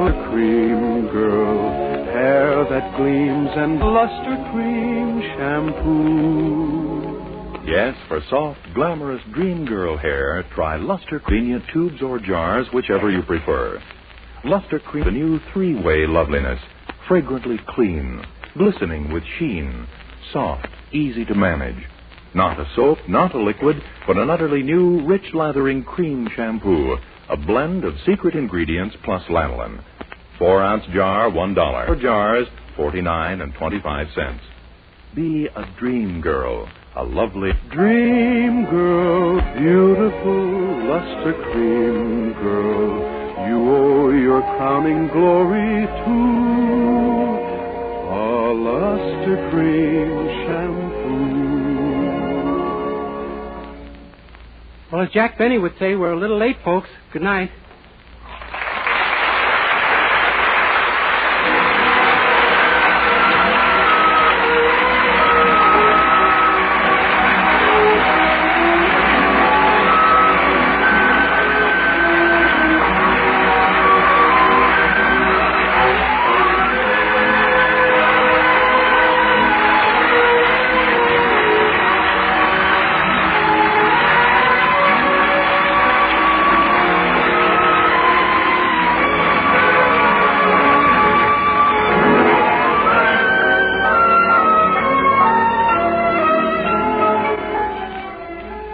Next week, tune into another Dennis Day show brought to you by Colgate Dental Cream to clean your breath while you clean your teeth, and Luster Cream Shampoo for soft, glamorous dream girl hair.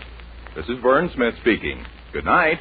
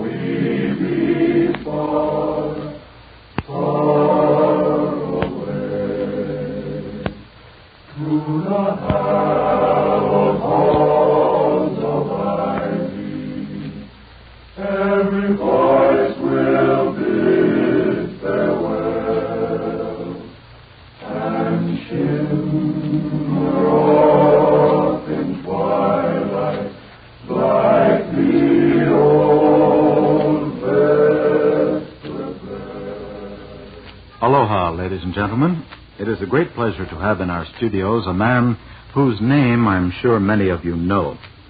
If you have listened very carefully to one of our most delightful programs, indeed one of the most delightful programs on the air anywhere, and have listened all the way through to the end, you have heard his name many times. Certainly he is a man whose art you are familiar with and whose art you have enjoyed tremendously, I know, whether or not you know his name. For he is the writer of our delightful program, The Halls of Ivy. And his name is Quinn, Mr. Don Quinn. As I said, Mr. Quinn, it is a great pleasure to have you here. Welcome. Thank you. I think that our listeners will be interested first, although we want to talk about Halls of Ivy, of course. I think they'll be interested first in talking about Don Quinn. Who are you? Where are you from? Where were you born? And so on. Where were you born, Mr. Quinn? I was born in Grand Rapids, Michigan, although my family traveled quite a bit through the Midwest. My father was a Chamber of Commerce organizer who would go to a town, organize a chamber, and run it a year and then move on. So my schooling was rather sketchy. Oh, yes, all over the great Midwest of our country. Huh? Yes, through Michigan, Pennsylvania, Illinois. Uh-huh. Then you were educated here and there and everywhere. If you can call it educated, yes. I always say I'm a self-made illiterate. What do you mean by that? Well, most of my education has been, as I say, it was scattered here and there, and most of it has been through reading and observation. Uh-huh.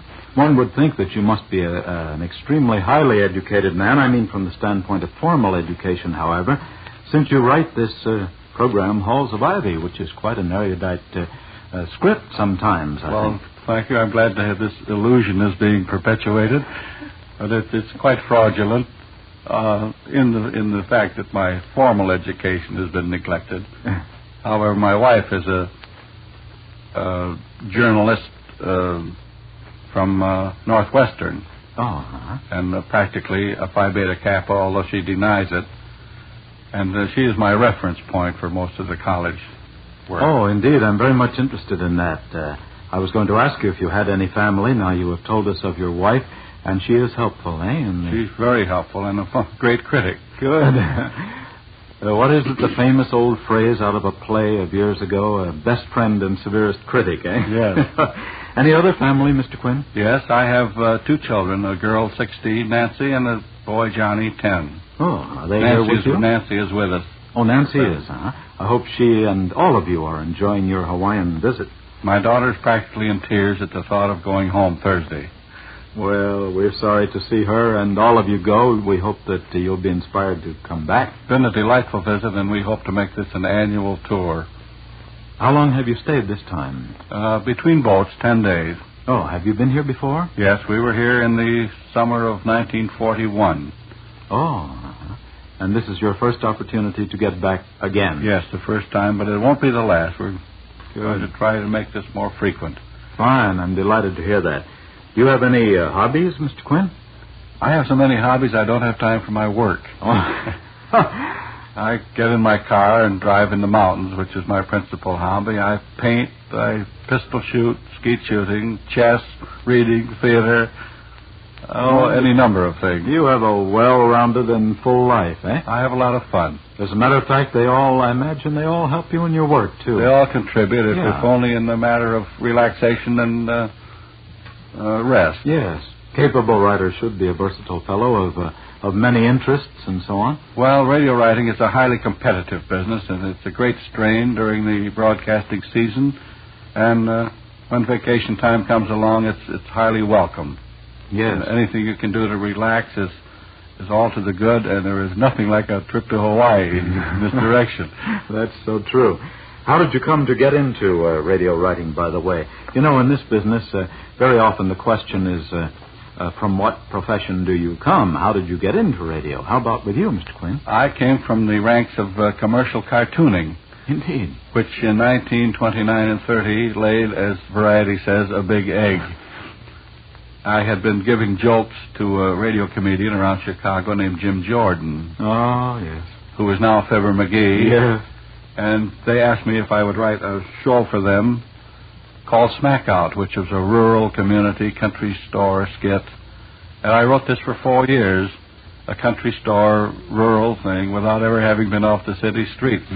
So you can see I'm a fraud all the way along here, writing a college show with no education, and as a city boy writing a country show. And from that, the Fibber McGee and Molly stemmed from that country store skit because we featured tall stories. This is why we called him Fibber McGee. Oh, I see. That's where the name Fibber came from. And that's how you came to start writing that script. Yeah. I neglected to tell you, ladies and gentlemen, that Mr. Quinn did, of course, also originate Fibber McGee and Molly and wrote it for many, many years. 17 to be exact. 17, really? Yes. We, of course, have carried that show, too, here in Mr. Quinn and have enjoyed having it very much, Fibber McGee and Molly. Now let's get to Halls of Ivy, shall we? We all love that show so much. It's such a beautiful thing. And that's no Ho-O-Molly Molly. Have you learned what Ho-O-Molly Molly is? As far as I know, it means nonsense. Well, or fun, or... kid 'em along. Yes. I think the best meaning of it is flattery. Oh, flattery, yes. Probably the truest meaning. And so that's no flattery. That's no Ho-O-Molly Molly. We really Hooey is not a contraction of this, is it? No, no. Ho-O-Molly Molly is pure Hawaiian. We do love the show, and so let's talk about that, shall we? Yeah. Tell me, will you? How was the idea for the program born in the first place? Well, this was a mental conception which, like all reporters, have a play in the trunk which is never finished. Yeah. The ideal book or play or production. This was my idea of a show in which a thought could be expressed once in a while, a little above the average low comedy. Yes. And I have very high respect for low comedy. It's entertainment for a lot of people. But during the war, in the government allocation program of war messages on Fibber McGee and Molly, we found that we could sell an idea embedded in comedy very successfully. We used to take the war themes and build shows around them rather than tie them on the end of the show and brush them off. So with this in mind, I thought I would like to do a fairly literate type of show for me. I didn't think it would ever go on. It was just a dream show. But my agent and very good friend, Mr. Nat Wolff, who was the husband of Edna Best, the English actress, kept after me to write this show until I finally did it to get rid of him. And it went on. The first show went on exactly as written. I don't think a word was changed. It was quite a successful thing from the beginning, much to my gratification. Yes, of course. That must have been a thrill of satisfaction for a writer, eh? Yes, after dreaming about it for a while. Yes, this was a dream come true. It doesn't happen very often. It was purely then from the standpoint of a writer's ideas. He would like to get across a thought, as you say, a serious or a worthwhile thought. That's right. Dressed up in comedy, huh? Yes, in almost every show, no matter how frothy the show itself is, we try to have at least one line or paragraph or idea which you can take home with you. If it's only don't kick dogs or be good to your mother. Yes. Usually it's some little bit of philosophy, maybe borrowed, maybe original. But in every show, we like to have one serious thought. Exactly. And I think we've done it fairly successfully. Oh, you certainly have. I remember many of them. I remember one. One comes to mind, and in fact has seldom left my mind. That charming script that you had about the award, the literary award. And Dr. Hall thought at first that, of course, that he had won it. It was for his book, and then it turned out that it was for a student, and so on. And you had that beautiful bit of Chinese philosophy at the end. Yes. About the teacher and so on. Well, innumerable, I would say innumerable, but a great many of our shows have been requested, copies have been requested by various state and government agencies. Oh. And, for instance, we had one on adoption. Yes. And in which we expressed to a child why he was adopted. I remember. And this script was requested by a great many state welfare agencies as a proper explanation to a child of adoption. Mm-hmm. General Hershey asked for copies of a script for indoctrination purposes. We had one on hoodlumism in the colleges of young men who felt that they were going to go in the army anyway, and they might as well have fun while they could, and they had rather a destructive attitude, rather a lack of obligation to their own citizenship. And this was considered quite valuable by General Hershey, and he's using that script now. Now, this has happened so many times with this show that we're all very happy that we're entertaining as well as useful. Yes, exactly. It must be most gratifying. I wondered if perhaps something of the idea had been inspired by the people. You know, sometimes an idea, I think, for a writer is inspired by an actor that he has to work with. Is that? Do you find that true? We get material from all directions, particularly the people concerned with the show. Uh-huh. We have bought scripts from the violinist in the show, from the musical director, from two of the engineers, from an announcer.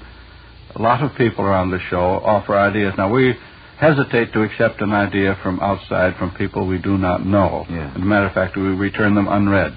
This is it's too bad because we probably pass up a great many wonderful ideas. But motion picture studios use this too, because the dangers of suit for plagiarism later on are so great from crackpots and opportunists that they don't dare read unsolicited manuscripts. We have to depend on known sources. We have a staff of 3 or 4 writers, of which I am one, and I edit all the shows. No show goes on without my having edited every word of it and practically rewriting the whole show mostly. Uh-huh.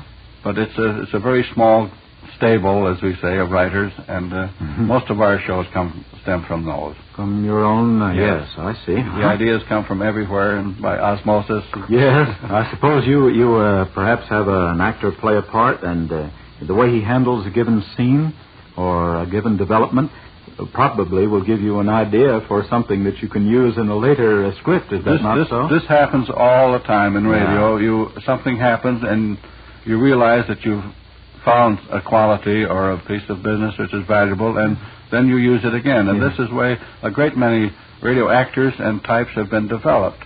If they're not good, you drop them, you not use them again. But pieces of business like Fibber's Closet and certain professors on Ivy have stemmed from what was intended as a one-time performance. But they've been so good that they've been retained and repeated. So you never know. This is one of the fun things of radio. You never know where your next property is coming from. Yes, how true. How did the charming Colemans get into the picture? By inadvertence, a lucky inadvertence, fortuitous. The show was originally written for Mr. Gale Gordon, who is a very prominent and, to my mind, the most proficient actor in radio, a fine man. It was written for him and Edna Best, the English actress. But Miss Best had to go east to do some Maurice Evans plays in New York, and Mr. Gordon was tied up contractually, and we couldn't have him, so we had to frantically recast. And Mr. and Mrs. Coleman were suggested, and they turned out to be the ideal people. I don't know why we didn't think of them in the first place, but they have just been wonderful ever since. They are Dr. Hall. As a matter of fact, he gets mail addressed to Dr. Hall asking him to solve college problems.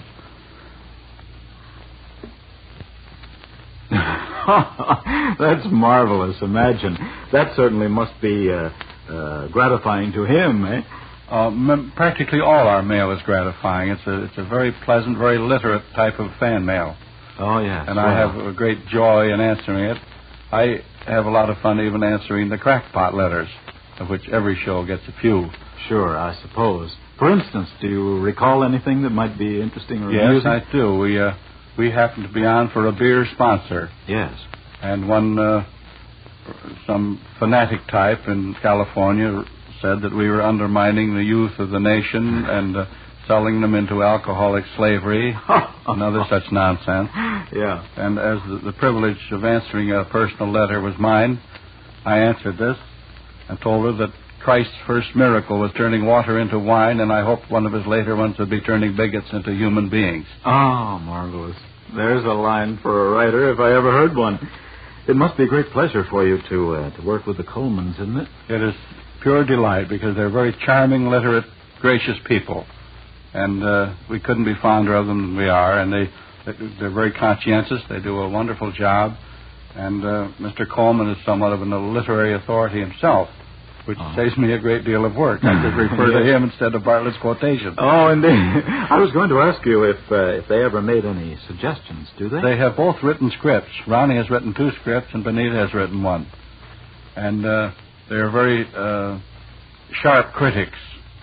They know when a theme or an attitude is fraudulent and correct it. Not that it often is in this show, because we work too closely together. But they are very sharp in detecting a false note or a lack of quality. Yes, well, that certainly must be most helpful. Too, in listening to the show, they seem to enjoy themselves very much. You can tell, you know. An actor feels the reactions and he feels the script, and I think a knowing listener can feel the actor's feeling, if you get what I mean. I have always held to the theory that friendliness is a communicable feeling in the air. Yeah. And this is probably, and I can say this after 25 or 30 years of radio writing, this is probably the happiest group of people on one show that I've ever seen. Everyone likes everyone else. Everyone is competent. We have experts in every department. And it is, from a writer's standpoint and a production standpoint, it's a pure joy to put this show on the air every week.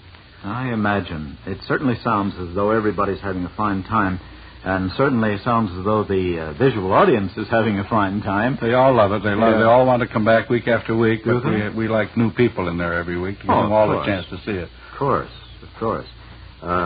Do the Colemans ever express themselves as missing the stage? I mean, does Halls of Ivy quite take the place of the stage for them, or what? Well, I think all actors have a certain nostalgia for the stage, but this is such a pleasant and comparatively easy chore for an actor, and I think it's the compensation is a little higher, except maybe for a motion picture. Yes. And then you're not under the pressure that you are in either the stage or pictures. Absolutely. So I think they enjoy this as much as they would a stage production. You may, if you wish, say I refuse to answer, you understand, because I'm going to ask you a question now to which you may want to give that answer. We extend that privilege beforehand. However, I hope you won't. The question is this. Is the idea of the show, or are any of the characters in it, biographical or perhaps autobiographical? No. There's no autobiographical basis for any of the characters. Some of them have been borrowed lightly from people we know. But we don't lean heavily on acquaintances. Mostly they're idealizations of people that we have known. I see. How did Mr. Wellman develop? Of course, quite obviously, or it seems quite obvious, he has become a very popular character. How did he develop? He developed mostly, I think, because we needed a conflict in the show. We needed a menace of some sort and a dissonant note. Yeah. Which he fulfills very well. He's a fine man and a good actor, and he's a lot of fun. Yeah. And I will say that college boards throughout the country have taken this kid in very good part. Have they? Fine. No, there is no malice in it. Yeah. He plays the part beautifully, no question about it. His pacing and his mood. Well, he's a very competent actor. Who is he? He's an old Herbert Butterworth. Oh, yes. A stock company of many years, an actor of long standing. Mm-hmm. That's very interesting. To get back to that other thing I was talking about, the theory of the actor inspiring the writer, have any things that he has done, any treatments that he has given the part, ever inspired you to, given you an idea for some future script? Well, any writer or any producer who ignores an actor's suggestions is an idiot, because they have some very valuable contributions to make. They know what they want to say and how they're going to say it. And the best radio writing is done for certain talents and for certain people, tailored to their delivery. And everyone on our show is free to submit ideas, and they all take advantage of it. They all submit them, and we listen very respectfully to them, including Mr. Wellman. Good, that's fine. And, of course, Mr. Merriweather He's our friend. Mr. Merriweather is Gail Gordon. Yes, I know. Who was the original Dr. Hall. Yeah. Plan. Oh, I had the planned original, yes. Well, of course, when he comes in and takes up the fight in Toddy's behalf, we all love him, of course. How did he develop? Well, he developed from the very first show. Yeah. He was such a likable character that we decided to use him as an offset for Mr. Wellman. Yeah. You've certainly given him some terrific lines. Some of these comedy things of his are delightful. And the housekeeper, how about her? Did you just insert her for a reason? Well, our production man, Mr. Milton Merlin, who is a book reviewer, a very well-read man, and one of our chief writers, practically invented her. Uh-huh. And she is played by Elizabeth Patterson, yes. who was an old-time movie actress and whom you would recognize instantly if you saw her. Yes. My wife and I recognized the name right away, of course, and I think the voice, too, yes. Uh-huh. Which character would you say gets the strongest audience response? I suppose that's Dr. Hall himself, but I mean of the other characters. I think Mr. Wellman, probably. Uh-huh. Mr. Wellman, yes. Overwhelmingly, I would say, after Dr. Hall and Mrs. Hall. Uh-huh. Because he's probably the most projecting of the characters. Yes, yes. You usually give him a very flamboyant entrance or exit, and he has some snapper to his exit. That's right. And every once in a while we give him something nice to do to show that he is a human being after all. Yes, I noticed that toward the end of last season. You had a very nice touch in there.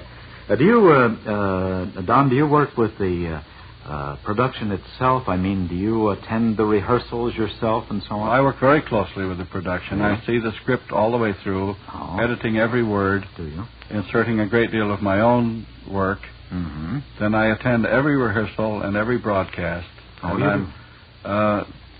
This, to me, is one of the writer's obligations, because if anything should happen, if an emergency should arise at the last minute, the writer must be there to make corrections and changes.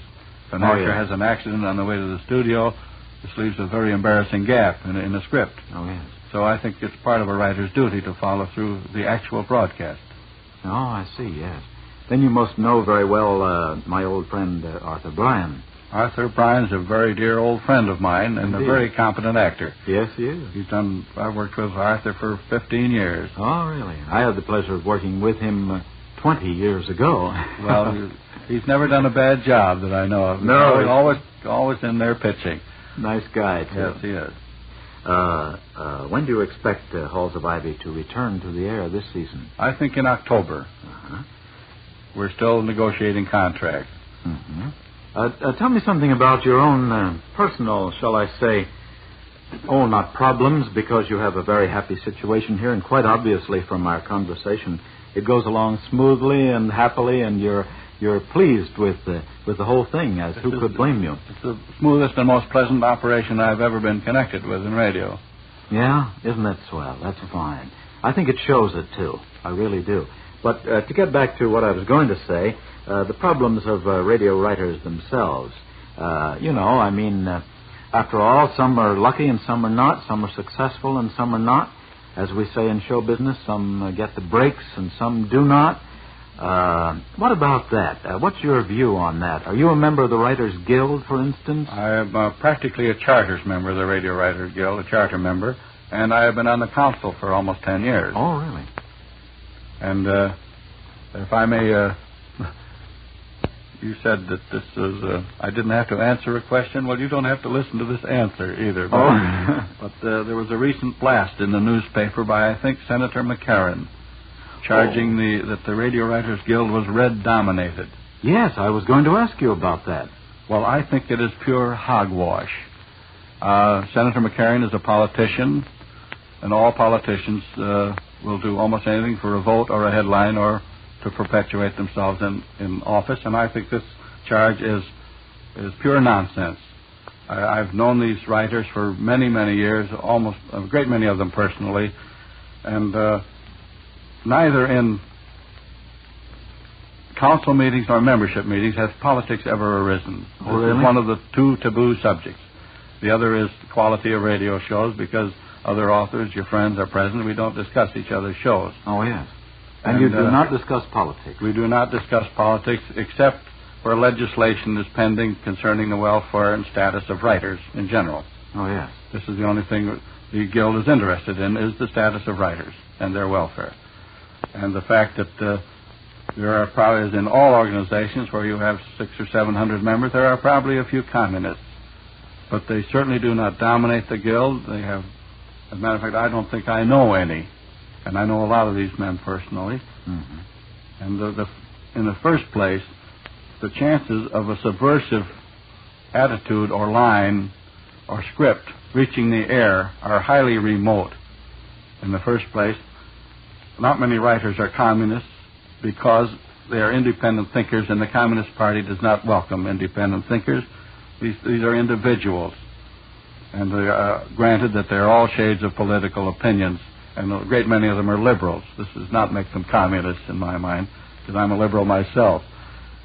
But to get a subversive line on the air after going through production men, advertising men, mimeograph girls, engineers, network authorities, continuity acceptance, this would require a collusion on the part of all people, which would be utterly fantastic. Yes. And I think to get communistic ideas either on the screen or on the radio are very remote. And I've never heard one in all my years of radio writing. As a matter of fact, the record of the writers during the war effort was very, very good. I personally have a drawer full of citations, medals, and recommendations from various government agencies, and I'm only one writer. Yes. They've all done great work during the war and supported the government in all ways, and it annoys me very much to hear this group branded as red-dominated, because I do not think they are. In fact, I'm sure they're not. Well, it's wonderful and certainly most gratifying to hear you say that. It would seem to me, on the face of it, to be a little ridiculous anyhow, because if some subversive line or thought had to be so extremely subtle that it would get by all of these people. Ineffective anyway. That's the point, exactly. Yes. Exactly. Well, thank you very much, Don Quinn. It's been a great pleasure to have you in our studio. Ladies and gentlemen, this Don Quinn, whom you have heard talking, is the originator, owner, and writer of the famous program, The Halls of Ivy. And it was he who originated and wrote for many years our other popular show that we used to carry, Fibber McGee and Molly. We all look forward to the return of your delightful Halls of Ivy, Don Quinn, and we all look forward to the return of you and Mrs. Quinn and your children to Hawaii. Thank you, Owen. It's been delightful to be here, and I hope you can come back soon. I hope you can. Aloha. Aloha nui. This interview of Mr. Quinn has been transcribed in our studios and presented as another of our broadcasts in the public interest. This is Owen Cunningham speaking. One day a hush will fall, the footsteps of us all will echo down the hall and disappear. But as we sadly start our journeys far apart, a part of every heart will linger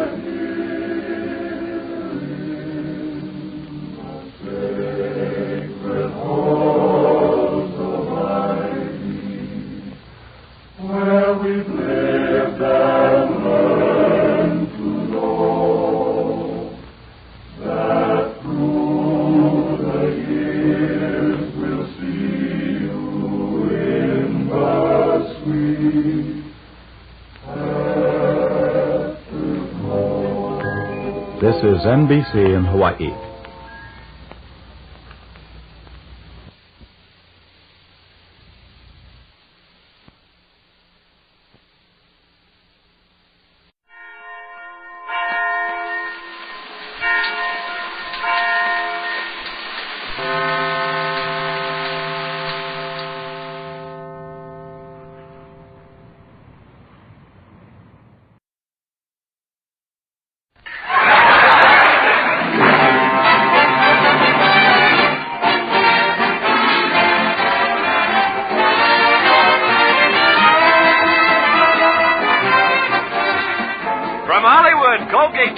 Presents the Mel Blanc Show, written by Mac Benoff with Mary Jane Croft, Joe Kearns, Hans Conried, Victor Miller and his orchestra, and starring the creator of the voice of Bugs Bunny. up, Jack? Yes, Colgate tooth powder for a breath that's sweet and teeth that sparkle brings you the Mel Blanc Show, with Mel playing his new character, Zookie. Hello, everybody. Hello, everybody. Hi. And starring himself in person, Mel Blanc. Hi, folks. Ugga, ugga, boo, ugga, boo, boo, ugga.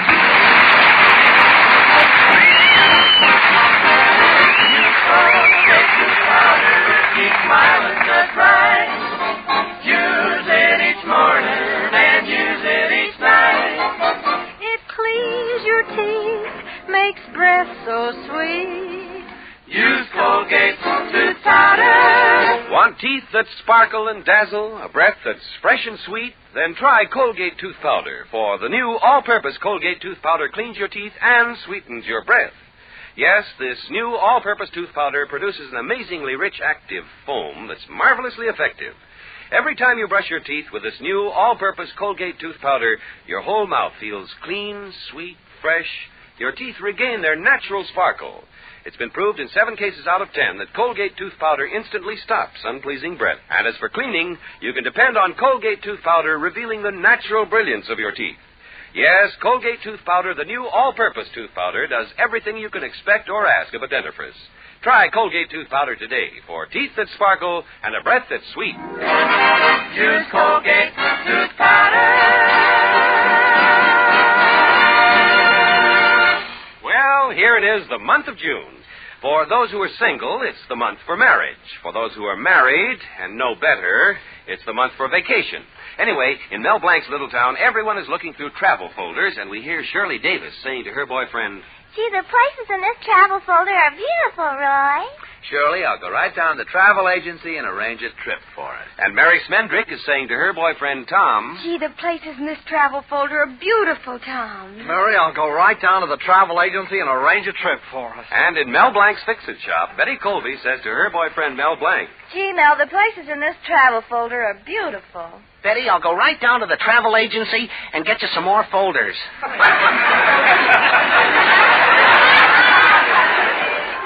Mel, if we get married, we've got to go somewhere. Look at these places. Alluring Alaska, haunting Hawaii, mysterious Mexico. Betty, haven't you got anything like cheap Cucamonga? I can just see us now in Alaska. We could go tobogganing and dog sledding. Oh, it's so much fun to go dog sledding. You'd yell mush and I'd yell mush. Yeah, but while we're mushing, who's going to watch a sled? Nothing doing, Betty. I can't afford any long trips. Well, here's a nice trip. It's only $200, and we can see the Hoover Dam. Betty, I know how to save the $200.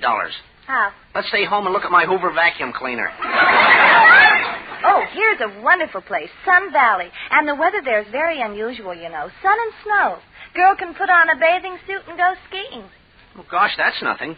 What's really unusual is to see a girl put on a bathing suit and go swimming. What are you talking about? You can hardly swim yourself. Oh, is that so? You should see me swim and dive. In fact, I'm one of the best divers in the country. I do a half gainer, a jackknife, and a swan dive all rolled into one. Oh, what's that called? Belly flop. Look, Betty, let me handle one vacation problem. First, I've got to get that summer cottage for your father.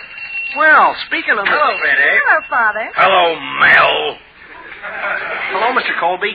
Say, Mr. Colby, I think I'll be able to line up a summer cottage for you. Well, I've been thinking, Mel, what I really want is to get away from it all. I want to live in the open, cook my meals in an open field with no roof over my head. I want to live like a hermit.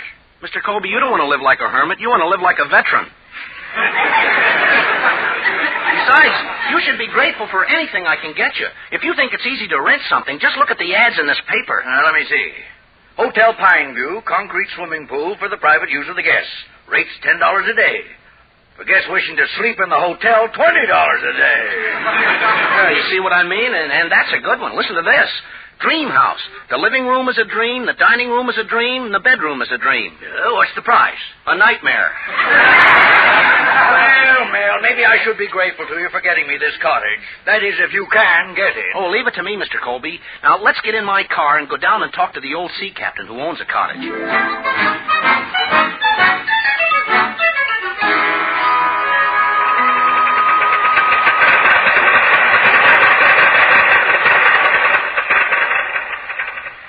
Gosh, Mr. Colby, listen to that motor purr. Sounds like a new 47.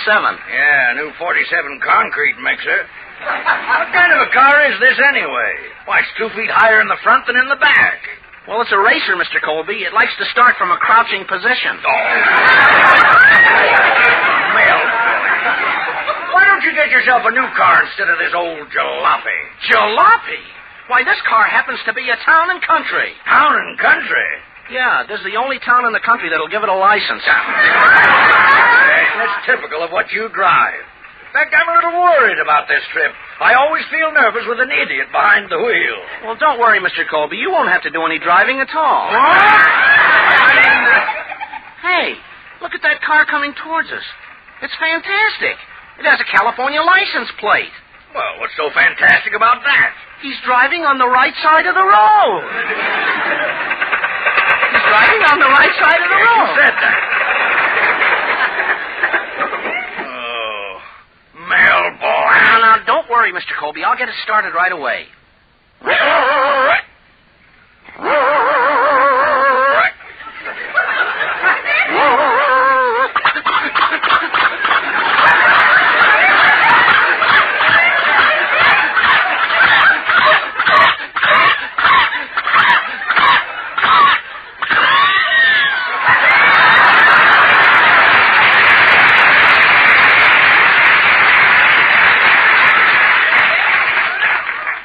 Colby? What is it this time? I think I blew a gasket.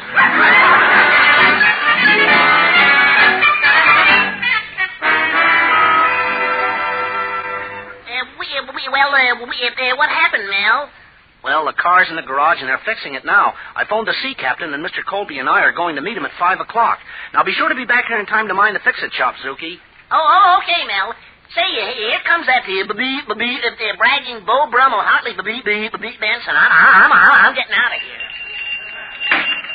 Hello, Hartley. Was that the screeching of your brakes I heard just outside? No, Mel, old boy. It was merely the squeal of hundreds of women looking at great, big, adorable me.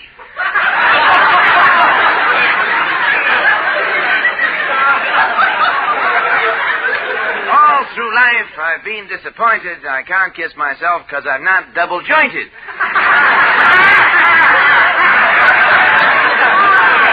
Oh, Hartley, you're not such a big shot with the women. Oh, no, Mel. In a recent survey was shown that men of distinction prefer to hold a highball glass in their hands, but women of distinction prefer to hold me. Look, Hartley, you don't bother me at all today. I'm renting a summer cottage for Mr. Colby, and if I can get in good with him, everything will be milk and honey. Mel, old boy, your milk has just curdled. I've just talked to the sea captain myself, and he has promised to rent the cottage to me. What? Yes. In fact, I'm signing the lease tonight. Hartley, were you out at the seashore today? Yes, Mel, and as usual, I was the center of attraction. Some of the girls wore one-piece satin bathing suits, other girls wore polka-dot midriffs, but all eyes were upon me. Well, what were you wearing? My rhinestone evening trunks.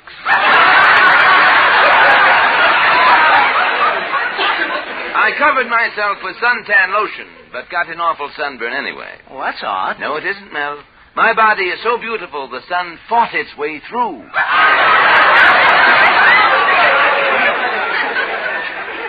There was a beautiful lady lifeguard, and she rescued me 18 times. 18 times she grabbed me and pulled me to her. Oh, Hartley, can't you swim? I wasn't even in the water. But I finally did go in. First I dipped in my toe. A crab grabbed it. Did he bite you? No, just kissed.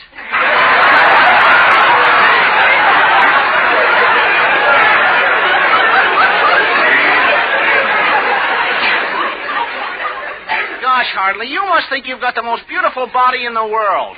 Mel, you know how when some people pass away, they give their bodies to Harvard for medical research? Yeah? I'm giving mine to Vassar.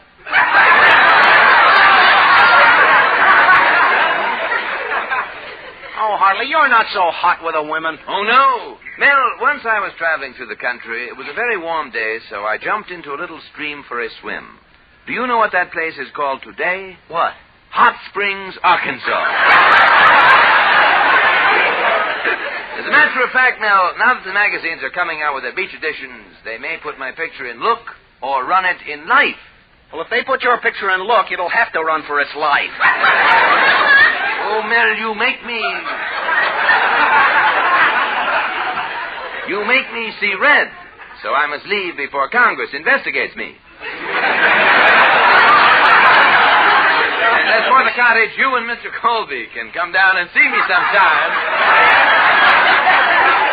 And bring Santa Claus.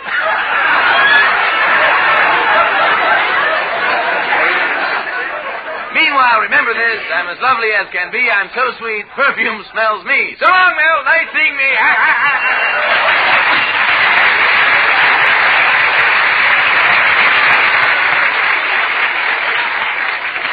Holy cat, Benson getting the summer cottage away from me right under my nose. When Mr. Colby finds out he has no place to spend the summer, he'll kill me. Well, if he does kill me, I'll have one thing over him. At least I'll know where I'll spend my summer.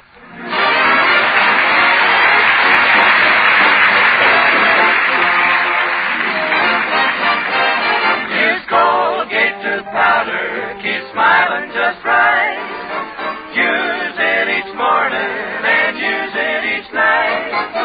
It cleans your teeth, makes breath so sweet. Use Colgate tooth powder. Teeth that sparkle, a breath that's sweet. Isn't that what everyone wants? Try Colgate tooth powder, the all-purpose tooth powder.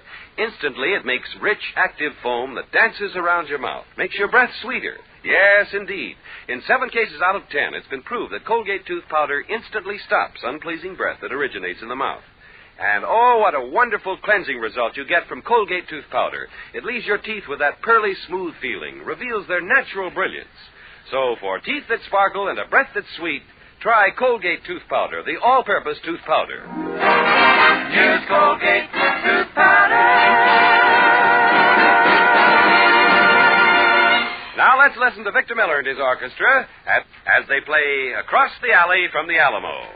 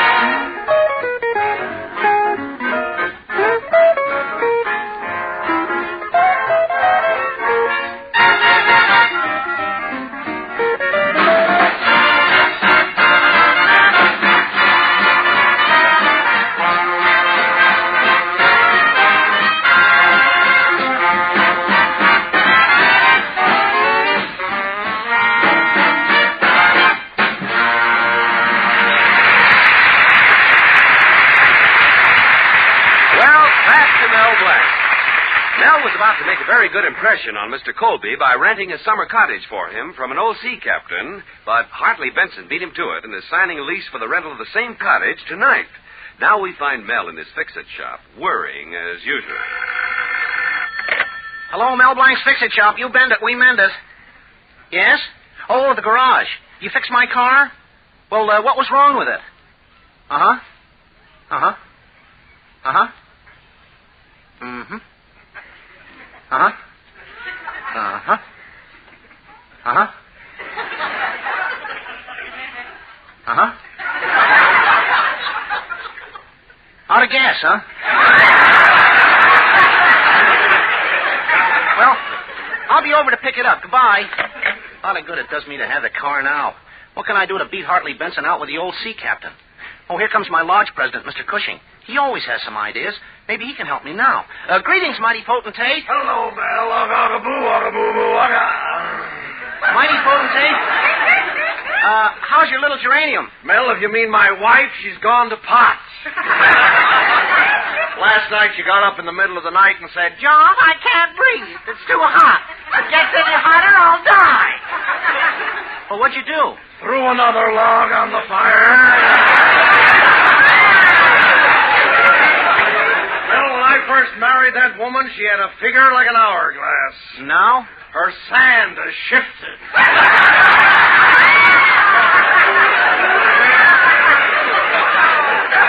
What a face! Why, the other day we went to the beach. I covered her almost completely with sand. The only thing uncovered was her face. What happened? The cops arrested her for indecent exposure. Oh, her face isn't that bad. Oh, no? When she went into the water, the tide went out. So what? The tide always goes out. This one never came back. Well, finally she got out into the water and the fish saw her. Mel, that's the first time in history anybody ever heard a barracuda scream. But she went out too far. There was a fishing boat there, and they caught her in a salmon net. Oh, that must have been terrible. No. At the cannery, they rejected her. Oh, come now. You're just making things up. Can you blame me? What a woman. Last week we were on a hunting trip. I'll never forget it. I'd loaded the rifle. I was aiming it when my wife said, "Oh, John, I want to use the rifle. Let me have it. Come on, John, let me have it." Get up. What a temptation.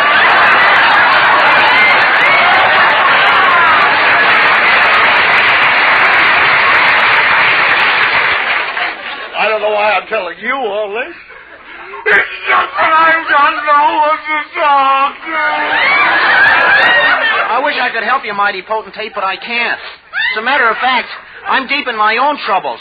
I was supposed to rent a cottage from an old sea captain for Mr. Colby, but Hartley Benson is signing a lease for it tonight. Mel, you just mentioned an old sea captain. You remember his name? Yeah, it's Captain Zerb. Captain Zerb? Why, he's an old friend of mine. Mel, I got a great idea for you. What is it? Now, Captain Zerb is a pushover for anything having to do with the sea. You go there, pretend that you're an old seafaring salt yourself, and I'll bet he rents that cottage to you. That's a great idea, mighty potentate. What made you think of a thing like that so fast? What do you know about the sea? Mel, remember my wife. For 20 years I've been married to an old tugboat. Well,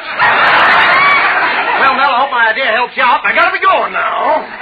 Where are you going, mighty potentate? Well, Mel, I can do one or two things. I can go to the movies and see the web, or I can go home and look at the spider I married.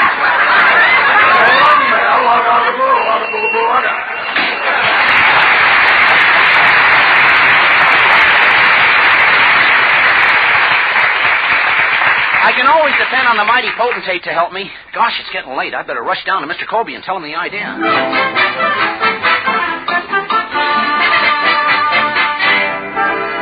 Oh, Mel, I knew you couldn't do a thing right. You had to foul it up some way.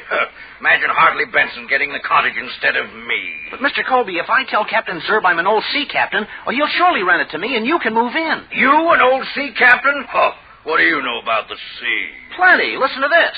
Alas, landlubbers, for the aft, hang the barnacles in the barn.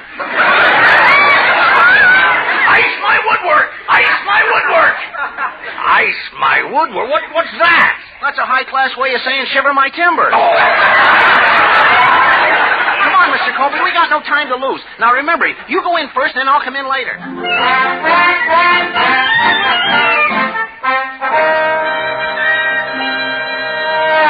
I'm sorry, matey, but my course is set.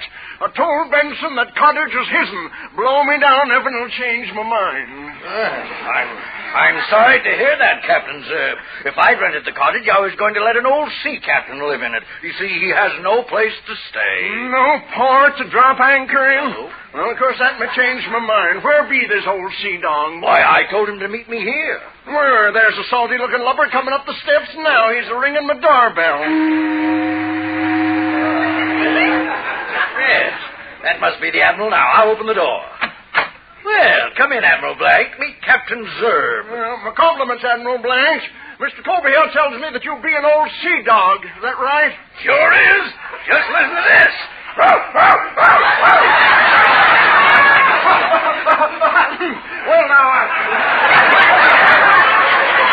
you have a gangplank, heist up the pennants, and pipe him aboard. And while you're at it, reef in the mainsails. Go to the forecastle and get me a popsicle. Mr. Colbier tells me you got no place to stay. That's right. I just got back from a trip across the Atlantic. Made it in 10 hours. No, wait a minute. How could you possibly sail across the Atlantic Ocean in 10 hours? The lights were with me all the way. I got kind of cold, too. I suppose you wore your long underwear aboard ship, huh? You bet, and I kept the hatches fastened, too. Osh, my baggage. What a time we had, singing all the way. Yo-ho-ho, and a bottle of milk.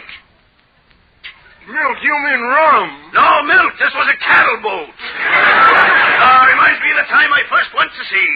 The captain giving me orders all the time. Was you his first mate? No, his second mate. His first wife died. What a skipper. Captain Zerb, now, about renting the cottage. Mr. Colby, sir, it appears to me like everything's shipshape. Admiral Blanc here told you enough for me. When this Benson landlubber comes along, I'm going to get everything squared away. You got the cottage. Captain, as we men of the sea always say, you're a salt after my own shaker.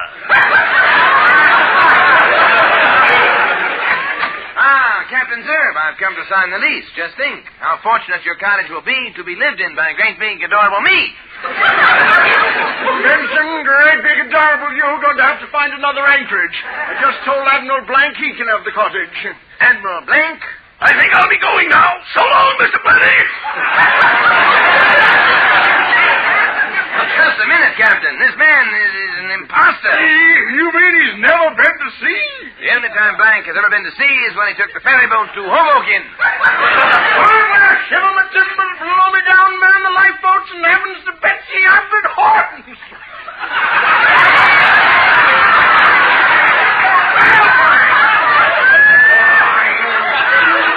I knew it would turn out this way. I'm going to scuttle every bone in your body.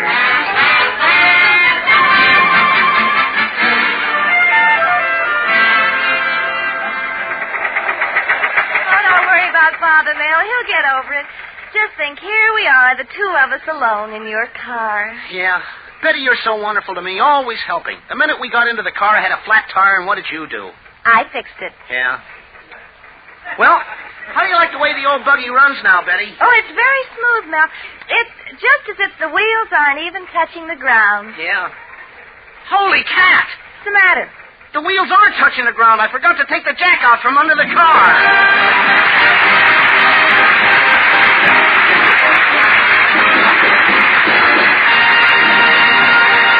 This is Mel Blanc saying thanks for listening. Good night, and that's all, folks.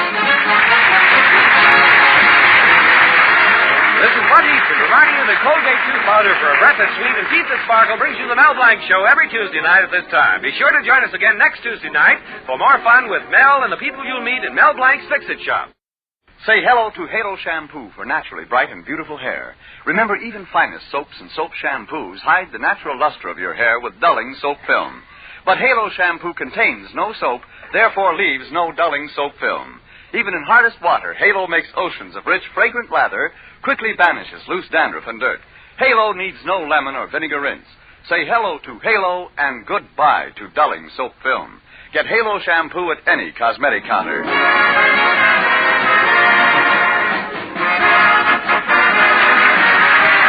Mel Blanc every Tuesday night at this time. This is CBS, the Columbia Broadcasting System.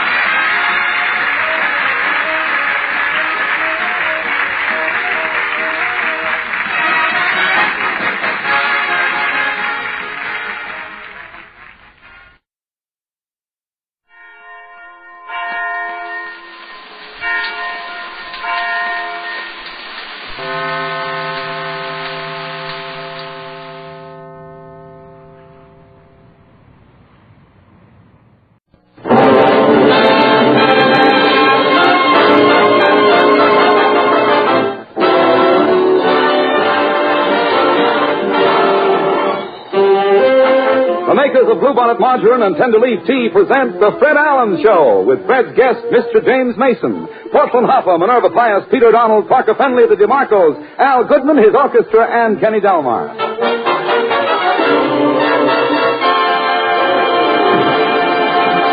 Here's one of today's shopping problems easily solved. Just remember this. If you're worried because your children aren't eating enough vegetables, because you realize how important vegetables are in a well-rounded diet, listen carefully.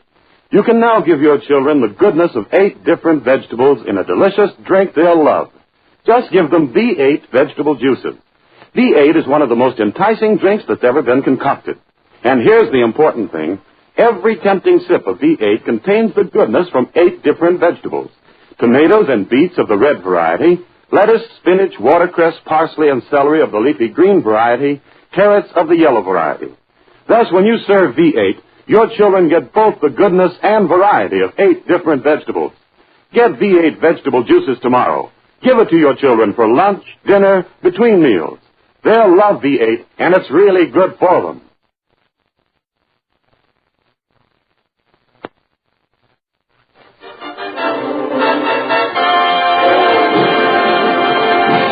Ladies and gentlemen, statistics show that today American colleges are crowded worse than ever before.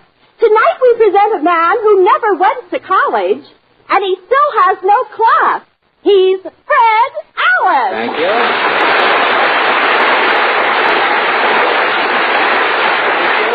Thank you, and good evening, ladies and gentlemen. At Portland, I heard your news scoop at the opening of the program there about the colleges being jammed. Oh, Mama says it's a good sign. Colleges being crowded is a good sign. Mama says if enough people go to college, They'll get smart.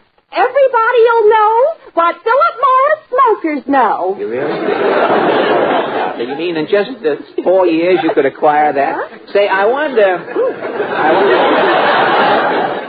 how many packs of Philip Morris's you have to smoke before you know it all. Well, Portland, I should have quit when there was nothing going on. Well, Portland, apart from food conservation, what is in the news this week? Somebody invented a meat substitute. It's called a Truman Burger. Oh, I saw that, a Truman Burger. I saw that. I wonder how they make a Truman Burger. Well, don't let this get out, but I got the recipe from Charlie Luckman.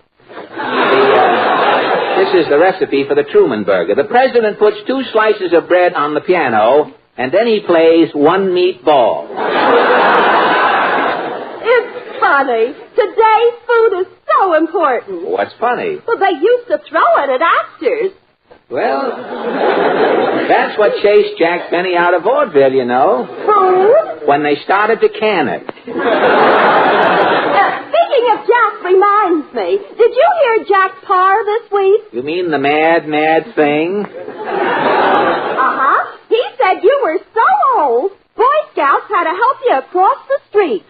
Well, I hope that got a better laugh on Pa's program where he could...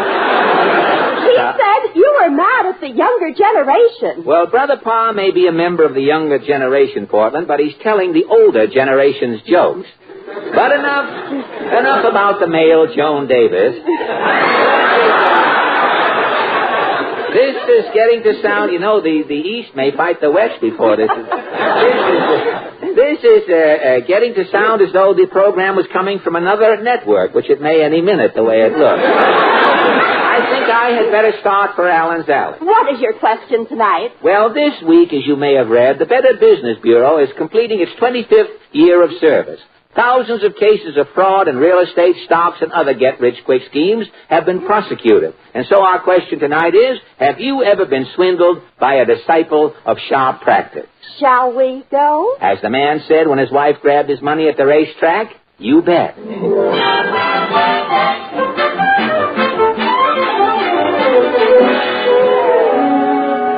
Here we are back in Allen's Alley, Portland. Senator Claghorn's gavel is on the front steps. I guess he doesn't give a rap tonight. Well, let's knock. Who is it calling on old Senator Claghorn? Oh, it's you, well, son. Senator. Speak up, son. I gotta hop to it. I'm busier than a pump handle during a temperance picnic. I'm writing a book. Writing a book? Senator Wiley of Wisconsin wrote a book called Laughing with Congress. Yes? My book's called Chuckling with Claghorse. Chuckling with Claghorse. I got one joke in my book. It's about the farmer. His land was so poor, he had to spread it with fertilizer before he could raise a flush on it. Well, you mean Let the belly whopper, son. Start hooting and hollering. Yeah? Lean against something and watch your buttons pop. Now, wait a minute. Look, Senator, about this fraud business, have you ever been swindled? Well, son, back in 42, I was rooked to a fare-thee well by the slickest flim-flamming Tom Pepper that ever wore sideburns and bear grease on his hair. Well, this is one man you're describing now. How did he cheat you, Senator? I was running for office. This thimble rigger says, Flaghorn, if you want to get in, I'm your man. He could fix the election? I had a ballot box with a fire going in it and built-in votes. A fire? As they was deposited in the ballot box, the fire burned up all the other candidates' votes. And the built-in votes? They was all for me. You couldn't lose. I was going in like Happy Chandler at a ball game. Fine. I bought 200 ballot boxes with the built-in votes from this jackleg. Yes? The day of the election, something went wrong. With your fake ballot boxes, you didn't go in? I went in, son. Yes? I went in for 30 days. So long. So long, Elliot.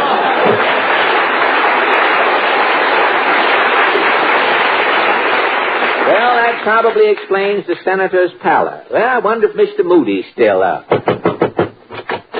Howdy, Bob. Tell me, Mr. Moody, have you ever been the victim of a fraud? Why, only once. What happened? Well, one time I had to go up to New York to buy some new sport jackets for my scarecrows. Well, I was gimping up Broadway with a big wad of money in my shoe. Uh-huh. And a fellow wearing a checkered suit and a jazz bow tie, he pulled me into a doorway. I see. He says, Charlie, how'd you like to have security in your old age? Security, huh? Yeah. He says, Charlie, how'd you like to own your own toll bridge? Your own toll bridge? Yeah. When they're coming across, he says, Charlie, they'll be coming across for you. You fell for it? Yeah. I took off my shoe and I give that oily cuss all my money. For nothing? Well, he gave me a blue uniform, a whistle, a rocking chair, and a collapsible turnstile. A turnstile, eh? Took me to a bridge. It was uptown, 175th Street. 170... Why, that's the George Washington Bridge. Named for president. Yes, it was. I set up my turnstile, sat back in my rocking chair, and started blowing my whistle to collect my tolls. What happened? Why, cars kept shooting by me. Nobody stopped to pay nothing. You were on the New York side? Yes. What did you do? Well, when I closed up my turnstile for lunch, I walked to the other end of the bridge. Uh-huh. And I seen right away what the trouble was. Well, what was the trouble? 3 fellas with turnstiles at the other end was collecting all the tolls. At the Jersey end? And it only goes to prove... To prove what? If you're thinking of opening the toll bridge across the Hudson... Yes? Don't open up on the New York side. You mean the money? The money is all at the other end? Yeah. People will pay anything to get out of Jersey. So long, Bud.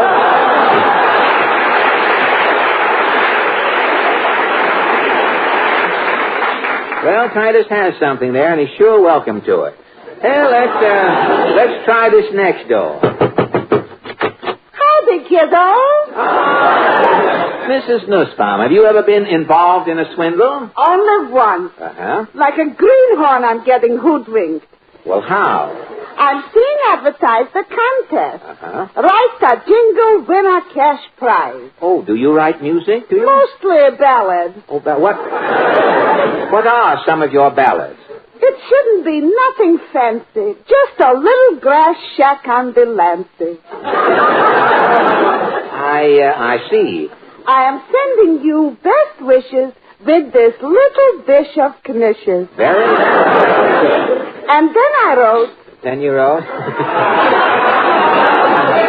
A herring a hacienda, and you. Oh, that sounds good. Tell me what about this jingle contest? I am writing, remember the letters F-M-E for Farfel, Noodles, and Epstein's tea.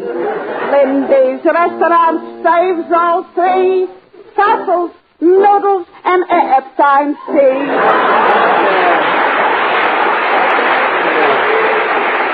Tell me what happened when you mailed in your jingle? Monkey business is ensuing. My jingle they are taking. Someone stole it? They are altering a bissel. Well, how do you know? Tonight I'm turning on my radio. I'm hearing, remember the letters F-M-E for flavor, nutrition, economy. Now, wait a minute. Why, that's a direct steal. What program was it? Who knows? Just as I'm listening, you are knocking on my door. Thank you.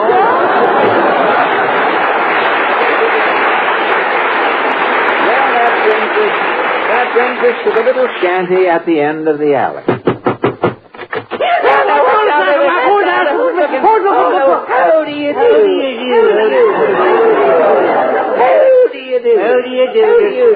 do? Mr. Cassidy, you look tired. Oh, I was up all night at the UN.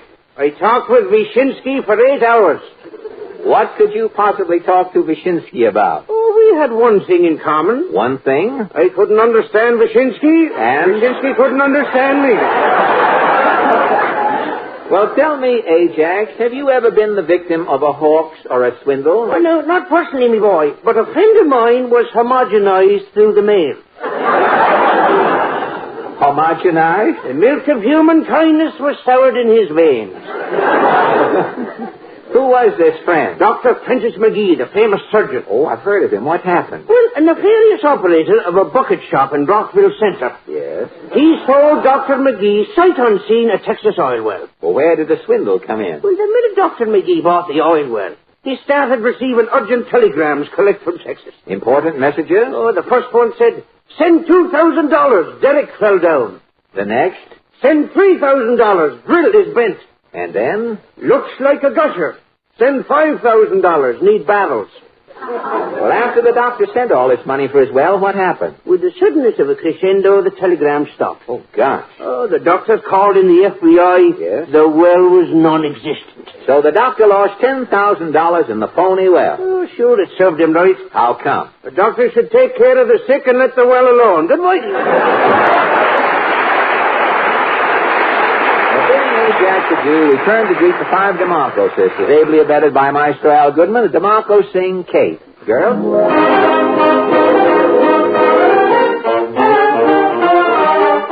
How much longer must he wait, Kate, till you let him know his fate? Hey, Kate, the sun's down, the moon's out, there's no one inside. My questions need answers. Tonight is the night at 9 o'clock. You know you had a date, Kate.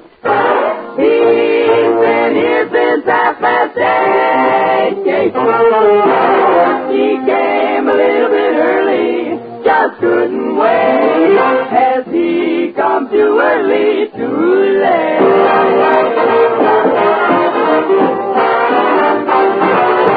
9 p.m. you said you'd see him. He was here at 8:30, Kate.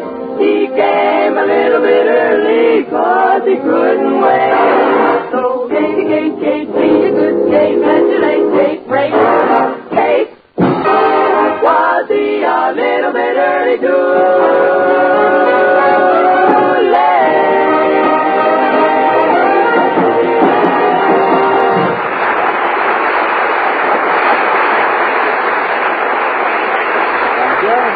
And now, ladies and gentlemen, a few hints for assorted weather.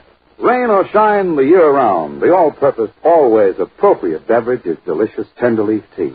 And the way to get even more pleasure from it is in Tenderleaf tea balls. That's why Tenderleaf tea balls outsell all other kinds. They are America's favorites because they are better in every way. The best part of it is that all these advantages are so practical in daily use in your home. The flavor of the tea comes first, of course.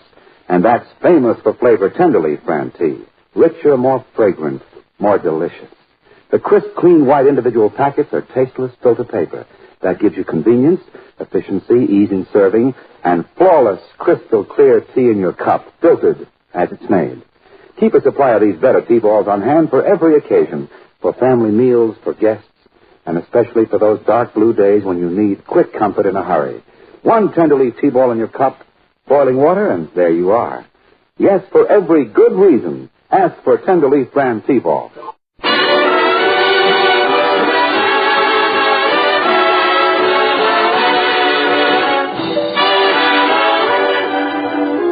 That was just a sample of Almost Like Being in Love, played by Maestro Al Goodman and his UN Orchestra.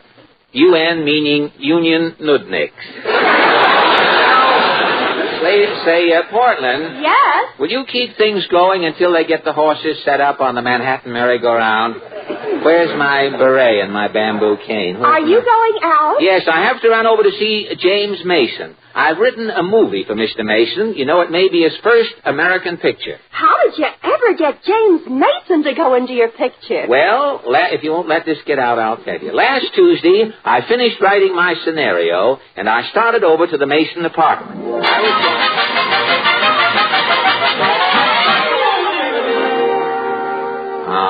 This must be the place. I guess Mr. Mason is at home, too. This sign on the door says, Odd Man In.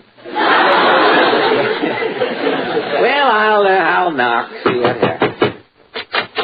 Hello, Fred. Well, James Mason.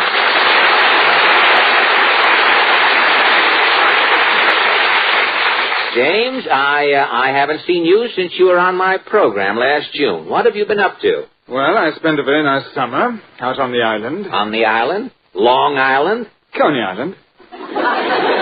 You spent the entire summer at Coney Island? Yes, it was thrilling. Thousands of people milling around on the boardwalk. Millions of people sitting on the sand and on each other.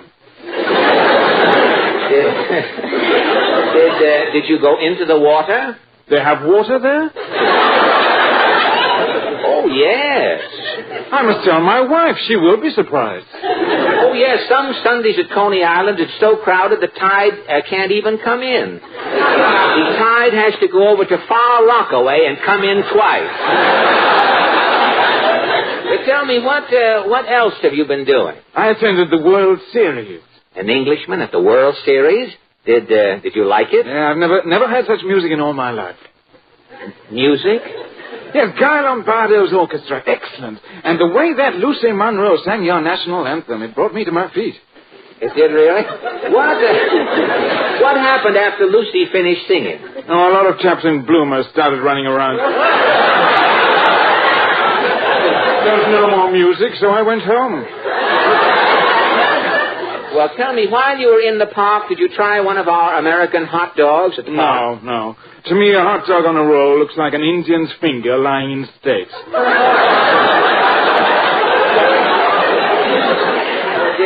Didn't you eat anything at the World Series? As I was leaving the park, the whole Brooklyn crowd was yelling, Cookie. Cookie, and you didn't turn back? I never eat dessert, old boy. Well, James, I'll tell you why I'm here. Now, you haven't been working lately, have you? No, not in pictures, but I've been on several radio programs. Oh, really? What programs? Well, I appeared on Take It or Leave It.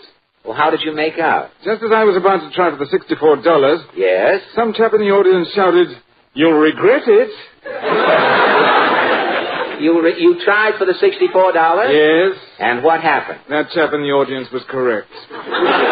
You regretted it? I also regretted the giant jackpot. You regretted it? Tell me, were you on any other programs? I'm going to be on another program this week. Oh, with Jack Eigen? No, I haven't come to that yet. It's a little thing called Information Please. Oh. I'm worried about answering those questions. Oh, it's nothing, James. I've been on Information Please 10 times, and I don't know anything. Yeah, but with me it's different, Fred. Different how? I'm stupid. Well, look, James, if you want to be able to answer every question on that program, why don't you try my system? What's your system, Fred? When I'm on Information Please, I go to the studio 10 minutes early. I walk in, hang up my hat, go over to the guest table, sit down in a big chair, lean over to John Kieran, and I say, John, what do you know?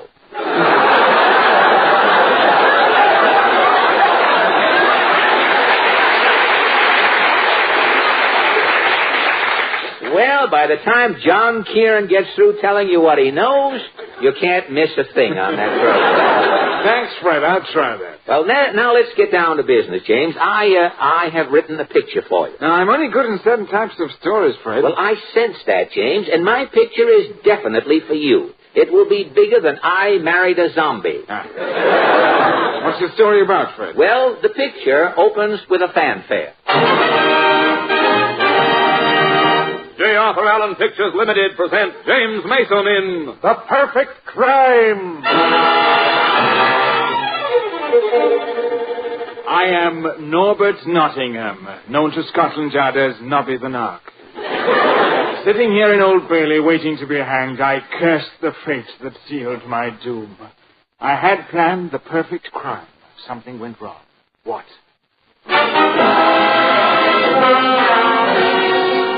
That day at home, after I'd worked out my crime in detail, I rang for my faithful houseboy, Chung. Oh, you Ling or Mr. Nottingham? Yes, Chung. Sir Stafford Pipps, the inventor, will be here any minute. Oh, very good. When he comes, Chung, I want you to go out into the garden and peek through the window. Oh, very good. Chung, I'm going to kill Sir Stafford. When the police arrive, you will be grilled. I want you to say that you saw Sir Stafford come in, place a paper on the table, take out a gun, and shoot himself. Do you understand? Oh, Chung, you recap. Chung go outside, peek in the window. Please the grill Chung. Chung says Sir Stafford put paper on desk, take out gun and shoot self. You won't forget. Not a China much a chance. My alibi was perfect. I knew I could depend on Chung.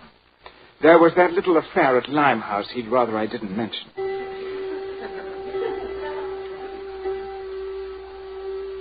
3:00. Sir Stafford would soon arrive.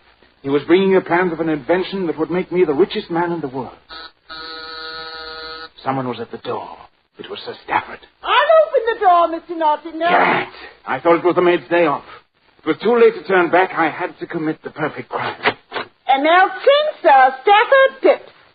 Oh, Nobby, old fig. Sir Stafford, old prune. Have you brought the plans? Righto. This is my greatest invention. Here are the plans. I'll take those plans, Sir Stafford. I say, Nobby, put down the gun.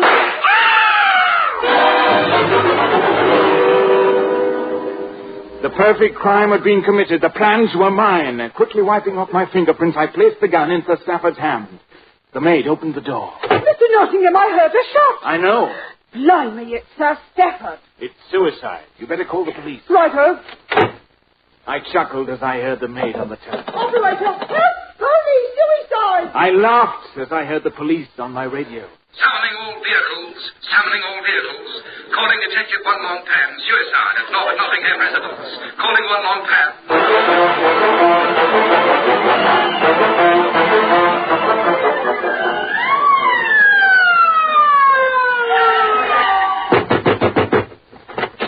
Greetings and shalom alaikum, kiddy. Detective One Long Pan, Oriental Dick Patracy on job. Chababa, chababa, chababa. Long Pan, sure to get lobber. Chababa, chababa, Long Pan, and good voice tonight. Make Perry Como take Bromo. Long Pan. I say, old boy, will you stop that singing? Who are you, little man? I am Norbert Nottingham. What do you do here, Mr. Norbert Nottingham? I live here. Very good. You have $2 you like to try for $4? This is ridiculous. You look at it. Long Pan solved crime in no time. What is, confidentially, what is crime? Sir Stafford Pipps has been shot. Very good. Long Pan lists you, Mr. Norbert Nottingham, for shooting Sir Stafford Nips. Sir Stafford shot himself, you nincompoop. He committed suicide. Suicide. Likely story. Oh, Mr. Nottingham. Oh, lady interlude. Long Pan, cherchez la flemme. Don't be silly. This is only my maid, Martha. You come a little closer, baby. Long Pan give you fast frisk. Catch your hands off me. You ain't no osteopath. You fess up, Martha. What, confidentially, what happened? I was in the kitchen cleaning a bloater. I was just reaching for the bloater's appendix when I heard a shot. Very good, very good. I ran into the study. Sir Stafford's deader than me bloater. He's done himself in. Precisely. Now can I show you to the door, Longpan? Not so fast, Mr. Nottingham. Longpan first examine body. Oh, you see in Sir Stafford's hand? What? A Lawalawa. A Lawalawa. 5-4. You bet. Longpan arrest you again, Mr. Solberg Nottingham, for murder. Sir Stafford Hooser. But I tell you, I didn't kill him. I can produce an eyewitness. Who is eyewitness? My houseboy, Chung. He saw everything. Oh, you ring Mr. Nottingham? Oh, China boy, Landsman. Oh,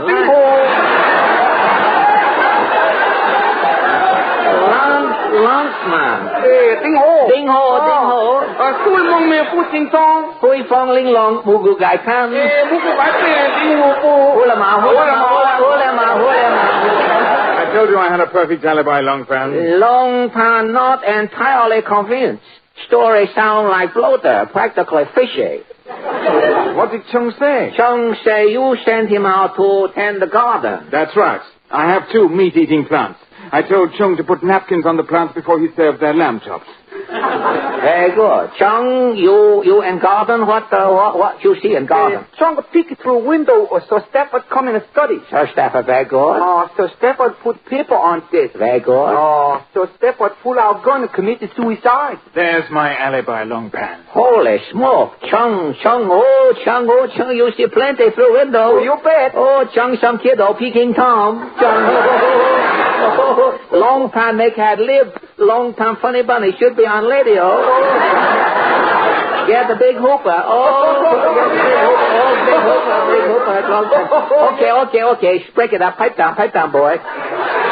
Joke over, boy. What's wrong, Longpan? Longpan, unless you, Mr. Nottingham, third and final time for murder Sir Stafford Hips. But why should I kill Sir Stafford? This plan on a table. Longpan only now, just now, catch on. You see plan X equal Y plus double root divide by Z multiply hypotenuse plug in whoa. You see plan for super duper a magnet. Dad, you understand it? Longpan no schmo. Longpan graduate CCNY. Magna cum laundry. Longpan fly by night beta kappa. You fess up. Motive magnet. Yes, it was to be the biggest magnet in the whole world. Very good. Pointed from England in the direction of the United States, the magnet would have drawn all the gold out of Fort Knox. Holy smoke. Sir Stafford was giving it to Ernie Bevan for Christmas. How about you, Mr. Nottingham? You kill Sir Stafford to use magnet catch 'em gold yourself. You plan, you long time catch you fess up. But what about my alibi? Chung saw everything through the window. Chung say nothing. Alibi phony baloney. You mean? On window is Venetian, you see Venetian blind. To look through Venetian blind must see through straight crack. But Chung, China boy, eye slant. Impossible with slanting eyes to look through straight crack in Venetian blind. I give up, Longpan. You're too much for me. Confucius say man who use Venetian blind for alibi, shady character. Confucius spelled backward, Joe Miller. Longpan, hot tonight. Can you top this? Longpan, long. Before we remind you to remember Bluebonnet Margin and Tenderleaf Tea on your shopping days, I want to thank Mr. James Mason for his visit tonight. Next week, our guest will be our good friend, Jack Haley. Thank you and good night. Good night. This is NBC, the National Broadcasting Company.